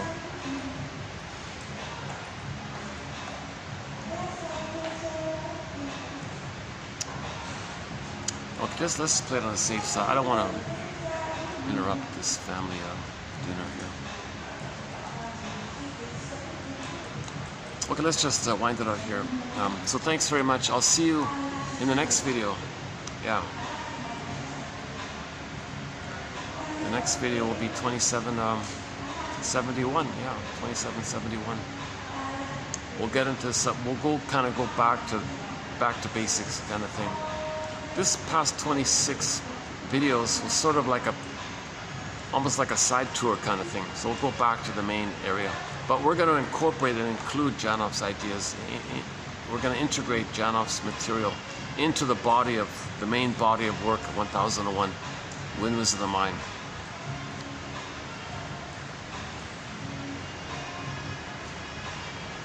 So Janoff contributes to our thread on prenatal trauma, to our thread on repetition compulsion, again, he adds the helpful clarifying distinction between abreaction, this like pseudo feeling kind of thing, but not real feeling, just blowing off steam from the tension of the pain that's there because you can't feel that whole area, versus the genuine relief of actually expressing your feelings. So the goal is to do the latter. That's the grieving process, to do the latter. We're looking for our feelings. The goal of all therapy is to give you back your real self, is to give you back your feelings, is to get back your embodiment and your feelings, the goal of all. That's the goal of all therapy. We lost it, it's lost, we got to get it back kind of thing.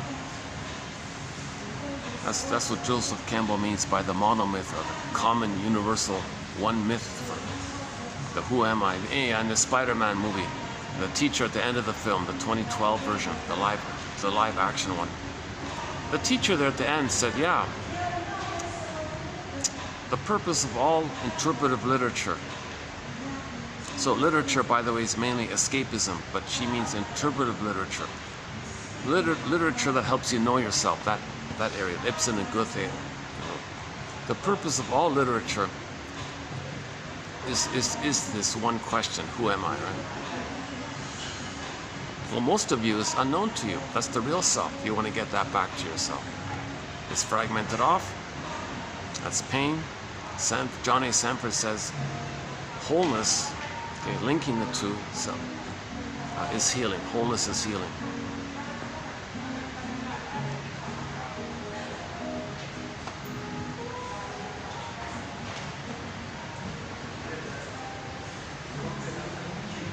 Uh-oh.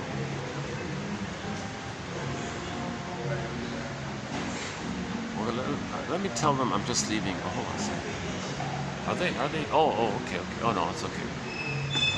Oh, they're going to the... Oh, it's a buffet here now.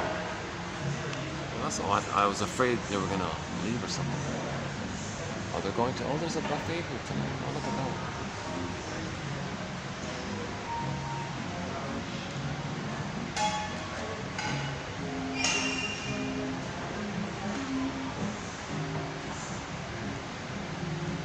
Actually, there's better.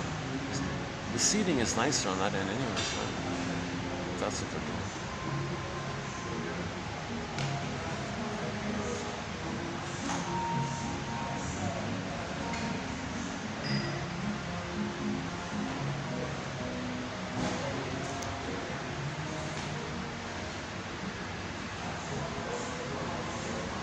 Oh no, they did sit at the other end. Ah, I missed it.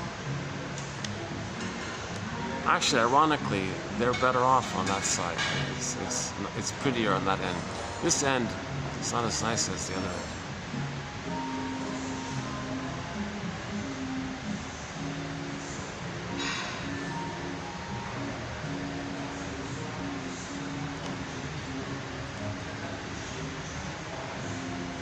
Yeah, see, it's funny, a little thing like that, maybe it triggers my feeling of guilt that I didn't save the mother.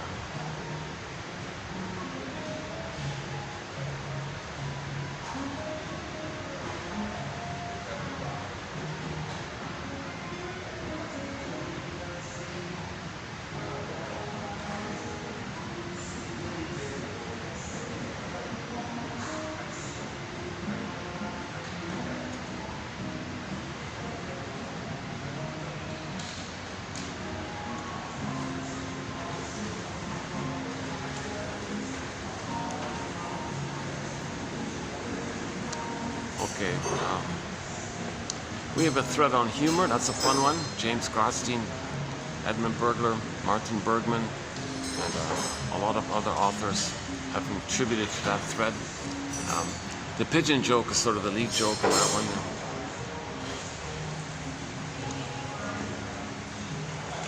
Oh, that's a topic. Yeah, let's not start that one. Just trying to think about the next video. What's coming up? We've got some quotes in the pipeline for the next video. I have it sort of on this. I've had it sort of aside here the past while.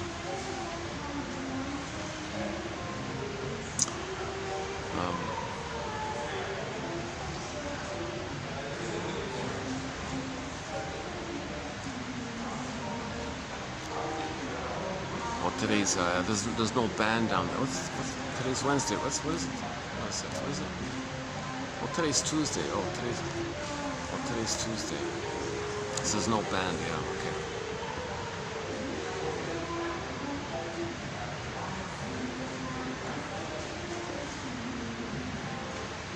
Actually, I feel better for them. I feel like that group has a much nicer seating arrangement on that end.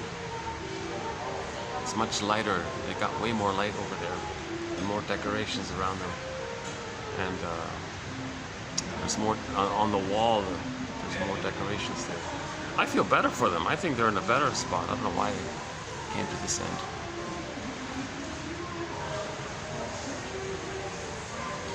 No, there's no buffet here. It's a la carte here.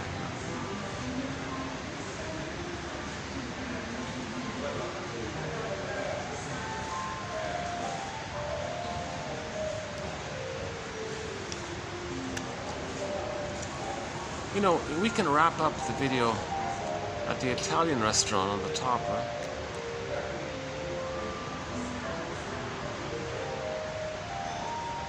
Or we can wrap it up outside.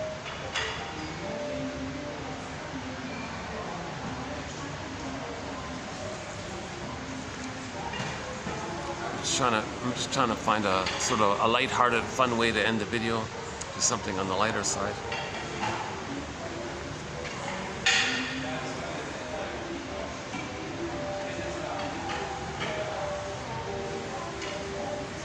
Okay, let's just take a peek at the Italian place.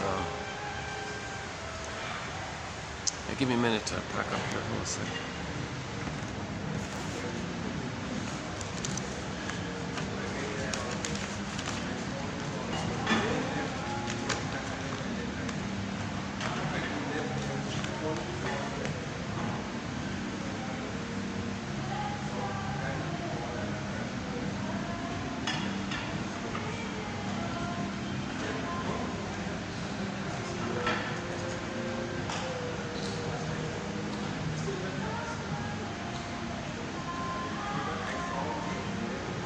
Isn't that nice, eh? Yeah, from today's sale.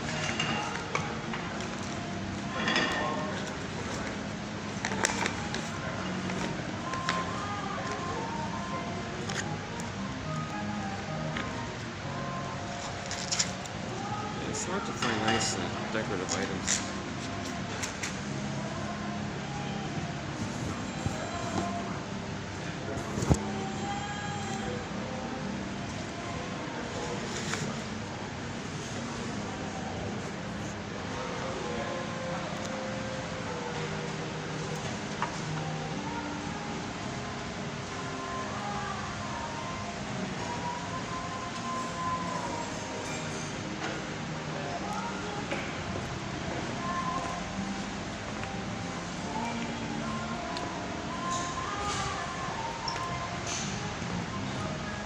Oh yeah, they got a whole corner there. Yeah, it's much more secure. I don't feel so guilty.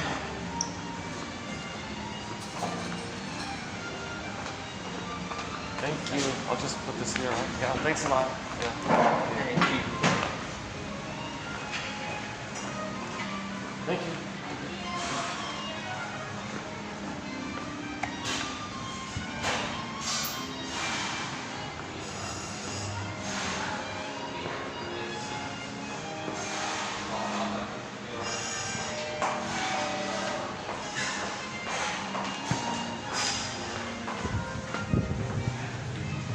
It's been a while since we've been here. Let's see. I want to take you to the rooftop, but all of that music is copyrighted. Even 1 second. Even one second, it'll block the whole video. They have this sort of techno thumping music, but it's all copyrighted. So I'll just show you a view from another floor.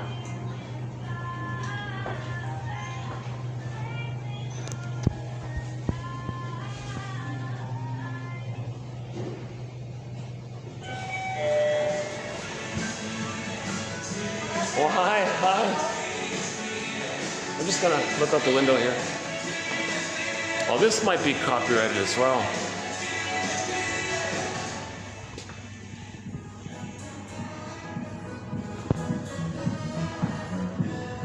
Okay, this is all copyrighted. Okay. This music is copyrighted. Okay, let's forget it.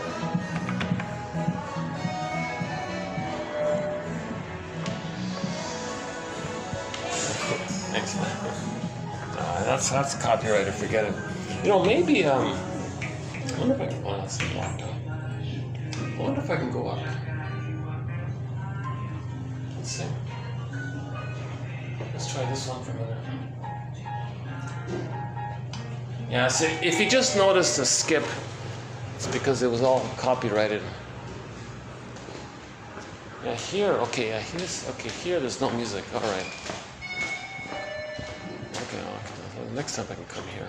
Okay, here we go, it's just one floor up, so we don't hear the music, yeah.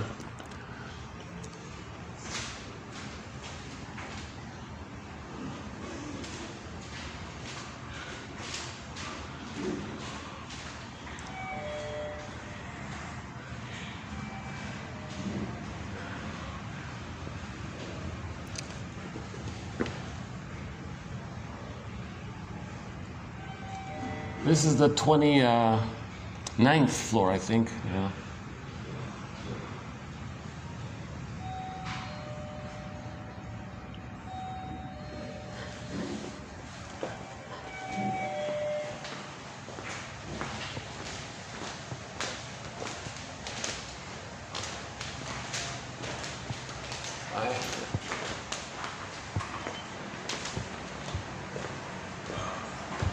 Oh.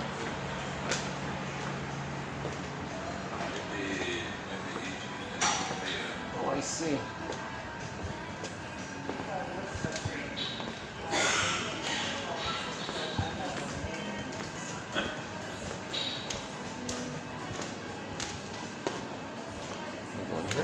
No. No, locked? Yeah. Okay. Just take a peek out here. I've never been in this part here before. Yeah. Oh, here's the other end. Yeah. Oh, this is open here. Well, last time this was closed. Yeah, okay. Here's another view.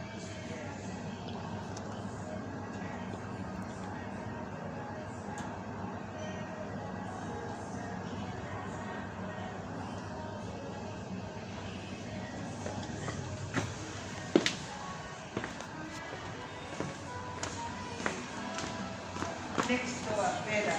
Really? Oh, okay. Thanks. Oh. Oh, it's beautiful. Full of people here. Oh, look at all this. Oh, jeez. Oh, it's parked a minute. You guys are parked, huh? Oh, jeez.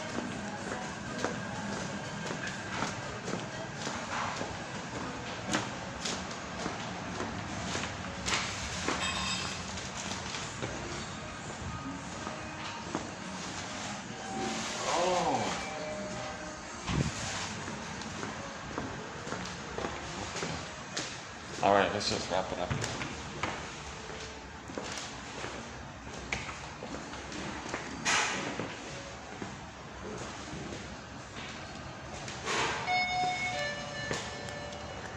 They sell beer in there. Yeah, so if the woman's carrying, if she's pregnant, no beer. No wine. Miss it? All right. Actually, they've got a nice painting there. That blue one there, I don't know if you can see it, yeah. That's a nice one, eh? You've got a close up of it.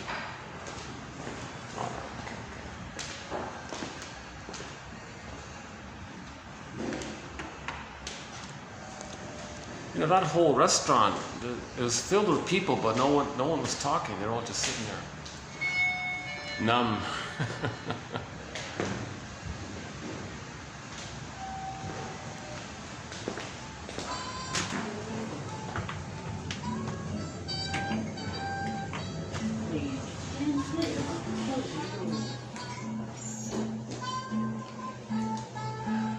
Yeah, I want to end this video on a funny note. I want to find something funny or some.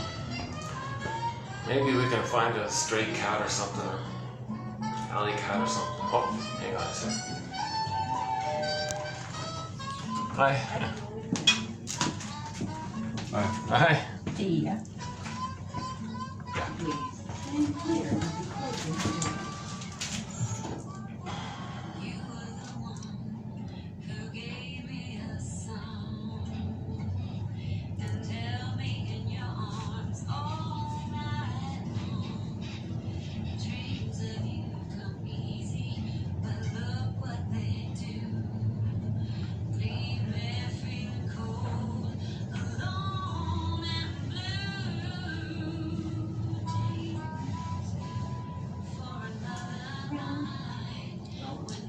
First time?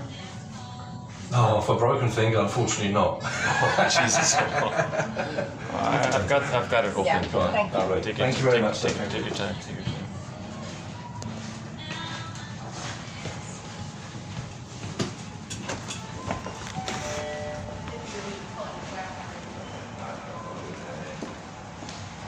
Organized last guy at the front.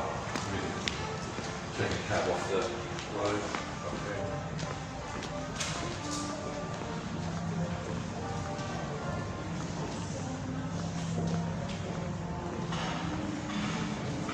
Oh, new chairs here. Look at that. All right. Well, they got some. Here's something new. They got some new chairs here. Check out these chairs. Okay.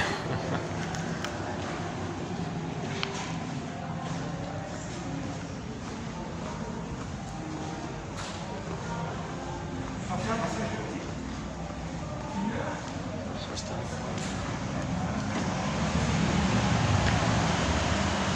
Okay, let's just wrap it up here.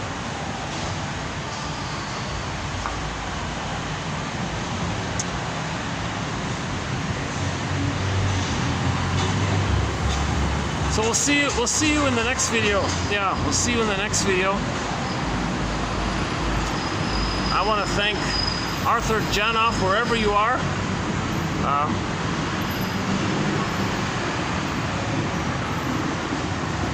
He's helpful. He's a helpful author. He's somewhere halfway between a self-help author and an analytic author. He's not really like a Masterson type or, you know, Gratstein or somebody like that. And he's not like a total fluffy self-help, you know, dreamy thing. He's sort of in the middle like that. But his contribution is a little special in his focus on trying to bring biology to psychology, to include biology in psychology. So some people call Janoff Freud 2.0 because that's what Freud. Oh, I'm standing at the wrong spot here. Hold on a second. Oh, let's just stay here. Oh, I didn't even notice that. It's being a little mindless there. Yeah, so Freud, Mr. Freud originally, you know, wanted to study the human personality and all this via what he could measure, like scientifically, biology, you know, heart math and vital signs, and cortisol, serotonin. He wanted to measure things like that. Not enough knowledge apparently, so he went a different route. You know, synthesized information from previous authors, created some jargon, and brought new life to the whole topic. So he did it in different ways, so including interpretations of myths and fairy tales, and sort of highlighting this whole issue that if the baby is not safe with the mother, he ends up with the mother complex, Oedipus complex, meaning mother complex. It's not literal, it's a metaphor that they're still too fused, they're too merged, they're married within, so to speak. No father's around to help separate from the mother.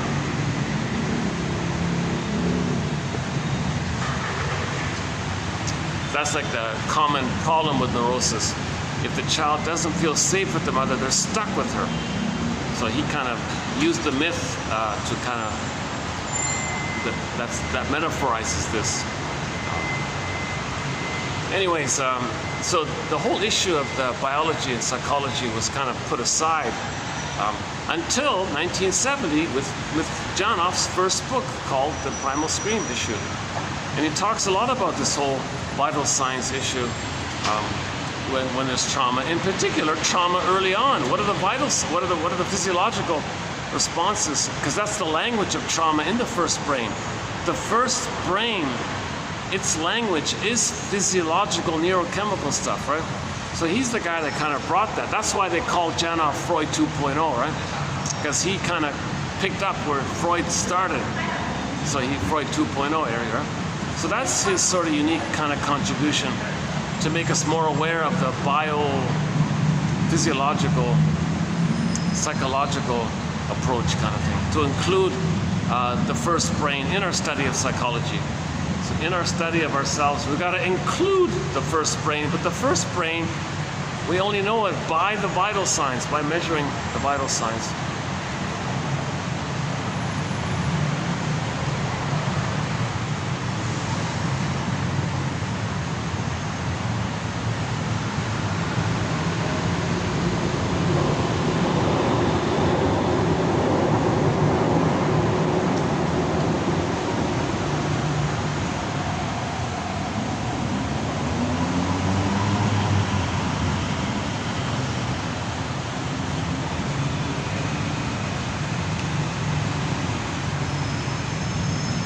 One thing about being in a cosmopolitan city, you're going to see the commonality of our humanness. But the defense mechanisms that we use take a variety of little forms. That's today's quote, right? But the commonality is the same. Had a primal need for a secure attachment style unmet, and then we adopt some kind of mixed assortment of defense mechanisms. Right? So in Janoff's model, some people are more in the sympathetic nervous system, some people are more in the parasympathetic, and some combination of a pattern that we learned early on that we're repeating, and then the search for symbolic love can take various forms depending on the person's environment, history and associations and all this. But the clue to the commonality is that myths and fairy tales, the motifs, fairy tale motifs, mythological motifs, they're all the same. All around the world, any anthology, any time, any collection, the motifs are the same because the motifs are metaphors for psychology. So our psychology is all the same. Our psychology is all the same. So there's a set number of defense mechanisms that we use. Are we going to be like more in the stinger personality pattern or more like the clinger personality pattern? So it's sort of limited. Are you going to be like a turtle one, the withdrawn one, or are you going to be recreating the chemistry of the trauma bond and demanding to control the mother? That's the bully pattern one. Or are you give up on it, but wish you could, and use bullies as proxies? That's the Iago. So there does seem to be some kind of a way to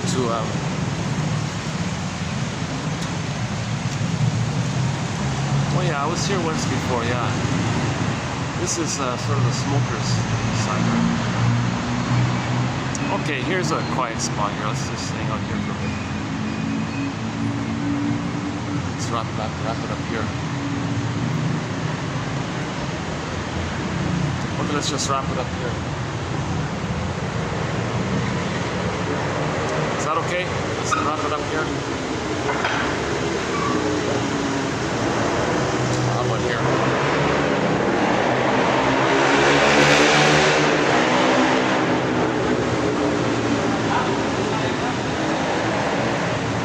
What about here?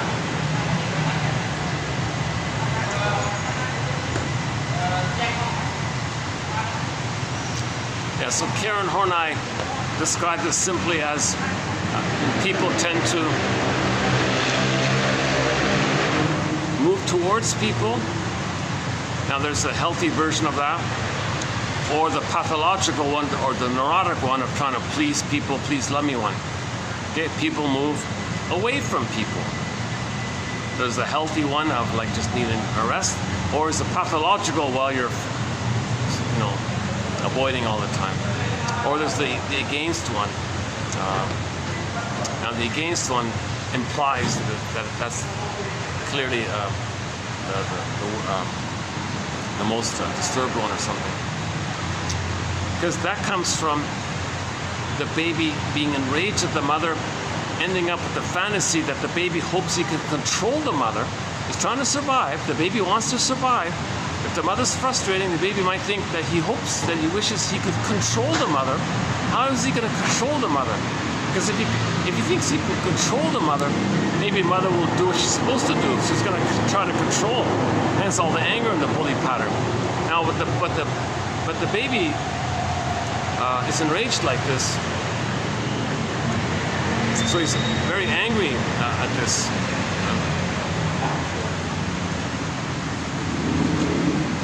Now this controlling quality is kind of a first brain consciousness, because he has the fantasy that he wants to control the breast, devour the breast.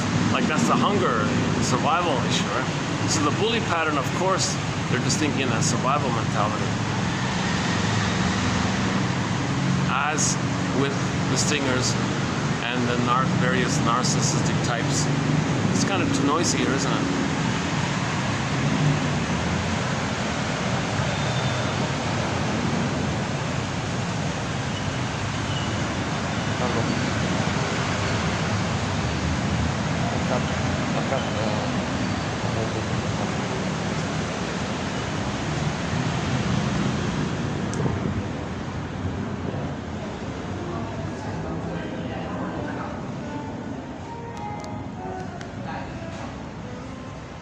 Maybe we can hang on here a bit.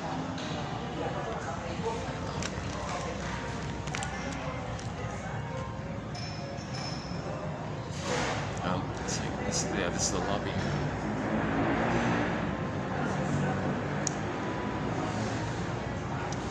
Yeah, this side is the bakery part. The other side is the booze part.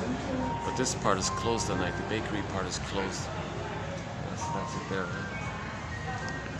Jeez. It's getting busier. Yeah, I try not to get anybody in the camera, but once in a while, by accident, somebody might pass by kind of thing.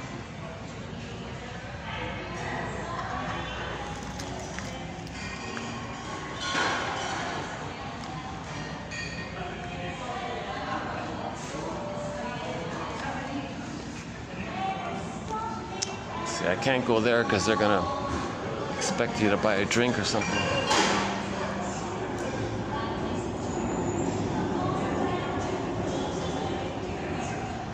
Oh, here's a nice new lamp. Yeah, I noticed these things. They got a new lamp here.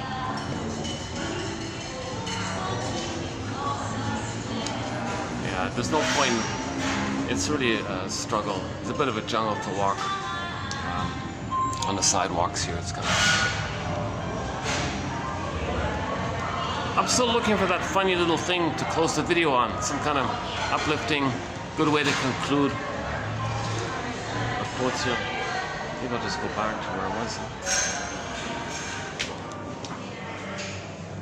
Okay, let's try the. Let's just see what it's like.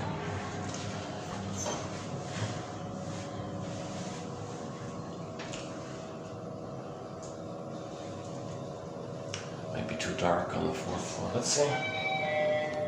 Take a peek here.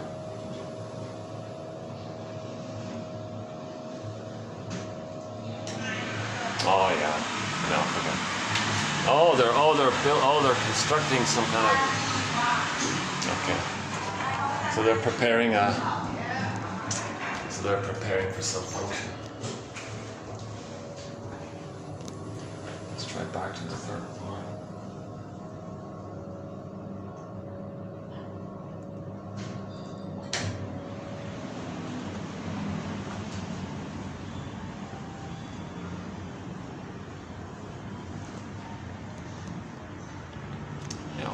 That's good here.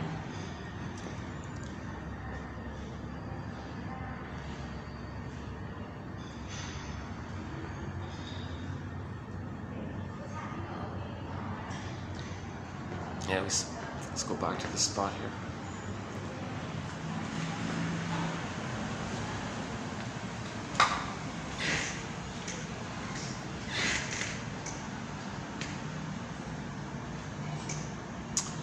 Now this gives me an idea. What if I did the video inside this restaurant here? No, that's not going to work. I'm always on the lookout for venues to do these videos in. That outdoor place is not bad, with the swans. Yeah, the last video was with the swans. Lighting's not too good here, so we're gonna get some better lighting. Better. Oh, hi there. Hi.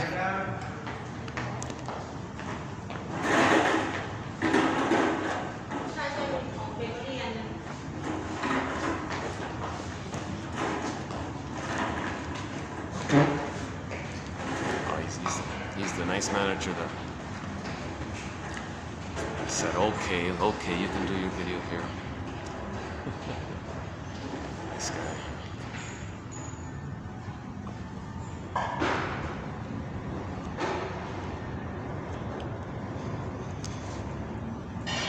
Yeah, that manager there, I guess he's sort of like the main manager, not like the top guy, like sort of like maybe like the number 2 guy in charge or something. That guy is always doing something. He's working hard. Yeah, he's always on the go. Yeah, I always see him doing something. I don't think I've ever seen him just not. Oh, I know where yeah. Let's go to the elevator. It's not bad over there. Yeah.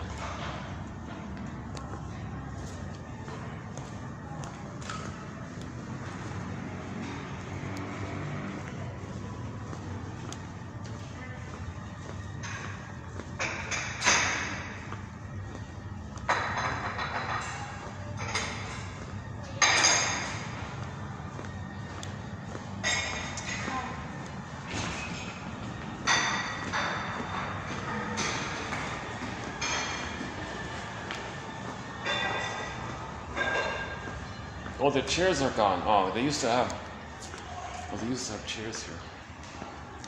Okay, that's okay. Let's just wrap it up here for today. Jeez, I still keep hoping for that funny little thing to say at the end. I want the viewer to end with a smile or something. Okay, Amos. That's Amos and Andy. Yeah, there's some comedy there.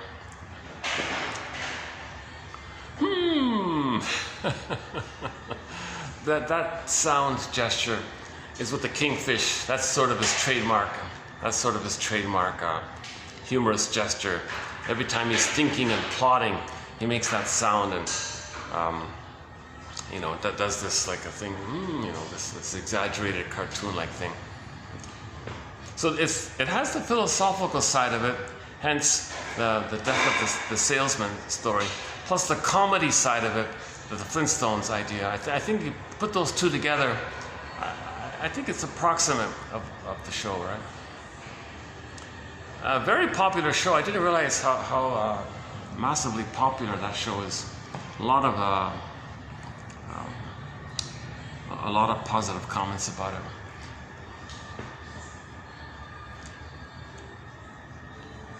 Yeah, Kingfish represents the cry for love. It's symbolic, but he's neurotic, creating drama, doesn't work, defeated.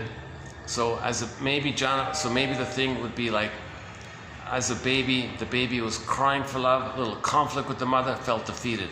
Goes through life recreating that kind of thing. So why are you creating this drama? Well, that's what you remember. It's the unfinished business with the mother called the struggle. So we carry that into the present, hoping to change the past, undo the past. If there's something good, it's boring or painful because it brings up the memory of not being loved. And all you have, you don't have the memory of being loved by the mother to have the foundation of that normality. You're still stuck with the struggle to get to the place where you can accept love. So you couldn't accept success and good things and go from there. You have to create drama and get disappointed.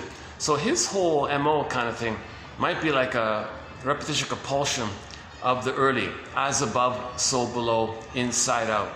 So the interpersonal leads to the intrapsychic. You have like a memory, and then that's like a model, a blueprint, like a template, and we go through life by that template. If that template is called struggle with the mother, then you're going to struggle with others and recreate the drama because you're still in that drama with the mother to get mother's love.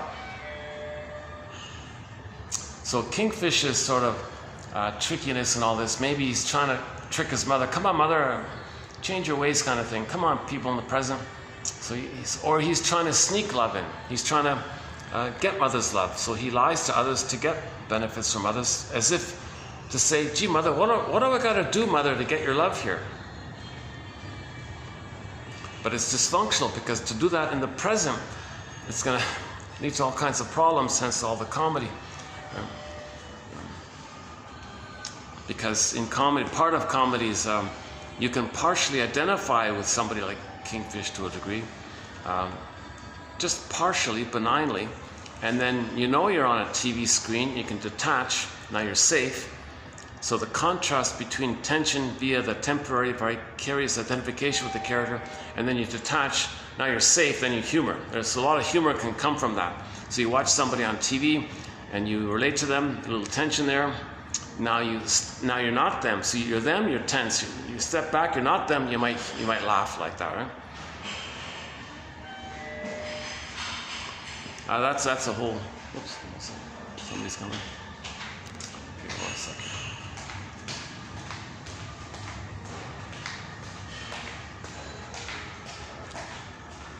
Yeah. Oh yeah. That's good that they don't have chairs here, because you got all the traffic from here.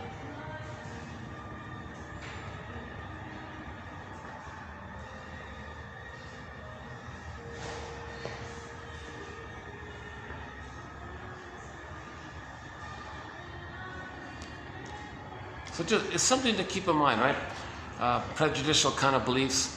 Well, people who engage in that, who buy it, well, they're trying to numb the pain. Pain creates it. That's a revelation to them, pain. So unreal beliefs reveal and conceal the pain. We're talking about beliefs when they're being used as a defense against the pain of love deprivation. Improperly loved. Yeah, another singer. We have 3 songs by the singer Katie Lee. Her main song, her big hit, was called "It Must Be Something Psychological." It's really quite explainable. She sings, she likes the fellow because he's unattainable. That's the struggle. In that song, it must be something psychological. Oh, by the way, a perfume company took that song and played it in their commercial selling some perfume. Maybe it's chemistry, because she says it in there, maybe it's chemistry. So they took that idea with the perfume commercial. It must be something psychological, maybe something hormones and chemistry, oxytocin, bonding. So they took that part of it and then tried to create a funny, create a silly, annoying, dramatic attempt to sell their perfume or cologne or whatever. I forgot what it was already. But that's not the song. It's not really about that. Although she did mention the chemistry part of it. But the main point of the song is, the main line is, it must be something psychological. She likes the fellow because it's really quite explainable. She likes him because he's unattainable. The mother was unattainable. The mother was unattainable. There's a struggle there. So find somebody who's like the mother and continue the struggle with her. That's why she's attracted to that person. It's really quite explainable. Okay, let's just wrap it up here. Okay, I'll see you in the next video here. Thanks very much. To be continued. And all the other songs by Katie Lee is one called Shrinker Man, Shrinker Man. And the other one was called Properly Loved. She says in the song, geez, if I were properly loved, how great that would have been. Well, I've never been properly loved, yeah. So that singer did therapy and then wrote 2 CDs of songs, just making some kind of fun a little bit. It's not that educational really. Oh, 1 second. Hi.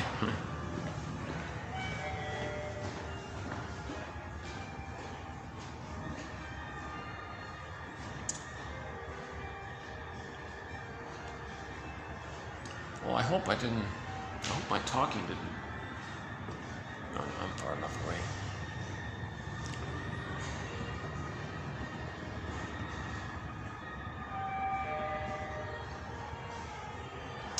You know, yeah, like Katie Lee, like if in yesterday's quote 69,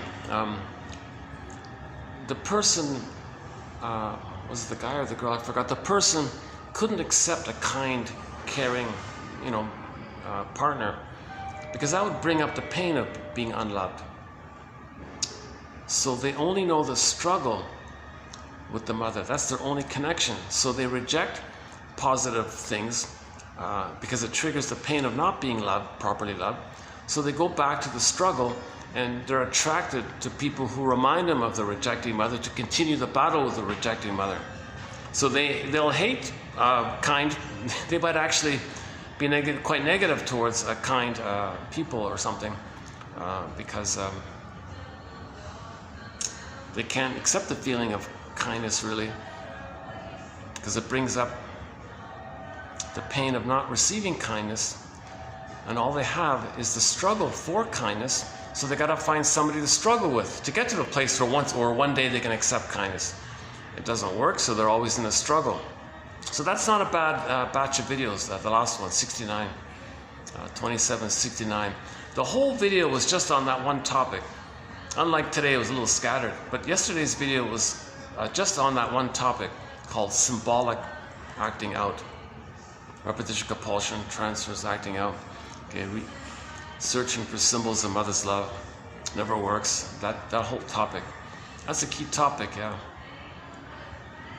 That's another point that Janov clarifies a little bit. Why dysfunctional people feel bored with healthy people.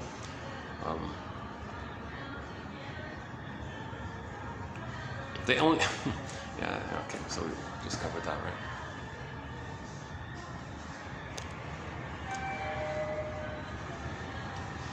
right? Any final thoughts here? So once again, the exercise is in each video to read through the quotes, on average 10, to find one. Find one. If there are none, try the next video. Maybe there might be 2, maybe there are 3, etc. On average, the hope is that, like for example, in the Janov material, 26 videos, my hope is that one will find 26 good quotes, 26 quotes that they like. So that's a good way to start with this project here. Read through the past 20, including this one, 26 videos, and pluck out 26 quotes that you like and write it down. Out of the 260 quotes posted, find 26, right? And then likewise continue throughout. And so one a day for 3 years, basically. You'll have 1,001 quotes that you like. That's moving towards the system feeling that it can send you up your feelings, or you can get your feelings naturally. So weave the basket, then nature does the rest. We don't control the healing process. We don't control the healing forces. That's nature.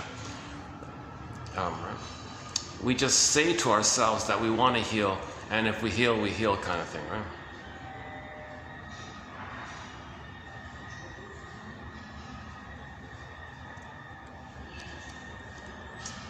So 10 minutes, so that's Robert Bly's advice. 10 minutes a day can do that. 10 minutes a day. 10 minutes a day for 20 years, basically. Jesus Christ. Huh? Yeah, they have a new, these guys have a new promo here. Hang on a second. That's flashing. That's this way. Yeah, I want to check out the. Oh, that's not for here. That's for the one upstairs that we. Hang on a sec. Where is it? You know, of all the. Oh yeah, this is there's a very good. This Italian restaurant here.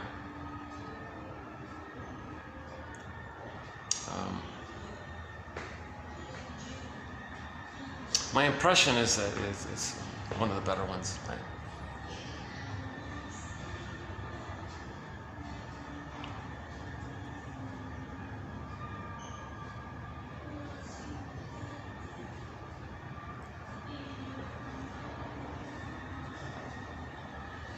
Oh, there it is. Let's see, so how much is that?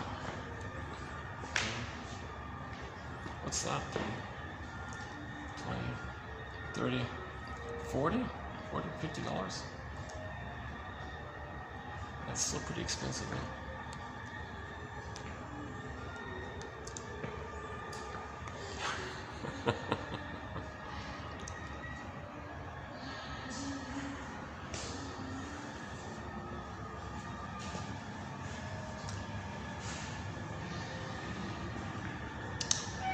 I'm still looking for that humorous ending here.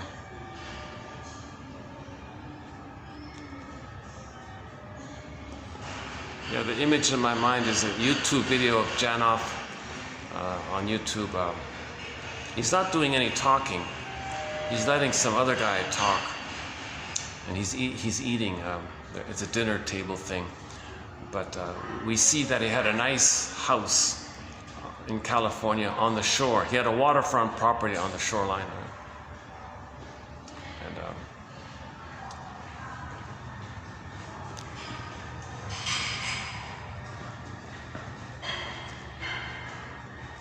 yeah, his wife, I think, was with him for 50 years. And she was into all this primal therapy thing as well. So that's pretty good.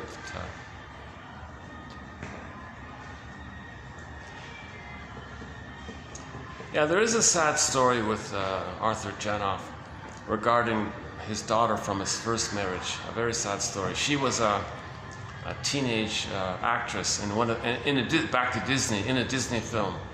So kind of a sad story there. You know, I kind of, he never said it, but maybe there's a link there to his. Maybe his daughter did have some kind of prenatal trauma, because she did look a little. She did look like she was in pain a little bit. He never talked, it's private stuff, he never talked about it.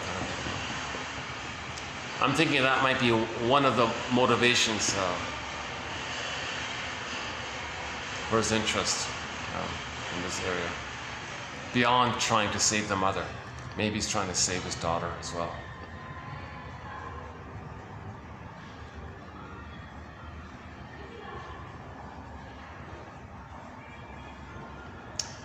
But some of this primal stuff, it's between the mother and the child. Obviously, the baby's inside the mother. So if there's child abuse in the womb, that's coming from the mother, obviously, right?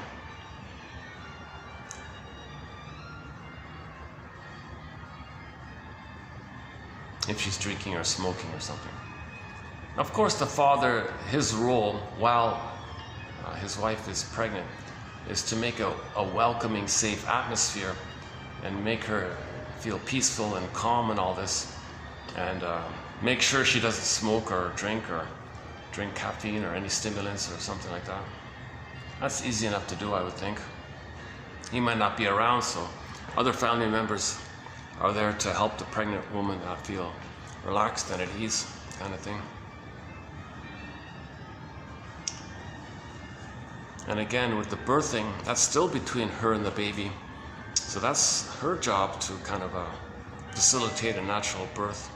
And not take, if at all possible, to not take anything during that time.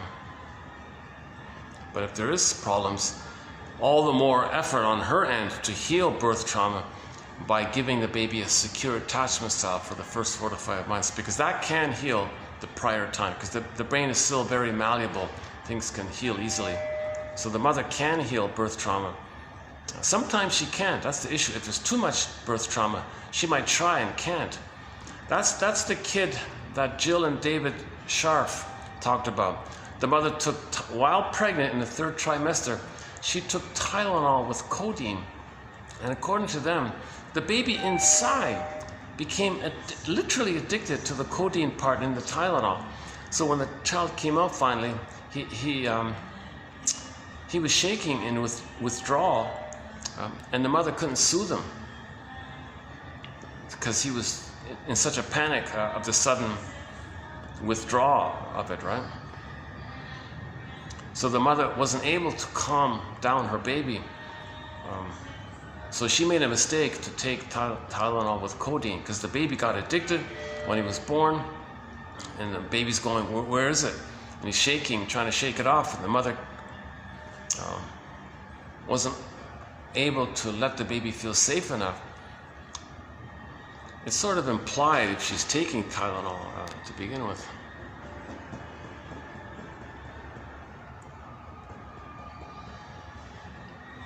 Yeah, that's Jill and David Scharf about 2 months, maybe 3 months ago, that quote.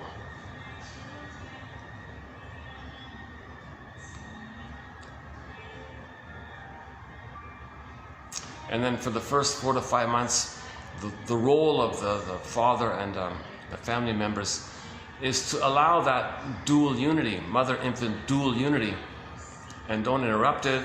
The father shouldn't pick up the baby or something like that.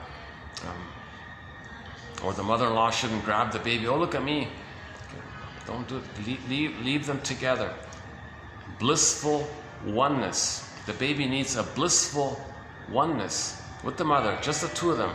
One author uses the image of the Ouroboros, the snake in a circle with its tail, just like the two of them, like a cycle like that, just the two of them. I didn't quite get why he chose that, but anyways, whatever helps. So it's just the two of them. And then at 4 to 5 months, the child can crawl around, and now he's being born and all this.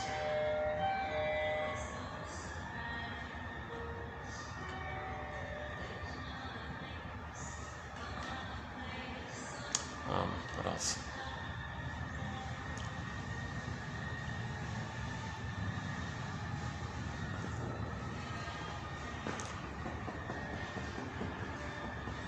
No final thoughts here?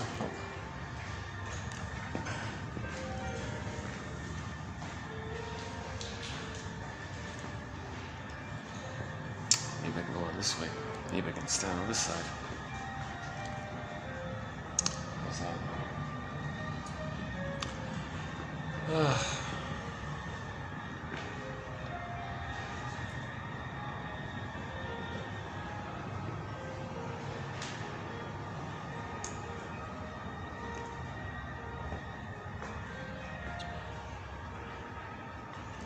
Yeah, there's one quote from yesterday where the guy couldn't enjoy his holidays.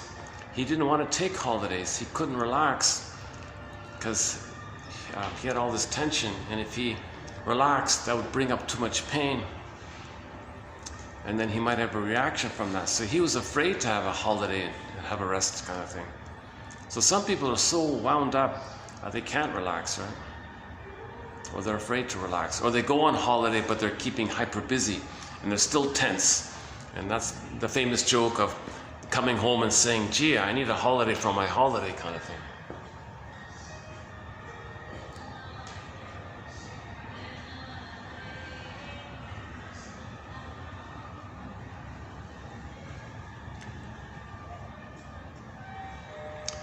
So my little self-help exercise is, if you're feeling okay, just say to yourself, I have 3 brains.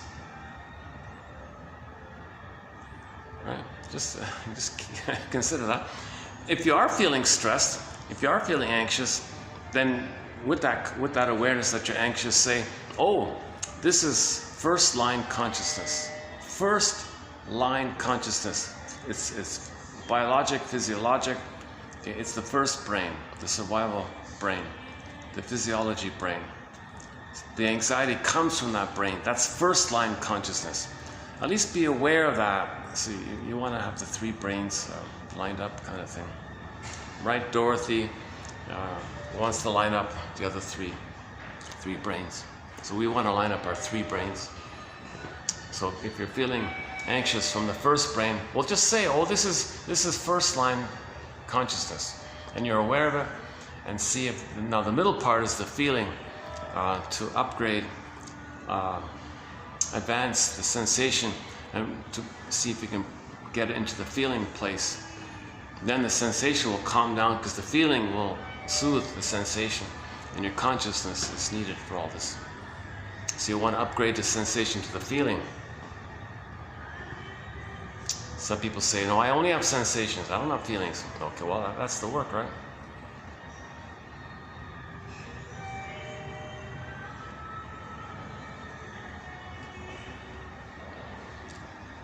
Oh, hang on. What if I stood here? What if I just went on this end here? Oh, there's more space. Okay, here I'm not interrupting anyone. All right. Maybe I can do this.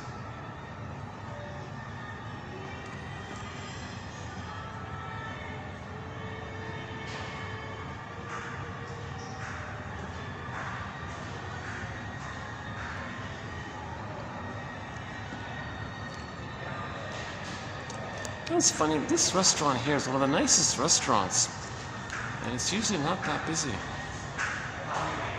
It's got the nicest decor, it's got the nicest kind of general feel, I think. And the cooks look like, I've seen the cooks, they look healthy. They look healthy. Hi. Second thought. Yeah, I saw the cooks, they look relaxed and healthy. Yeah, that's a good sign, right?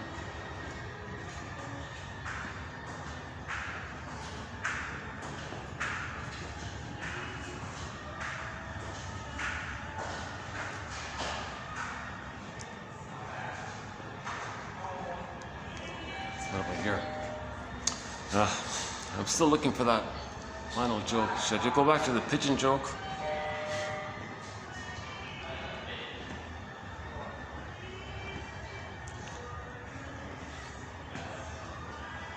One funny thing about the Amos and Andy comedy show is sort of, what do they call this play on words. Like if they're using an advanced word, they might mispronounce it and it sounds like another word. There's a term for that. There's a term for that phenomenon. Parabolo or something. Parabolo, I forgot what it's called. There's a little device in comedy where you take a word and find another word that's very similar to it, but that other word is kind of like a childlike version of the first word. So it's very humorous, and it can almost fit, kind of thing, and it's unexpected. So there's the comedy side of it all, the tension of the advanced word using the child word that sounds like the advanced word. Can't think of any examples at the moment.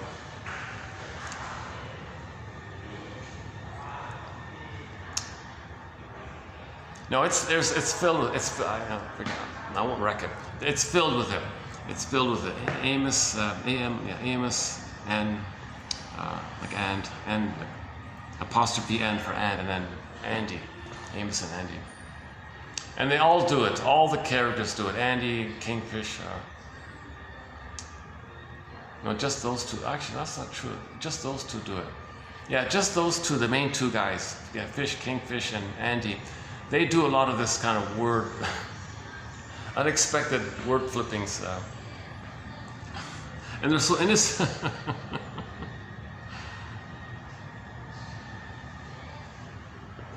Okay, I'll see you in the next video. Yeah, so we'll see you in the next video. Thanks very much. This concludes our marathon of quotes on the work of Arthur Janoff. Yeah.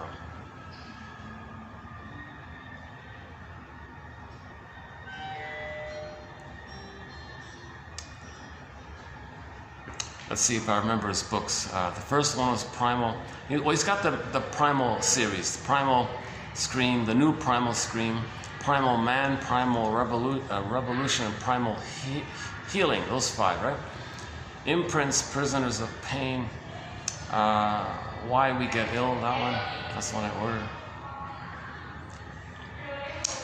And then the more recent ones, Beyond Belief, Life Before Birth, and the Janov Solution, which is unavailable. Oh, it's out of price.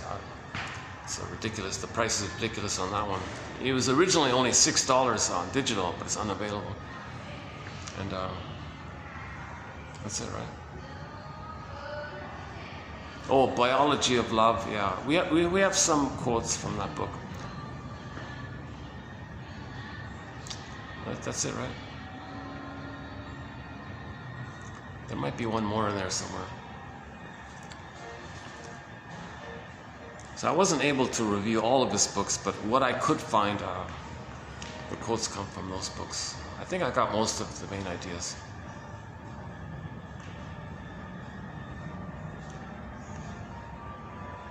That last one is hard to find. I managed to get a copy of it. So yeah, you might only find it here, you know. Quotes from that book about belief called Beyond Belief. So yeah, today we reviewed a few of them.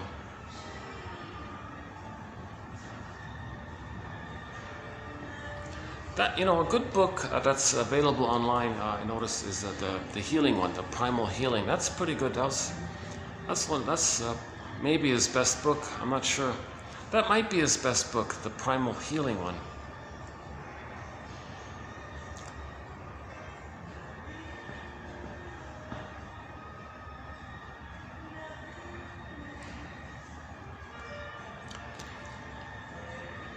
And the new Primal Scream, like the 20-year follow-up update, the 20 years after the original, he updated it and called it the new Primal Scream. That one was also quite good. A lot of quotes came from that book as well.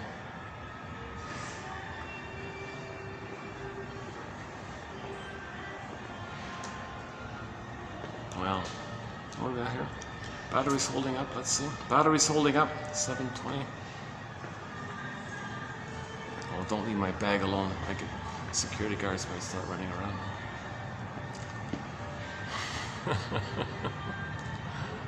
All I have in my bag is a little bit of guava juice, and that's it. Yeah, that's it.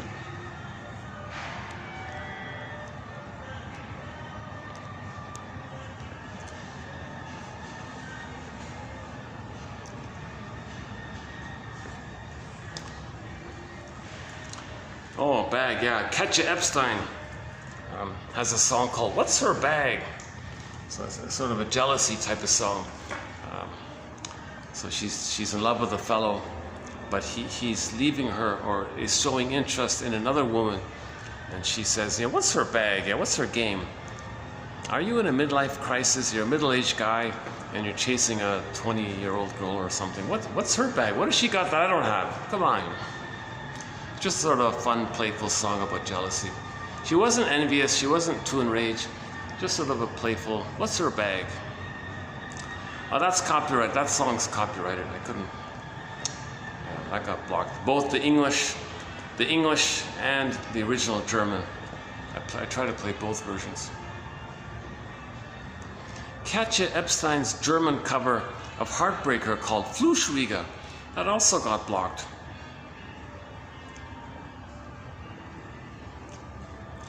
Katja Epstein also sings Windmills of the Mind in Spanish, but yeah, I think she missed it in that one. But the original German cover is excellent. Yeah, our theme song.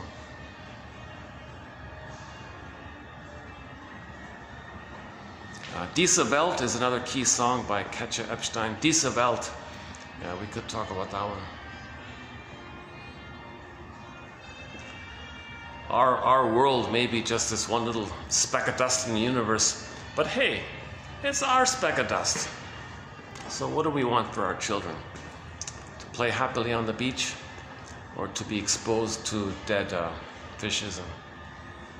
Oh yeah, yesterday I saw a news item. A few dozen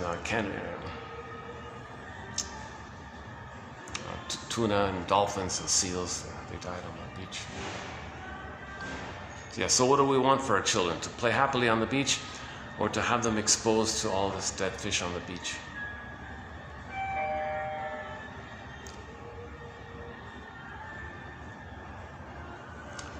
And besides, all of the other specks of dust are so far away. So this is our speck of dust. Our world, this world, our world. Lisa Welt. I think that was her first sort of big hit, the song that made her famous in her youth, 1969 or 70 or something like that. Yeah, she won it in some kind of singing competition thing. Oh yeah, we're on the third floor here. Yeah, okay.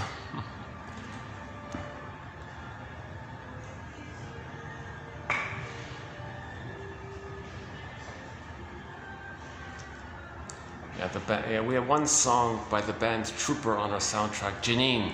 Yeah, that's on our soundtrack, Janine.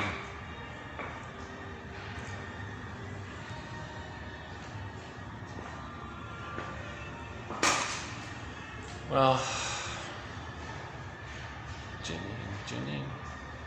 Virginia by Ron Tabak, lead singer for Prism.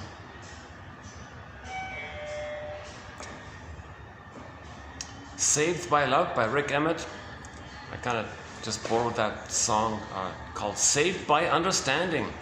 Saved by Understanding. These quotes are an attempt to give us understanding. Saved by Understanding.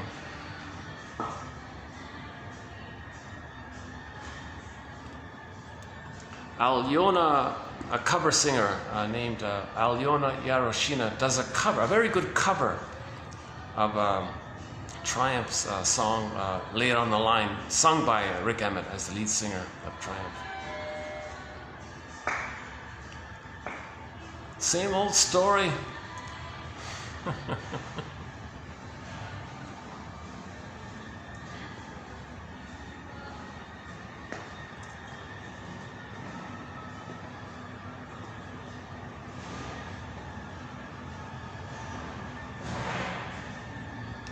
Actually, Rick Emmett recently did a nice sort of acoustic, solo acoustic version of Lay It on the Line just a few months ago, last year. Just him and a guitar on a chair in Penticton, a small town in British Columbia. That's a nice version of it. He changed that up a little bit. Very nice version of Lay It on the Line. Yeah, that's also on our soundtrack. That one there.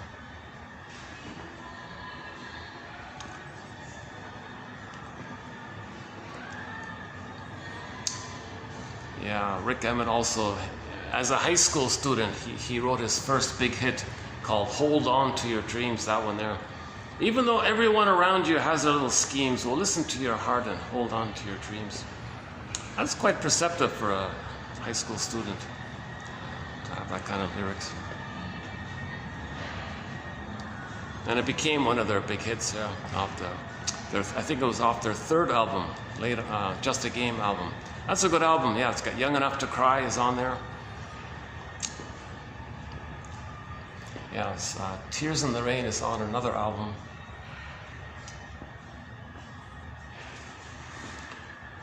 The singer Anne Murray has a cover album called Honeyweed and Laughter. There are a few good covers on there. Fire and Rain. Rain by Jose Feliciano, the one Rain. Listen to the falling rain, that one. And with every drop of rain, let it rain all night long. As long as we're together, who cares about the weather? That song. Jose Feliciano, that's his song. But Anne Murray does a nice cover of it called Rain.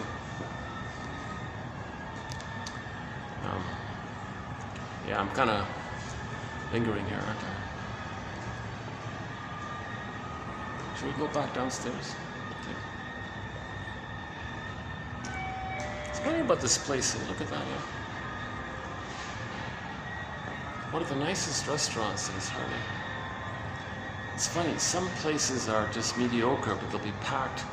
But a nice kind of cultured, civilized place like this.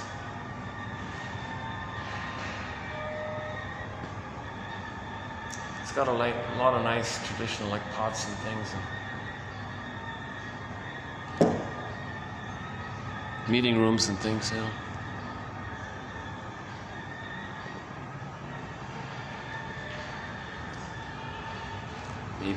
Maybe it's mainly used for tour groups and things.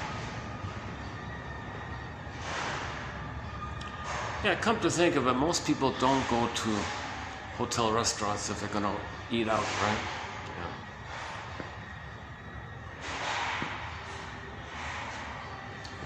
Yeah. They only eat for the breakfast buffet part, right? Yeah, I never made it out to the Sunflower Park. Yeah, I wonder if the sunflowers are still there.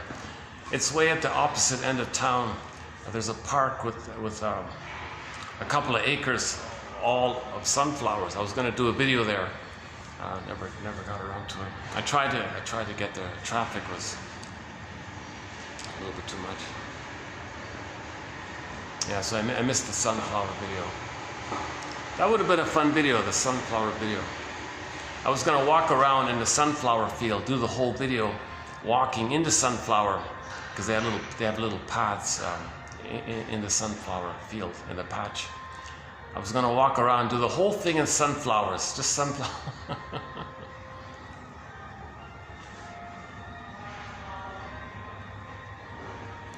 I once tried to get to a bird park there. Little chain, couldn't get there either.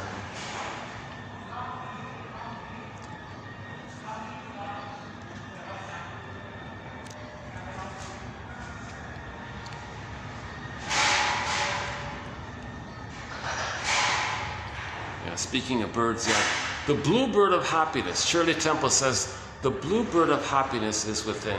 Okay, that's a metaphor that joy runs the console. With the repaired ego and grieving and giving up the false hope and grieving and getting a conscious recognition of our uniqueness, which we express, joy runs the console. That's the bluebird of happiness, right? Expressing our uniqueness. It's meaningful, it's pleasurable, it's loving life, the path of heart. That's the bluebird of happiness is within. So we want to get the bluebird of happiness within. We had it, we lost it, want to get it back, right? The baby had it. Mother's misattunement, malattunement, old cunning tale. The bluebird flew away. So we want to create the healing arrangement that allows the bluebird to appear again, kind of thing. So part of the grieving process is forgiveness. Now, what is forgiveness? So part of it is, as mentioned before, to see the two sides of a situation. Every coin has two sides. You want the third side of the coin that holds the two sides. The third side of the coin holds the two sides. So you've got to look for the third side. Okay, in Route 66, they talk about the third side of the coin. TQ 2599, Route 66, they talk about the third side of the coin. So see the two sides. Every story has two sides. Look for the two sides. The real self, positive intention, and the unreal self, symbolic, neurotic behavior, which is the cutest expression of the attempt to find the missing needs from the real self. See the two sides of the story. See how your parents, see the two sides of your parents' story. What are they symbolically acting out? What pattern do they have? And maybe one parent is more in the sympathetic mode. Maybe one parent is more in the parasympathetic mode. That's part of it. The birth order issue might be of help. The birth order, if one of the parents was an only child or the youngest child, etc., or a middle child, sort of sandwiched out, kind of thing. Ignored, in other words. That's Adler's theories that the middle child is sometimes kind of ignored. So the first one gets a lot of attention, the other one gets a lot of attention, and somehow the middle one just sort of a little bit feels ignored or something. So that, if that's the case, then they may go through life with a pattern of feeling always ignored and recreating the family in the present to see if they can change the past. Symbolic acting out. Doing this is also considered to be a communication from the non-reporting brain, also known as the inferring mind. The inferring mind. So our unconscious is also sometimes called the inferring mind. It gets us to do stuff. That's a communication from the inferring mind. We got to step back and make the inference. Okay, I can infer here that maybe this is a repeat of something in the past because my unconscious inferring mind wants to make me conscious of the past. To get my narrative medicine here, narrative story. So yeah, philosophical medicine. We're looking for our story.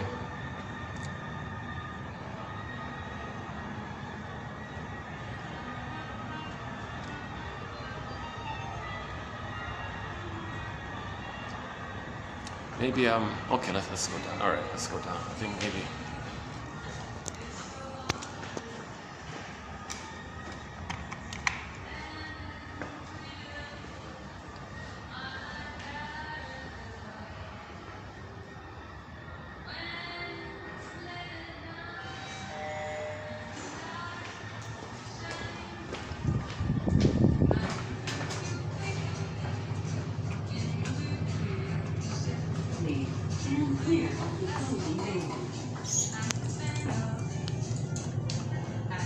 Stand clear of the closing doors. Please stand clear of the closing doors. Oh yeah, Janov says if a person is afraid of elevators, he thinks that maybe the person spent time in the incubator or stuck in the canal and they're claustrophobic kind of thing.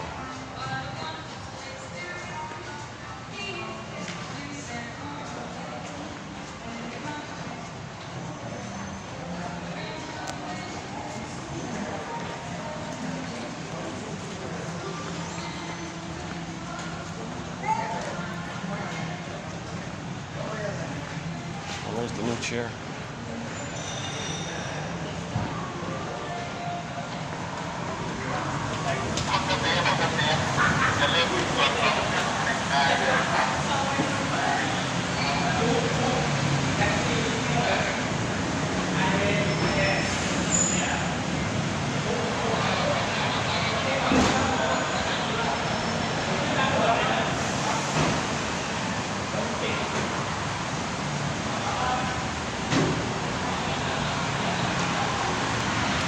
Okay, let's end the video here for today. I'm still looking for that. Okay, okay, so can I refer you to Amos and Andy for some comedy? Amos and Andy. Is that right? Yeah, Amos apostrophe N as an Andy. Amos and Andy, yeah. Whoops.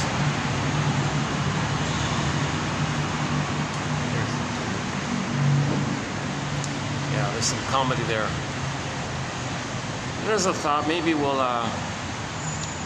look for some more quotes on the psychoanalysis of humor.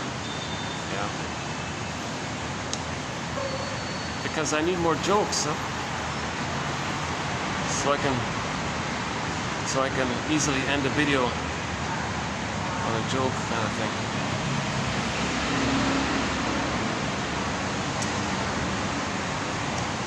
So yeah, once again, I'm not an analyst, I'm not a therapist. I haven't been analyzed. You're seeing my anxiety. So my anxiety, according to Janov, as I understand it, is out of context. My brainstem doesn't know time. So if I'm a little slouched or stops and starts and ums and ahs and self-corrections, a little anxious, little gestures or something, because it's timeless. It's timeless. That fear that we experience in the perinatal time, it's stuck in the part of the brain that doesn't understand time. Now the human brain understands time.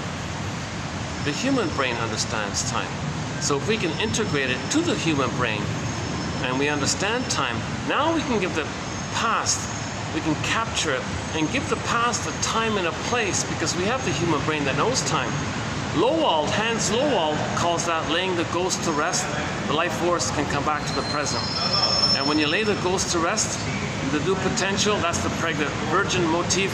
Now you're going to get new life like that. So you're getting your feelings back to yourself. Yeah. All right, let's wrap it up here.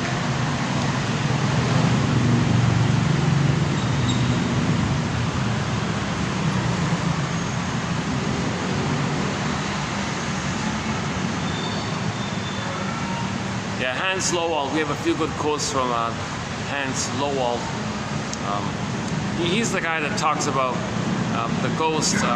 You want it to be an ancestor, because an ancestor, it's kind of accepted and it rests. Then you can love life in the present. But the ghost idea, that's you frozen, flash frozen in the painful scream that's silent, that you couldn't scream, and that's like the ghosted, frozen ghost. There's a band called Frozen Ghost. No good. Forget about the music. I'm just referring to the title of the band. So can we lend our consciousness to that past time?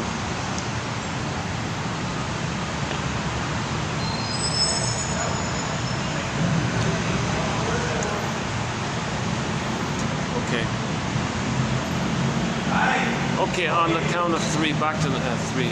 On the count of three, I'll close the video here. All right, thanks very much. I'll see you in the next video. Thanks again.